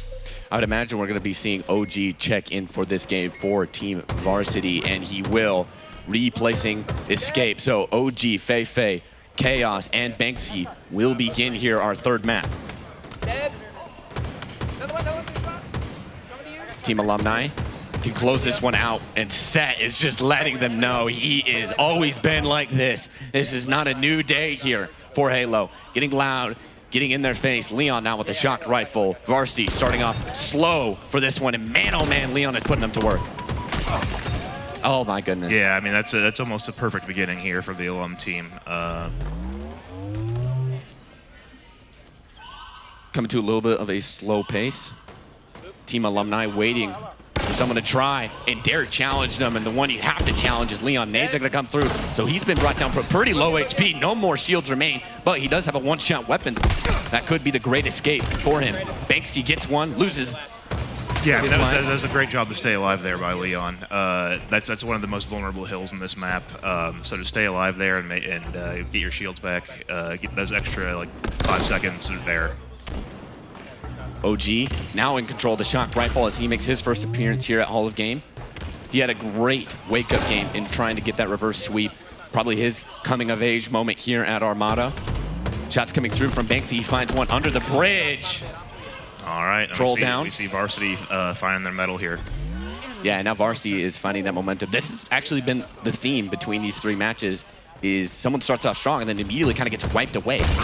Yeah, that's interesting. I can't really explain that, to be honest. Mag, that hill is like a second away from being captured by Team Varsity. That is so unlucky. Can they maybe just slide in and complete it? You can see Fei thinking about it. Is it a trap? Are you safe? He will slide in. 1, 2, buckle my shoe, gets the hill. That Team Varsity is going to take the first. For the capture. That's great play, right? Selfless play. But Alumni do have the rotation. It's Set who's in the objective. He's going to get challenged from up top. Team shots come through. Beautiful chemistry on display from Team Varsity. And the execute looks to be in full fruition as Leon is trying to hide for his life. You can see Chaos on the hunt. He smells the captain. Hasta luego, mate. And that's Team Varsity who breaks through. Good control from Team Varsity. You can see 3 players waiting for this frontal assault from Team Alumni. It's the captain Banksky who's trying to hold on as he loses all of his shield. Feifei coming in support, finds one, but that's multiple kills. Varsity are losing 3 members. Feifei, how long can he dance, my friend? He will get 2, but that's 4 down for Team Varsity. About 25% right now, Mac, between these teams on this hill as Alumni climbs. 7 kills for Delta. Yeah, and he is showing up right now. I mean, Varsity had seemed like they had that hill for a lot, but they just they had Not to a lot of go time. in and out of it to like go chase down the alum guys, so they don't have as much capture time. Ooh, skirt, and I'll see you later. That was Leon with the nice moves. 7 kills to his name. Good stuff right now from Team Alumni as they're trying to finish out P2. OG, Shock, once again, 2 kills to his name. Trying to get back into this one. It will be a body shot, gets the final one. Good play from OG to try and open up this P2. But Team Alumni is very close to completing. I think Varsity's run them out. OG activates, triple kill. Give it to the big Jiggly. Yeah, and that's just great. Didn't get the headshot the first time, but just like cool, calm, and collected. Switch to the bandit, finish him off. Very disciplined. Most definitely. He's now in a heavy power position right there on top of the objective. That one's gonna miss, but he might be able to clean that one up. He's got teammates cover fire. Beautiful trust in your teammates. And this is gonna be Varsity holding P2 from the brink of despair. And they now take a 2-0 lead here in map 3. All right, we were looking for somebody to like have a big high energy moment for the Varsity team, and OG is just taking control of that shock rifle. Really seemed to like give the rest of the guys just like the energy they need. Burns up close and personal. He's gonna get hit and back down. He will escape with his life as his team comes to help him out. The rotation was there for Alumni, but Varsity breaks on through, and camo to OG. This man right now, as a substitute, is showing out. OG will get an assist on that one. Banksky with 12 kills to his name, leading the lobby. The captain really starting to come alive. OG still in the shadows. He will have the sun rise upon him as his camo expires. Yeah, and just like a really smart play there by OG, the way he used the camo. Just like pick his shots to like tilt the advantage in favor of his guys who are a little bit closer. And not like falling prey to the still like, alive. Oh, I'm gonna chase this guy that's halfway across the map because I can win this. OG playing his life as Team Alumni breaks through, but that's 3 down. The kill feed lights up blue for Team Varsity, and they get right back on in. A 2-0 lead for Team Varsity, and they have 50% and counting for this 3rd objective. Yeah. Alumni keep getting forced out. I mean, just momentum is pretty real in this game, yep. Right? And so when you have like a big clutch like that, like your whole team feeds off it, right? And you know, it just makes it a little bit more relaxed, right? Uno mas for Team Varsity. They just need to capture one more hill. It could end here. Alumni are on the rope. Could we get a steak? Here comes Varsity. Banksy 14, Chaos 13. These guys are really starting to activate. Camo up. And that's going to go to Delta Vine. Man, oh man, the palm is going to be in the shadows. Can he get activated? Oh, he's got a shock rifle for Burns. He's trying to play over towards the edge of that map, hold the 50-yard line, but he will fall. One player remains at set in the objective. Chaos wins that one, and that's the break here for Team Varsity. Right now, with their willpower, they are breaking every single defense from Alumni. Yeah, I mean, they're out, it seems like they're just out shooting him right now, kind of. Right, we haven't really seen the alum team really make a run with that shock rifle, and we've seen like 2 or 3 times from the alumni team. Banksky right now is the player to beat if you're an alumni. You got to figure. Oh, there it happens. Set connects onto a grenade to get his 6th kill. He's going to lead the charge for his team as he pushes out this donut side of the map. There's one, but it will be going to Burns. Set cleans up on another, so the break will be in for Alumni. Varsity at the prep again.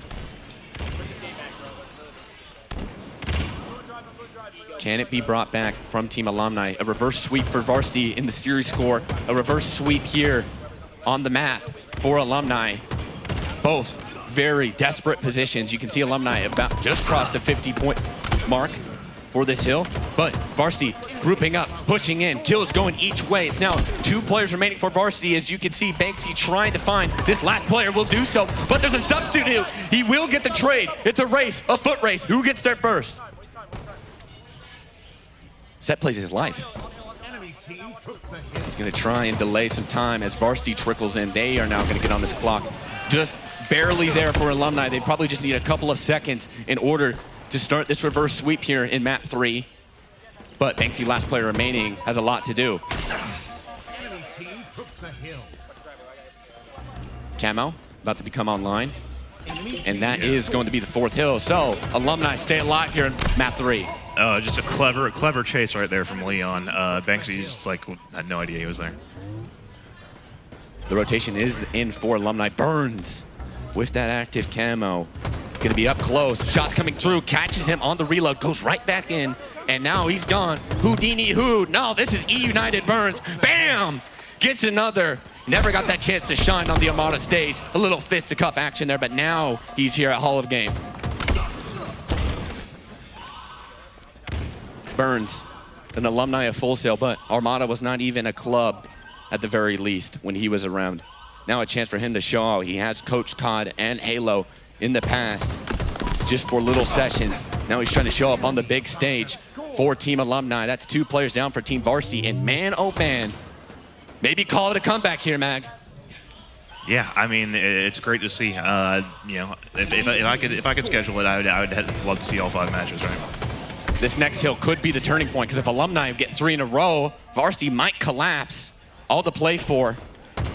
As Team Varsity watches and tries to hold, and it comes right back to the original point. Down in the middle, grenades will be flying, bullets as well. It's going to be a dangerous time here for both teams. Yeah, and there might be sort of a little bit of a fatigue factor here for the varsity team. They got off to that sort of large win, right? Energy is probably down a little bit after that capture by the alums. Ooh, Burns with the 1 meter kill. So has that shock rifle up in the tower as well. A sniper in a very protruding position can find anybody potentially up here. 14 and 17, trying to get back. Yeah, I mean we're looking for that one like shock rifle run where you just like kill 3 or 4 of the opposing team players. See if Burns can pull this off. Kills coming in from Team Varsity. That's 2 players who fall for Alumni, and the objective will flip as Varsity begins some progress. There's also an active camo available, but that is in such a perilous position if you want to try and go out in the open and grab it. Varsity fighting. Nobody wants to go into this objective quite yet. Multiple players falling on each side. Chaos goes for some time. Ooh, he's the one who got the camo, so yeah, you're in the objective and it shows like it's blue, someone's here, but you don't know where exactly.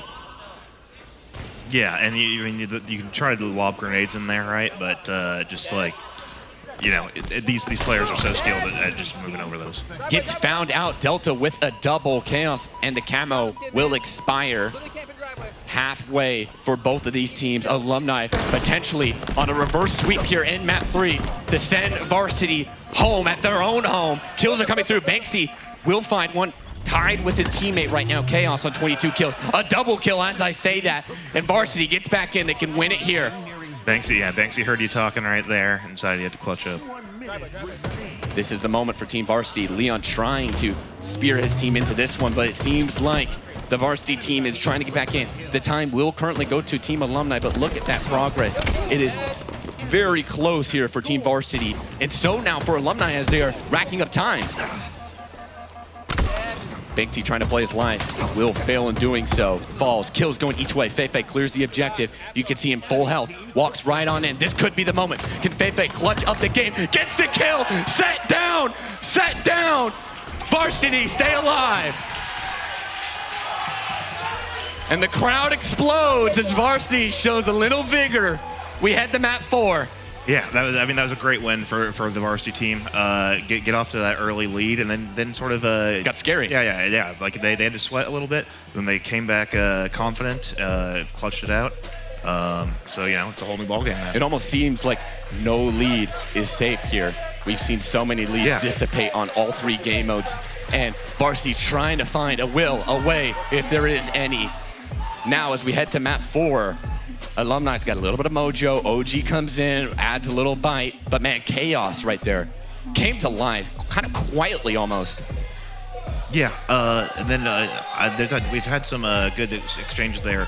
OG just had some great shock rifle exchanges, and just it was a great team effort. I think we were all in double-digit kills right there, all positive KDAs for the varsity team there. So it looked good for the varsity team.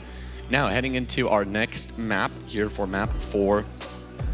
Got to worry some questions with your team alumni. I mean, heck, you got to give them some credit. It was 0-3 there in that game mode, and then it got brought back slowly, one hill at a time. It really did come down to the wire for map 3. But man, map 4 could be anybody's as we are heading to Streets Oddball.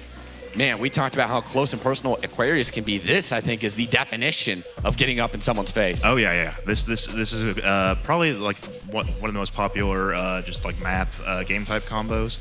Oddball is great. You love to smash somebody in the face with that skull, right? And then there's just all sorts. There's not really a safe space where you can kind of bunker down.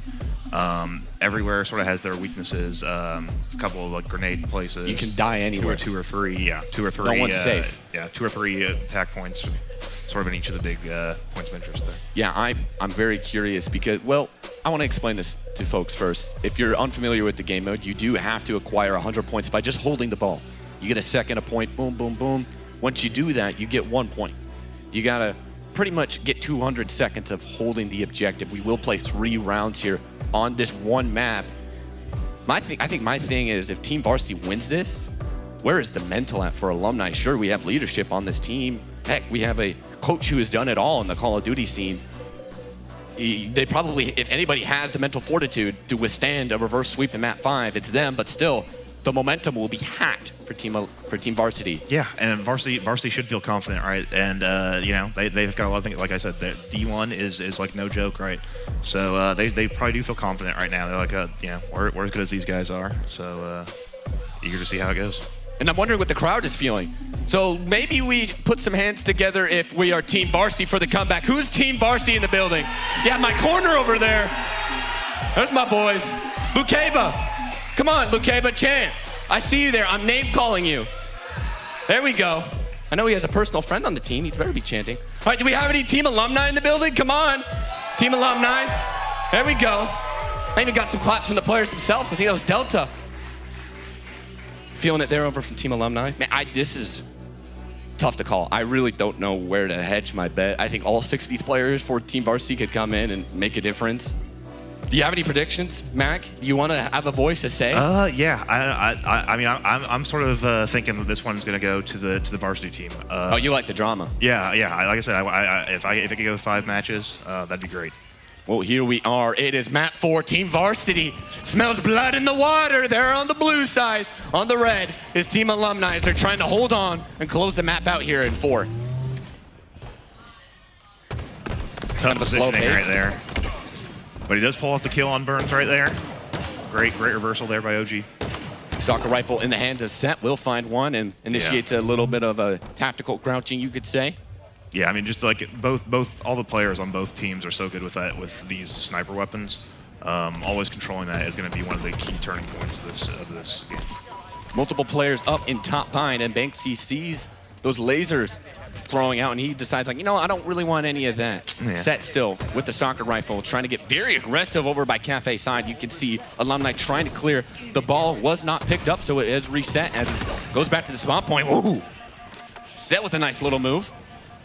Yeah, and that's what, for people who are less familiar with Oddball as a game type, that is one of the things to watch. Is sometimes you can get so wrapped up in making sure that you chase down and kill the other guy. You don't get the ball. That somebody sneaks out of there with the ball right on your nose, right? Alumni will collect this ball, and finally we're seeing the time go up. 6 seconds and counting as Delta holds the ball. Man, I want to get Delta involved if I'm Team Alumni. Drop that ball and let somebody else carry it. This guy has so much pop-off potential for our returning boys here.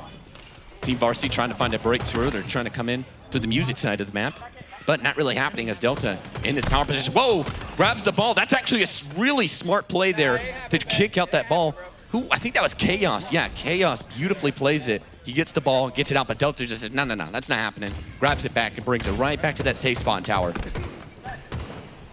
Delta now starting to get active. He did chop up one. He's gonna clean up the other. And I was like, hey, Get him off the ball, man. Get him on the pitch. Yeah, you called it. I mean, he sort of had a quieter match last match, so you know, probably wanting to get back into the heat of things. And now an E2 Kape chant coming in for Escape. So many nicknames that man has as he's been subbed back into the game for Tipsy Feifei. OGs retains his position now at 4-4 on the KD. Here comes a punch from Varsity as they're trying to make some damage happen, but Set went and grabbed the camo, played spoiler on the backside and plays his life. Kills happening each way. Kills for both sides as Banksy now trying to slide into the backside. Will find one. 2 players now remain for Alumni as it's kind of a hunt for the ball. Can anybody get it? Banksy will fall to Delta. Delta trying to stay alive, but not for long. OG now trying to come in and cause some chaos. The ball now starting to be rotated as it looks like Varsity is getting out of the danger zone.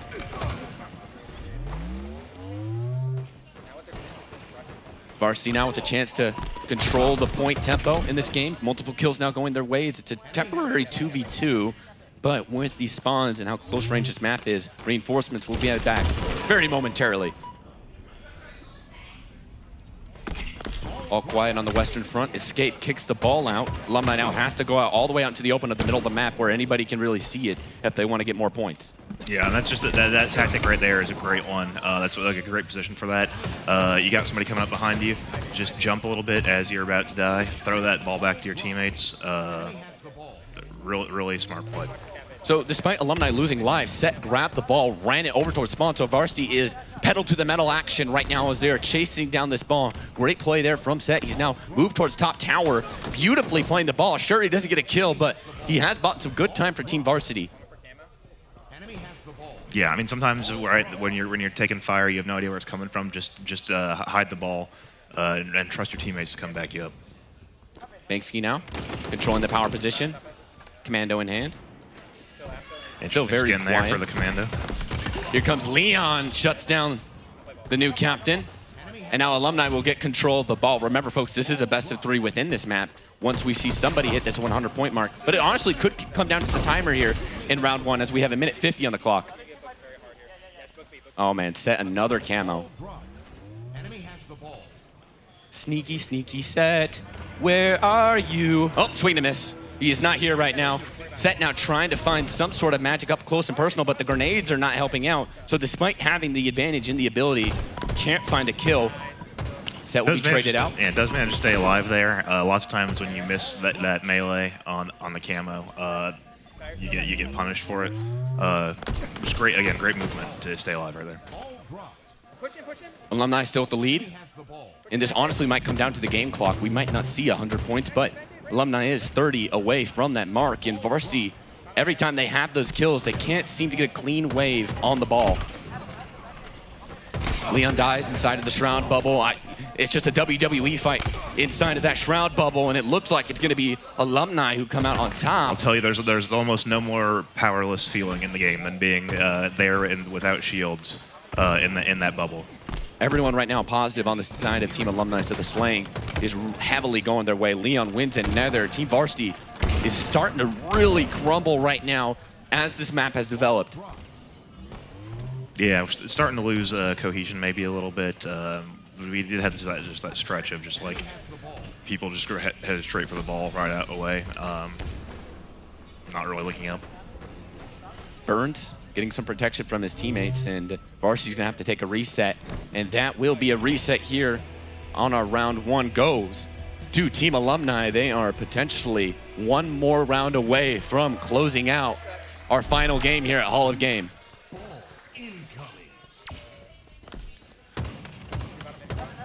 We restart, the score set to 0-0, but the round count here in map 4 favors Team Alumni. Good push down the stairs there by OG. This should be actually a good opportunity for Team Varsity. And it looks like they're going to take a little bit of a reset heading into round 2. Yeah, they're just going straight for that position again. That seems to be their comfort zone right there. OG gets a trade. He will hit the perfect, but it costed him his life. Burns trying to take a reposition, goes in place for the camo, and he's now on the hunt. But Team Varsity protects their own. I think Chaos had the active camo, and it will cost him. More kills happening at map as we just see the kill feed going back and forth right now, Mag. Set with the ball. Oh, wow, what a nade there. Delta is just in flow state right now. 14 kills for both him and Leon leading this lobby. OG is high in the engagements, 13 kills, 15 deaths. He is flying at these players, but he has the most kills right now for Varsity. This kill feed right now is very slow. Varsity's trying to get a foothold, but they're just struggling. There's too many superstars, it feels like, for Alumni. Yeah, I mean, they found the rhythm. 19-15. Team Alumni with a slim lead. Rotation coming through. Leon falls. Still a lot of players up for Team Varsity. Banksky goes for a challenge. He might be able to get a melee. He's now brought his opponent with no shield. Has some backup. Another little fisticuff action. OG gets some help. Shooting up the body from Big Jiggly OG. He's not going to allow Team Alumni to get away with it. Leon, last player remaining. This should be some time for Team Varsity. Enemy has the ball. Varsity retake the lead. Alumni right now have hit a little bit of a plateau in terms of momentum. Can they maybe find a way back? Well, Leon has got a double kill, and that is not good news here for Team Varsity as they're trying to hold on to the ball. Multiple players dying, and a great break from Team Alumni as they are going to reclaim this ball and will probably, most likely, retake the lead. Yeah, got the camo, got the stalker rifle, got the ball sitting pretty. Lead back for Team Alumni, and this round 2 is much more competitive, even though it does still feel like Alumni slaying out. Delta, stalker rifle, camo, the palm, gets activated, finds one at mid-map, and now he's roaring into the fight. Nothing to really clean up there, and Alumni, they should be holding on a defensive hold right now. Swing and a miss from Banksky on those shots, but it doesn't matter, he's gonna have some help, and then help cleans up that last one. The ball was kicked out towards mid-map, so you gotta go and collect that if you're a Varsity member, but they have at least put an end to the point gathering from Alumni.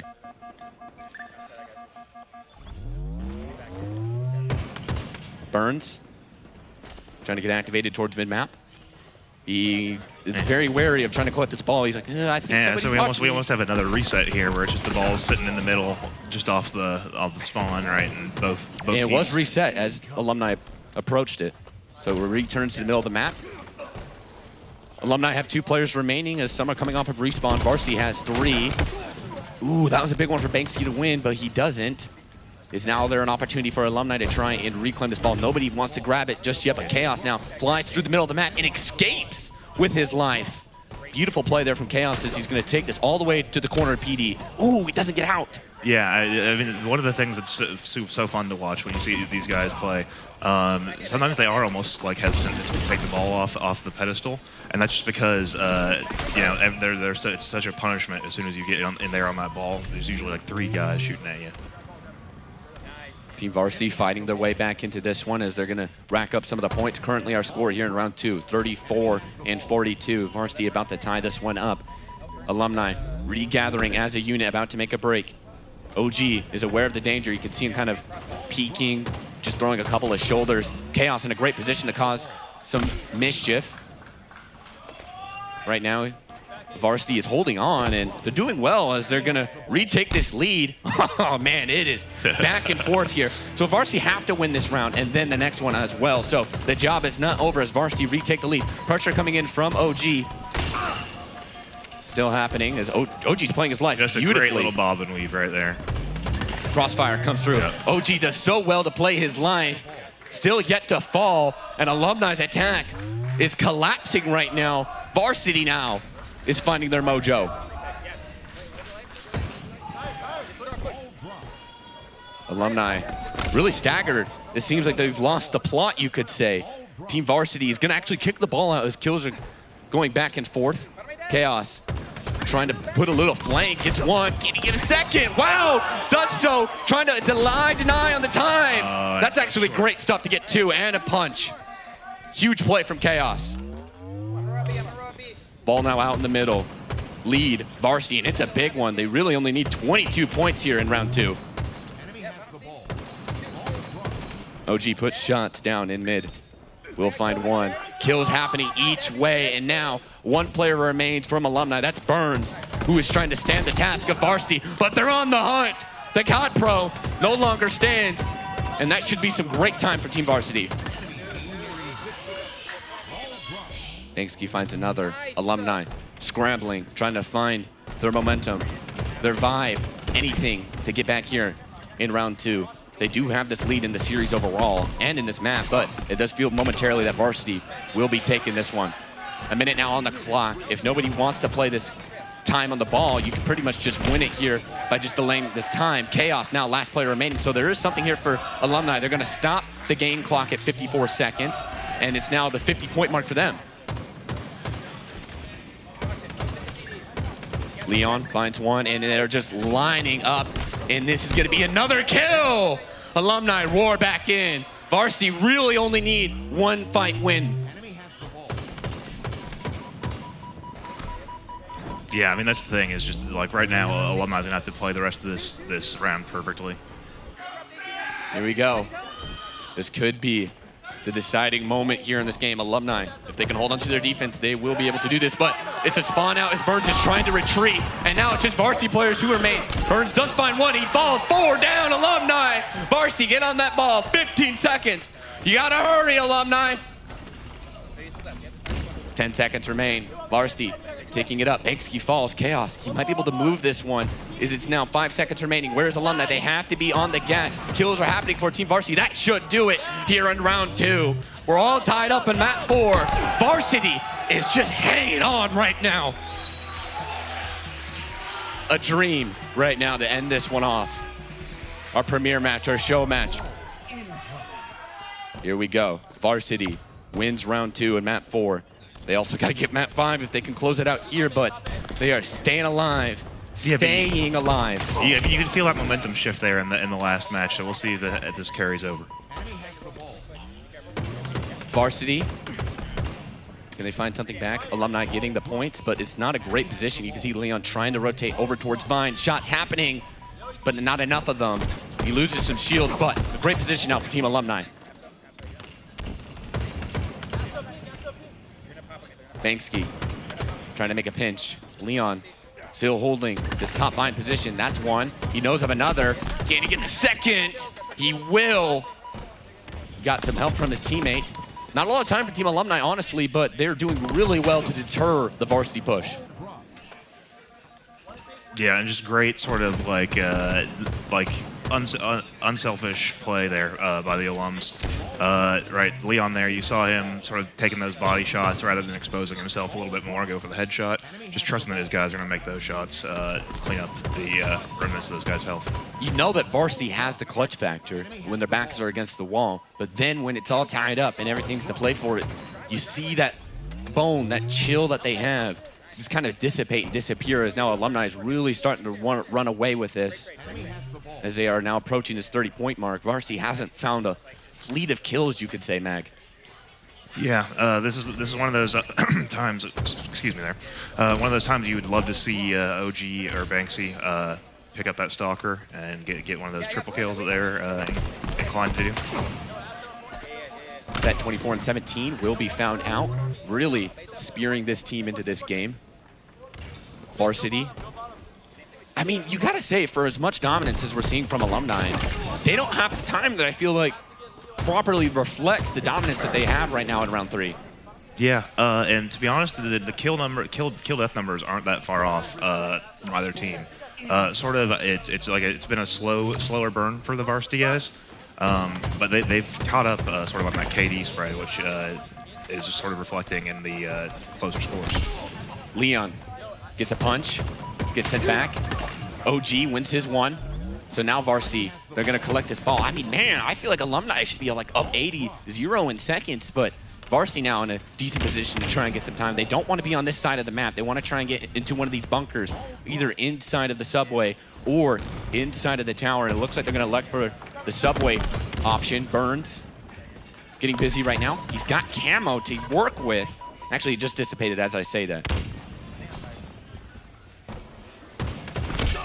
Nice up close and personal from Delta Vine, and he's going to take the ball. But oh, you're not done yet. You still got more to deal with. Wow, he somehow came away with the kill despite being caught off guard.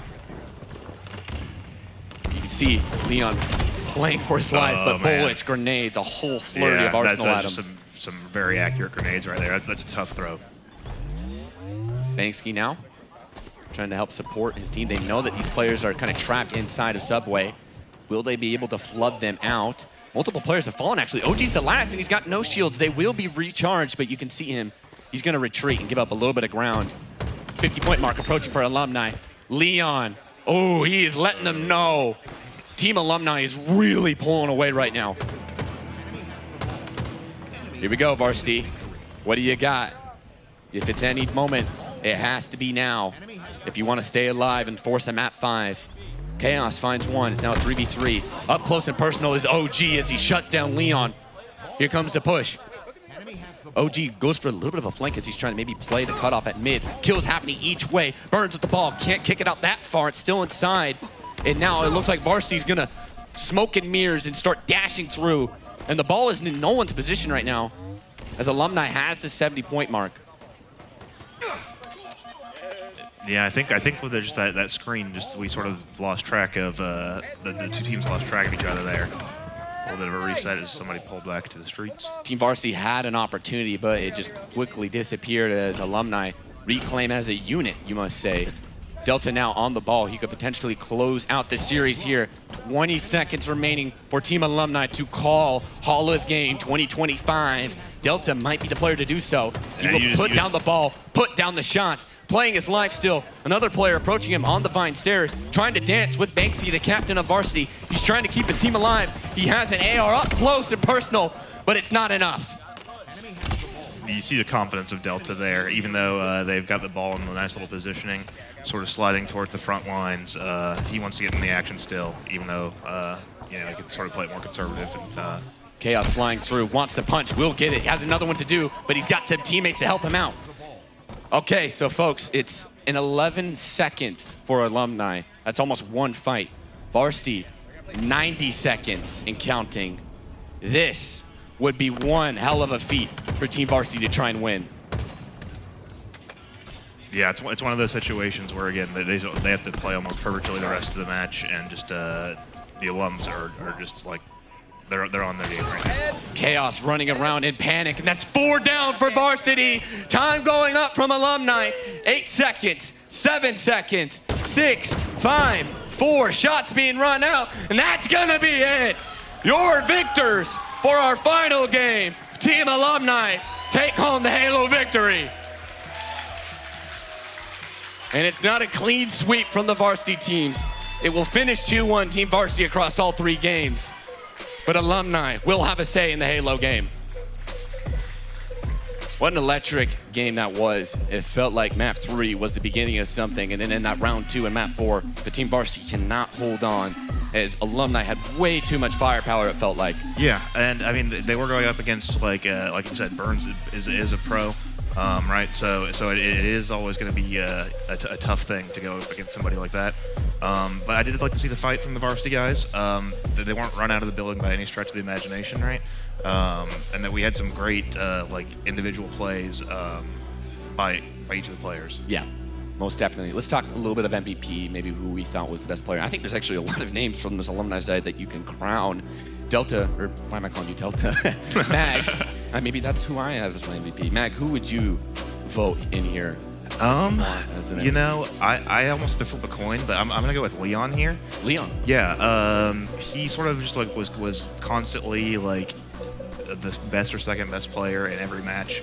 Like he's sort of a quieter player, but just like was constantly in those like 2011 KD area. Just always there. Yeah. It was just like always in the middle of things. Sort of was playing the right time to pull back, right time to push forward on those attacks. And just I was really impressed by his play. I honestly was very impressed by Delta's start in map 1. He was just off and flying. Yeah, having his way. Delta had some of the best like just streaks in this for sure. We got to come to an agreement though. Yeah. So Delta or Leon, we need like a third party. Yeah. Right. Yo, Jagger, we need a third vote. We need some of the break. I've got Delta. He's got Leon. Who do you have as your vote here? For MVP, Delta, Leon. You have to pick one of those two. Has to be one of those two. Pick one of the two. Well, if I got to pick one for MVP between Delta and Leon, that's a tough decision, but Leon, he's my boy, so I got to give it to him. All right. Yeah, thank you. A little impromptu from Jaeger there, the former captain of Armada. He goes with Leon and that's going to be our MVP, Leon 17. Yeah, he definitely had his way, a captain for so long on this team, and he really had a nice crowning moment to kind of cap it off. Yeah, and just, like I said, I was very impressed. Just a great all-around play, great communication. Yeah, I mean, I was impressed by both teams. You can see the growth of the varsity team in today's event. But, the old guys still have to show everybody who's in charge every once in a while. So. That's going to conclude it here from the casting booth, folks. But we do have an interview ready with Team Alumni. So let's go ahead and hear some of the post-match comments from Team Alumni.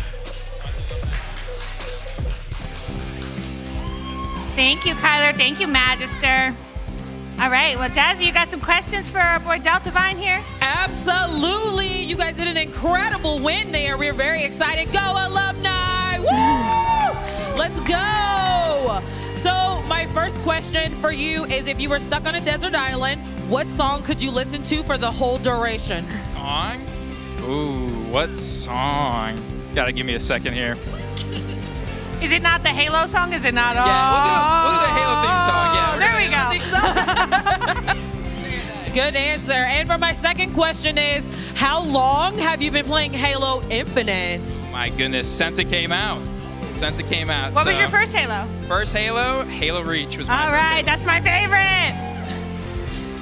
Absolutely. So it turns out we actually just has something crazy to tell us, do you not? Oh, right now? Then we're going to talk about prizes. Are you talking about prizes? I kind of want a prize. Well, all of our runners-up today will be walking away with, please part the sea, with this awesome headset from MSI, and all of our winners on our alumni team will be walking away with one of these awesome MSI monitors. Thank you so much to our sponsors at MSI. We really couldn't do this without you. But let's go ahead and can I bring all of our, I'm going to have alumni leave the stage. All of our varsity teams, can you come up and accept your trophy? Because you guys are the Hall of Game champions. So varsity! But you get on the trophy, varsity. That's right. Woo. So where's my varsity teams? Come on up. Thank you guys, GG's. All right, yeah, come hang out. I don't know who wants to pick up the trophy and show it to the camera. Probably someone who actually won, right? So maybe not Halo. GG's, congratulations. Go ahead, somebody pick up the trophy. Take a little photo moment. Let's show it off to the camera. Show them what you won. Woo! Go varsity. No, you're all scared to touch it. Come on, pick it up. Pick up that trophy for me.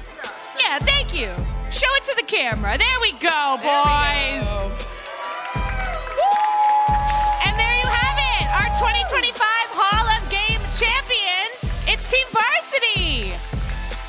Who will it be next year? You're going to have to come back and watch, okay? No spoilers. Congratulations, y'all. All right, well, it's sad to say, but it's time to say goodbye. I'm going to bring Dragon up here. Let's go, Dragon! Woo! That's all the time we have here, but be sure to download the Hall of Fame app to keep up with everything happening this week. And tune into Hall of Fame Live on Tuesday, starting at 9:30 a.m., Tuesday, Wednesday, Thursday, to watch me and some lovely co-hosts take you through the week. Yeah, it's going to be a good time. We've got games, we've got fun times. Get to know our inductees for this year. They're pretty incredible. Thank you so much to all of our amazing players. You guys rocked it. Our incredible crew. You guys, I mean, out of this world. Yeah, please give it up for our crew. They're the best. Thank you. Thank you. And my lovely co-hosts. Y'all got any sign off or want to say bye? Absolutely. Thank you, Ozzy the Virus, for this amazing t-shirt. I absolutely love it. Hi, kiddos. I love you. Woo! And thank you to everyone who came out today to make this such a special day for Armada, for all of our varsity, and for our students. We appreciate you all so much. Once again, my name was Dragon, and I appreciate you all for being here. On behalf of everyone here at Full Sail University, thank you so much for coming, and we'll see you for the rest of the week. Your outie is a good person. Everybody say bye, my mom. Bye, mom. Bye, Jess's mom. Okay.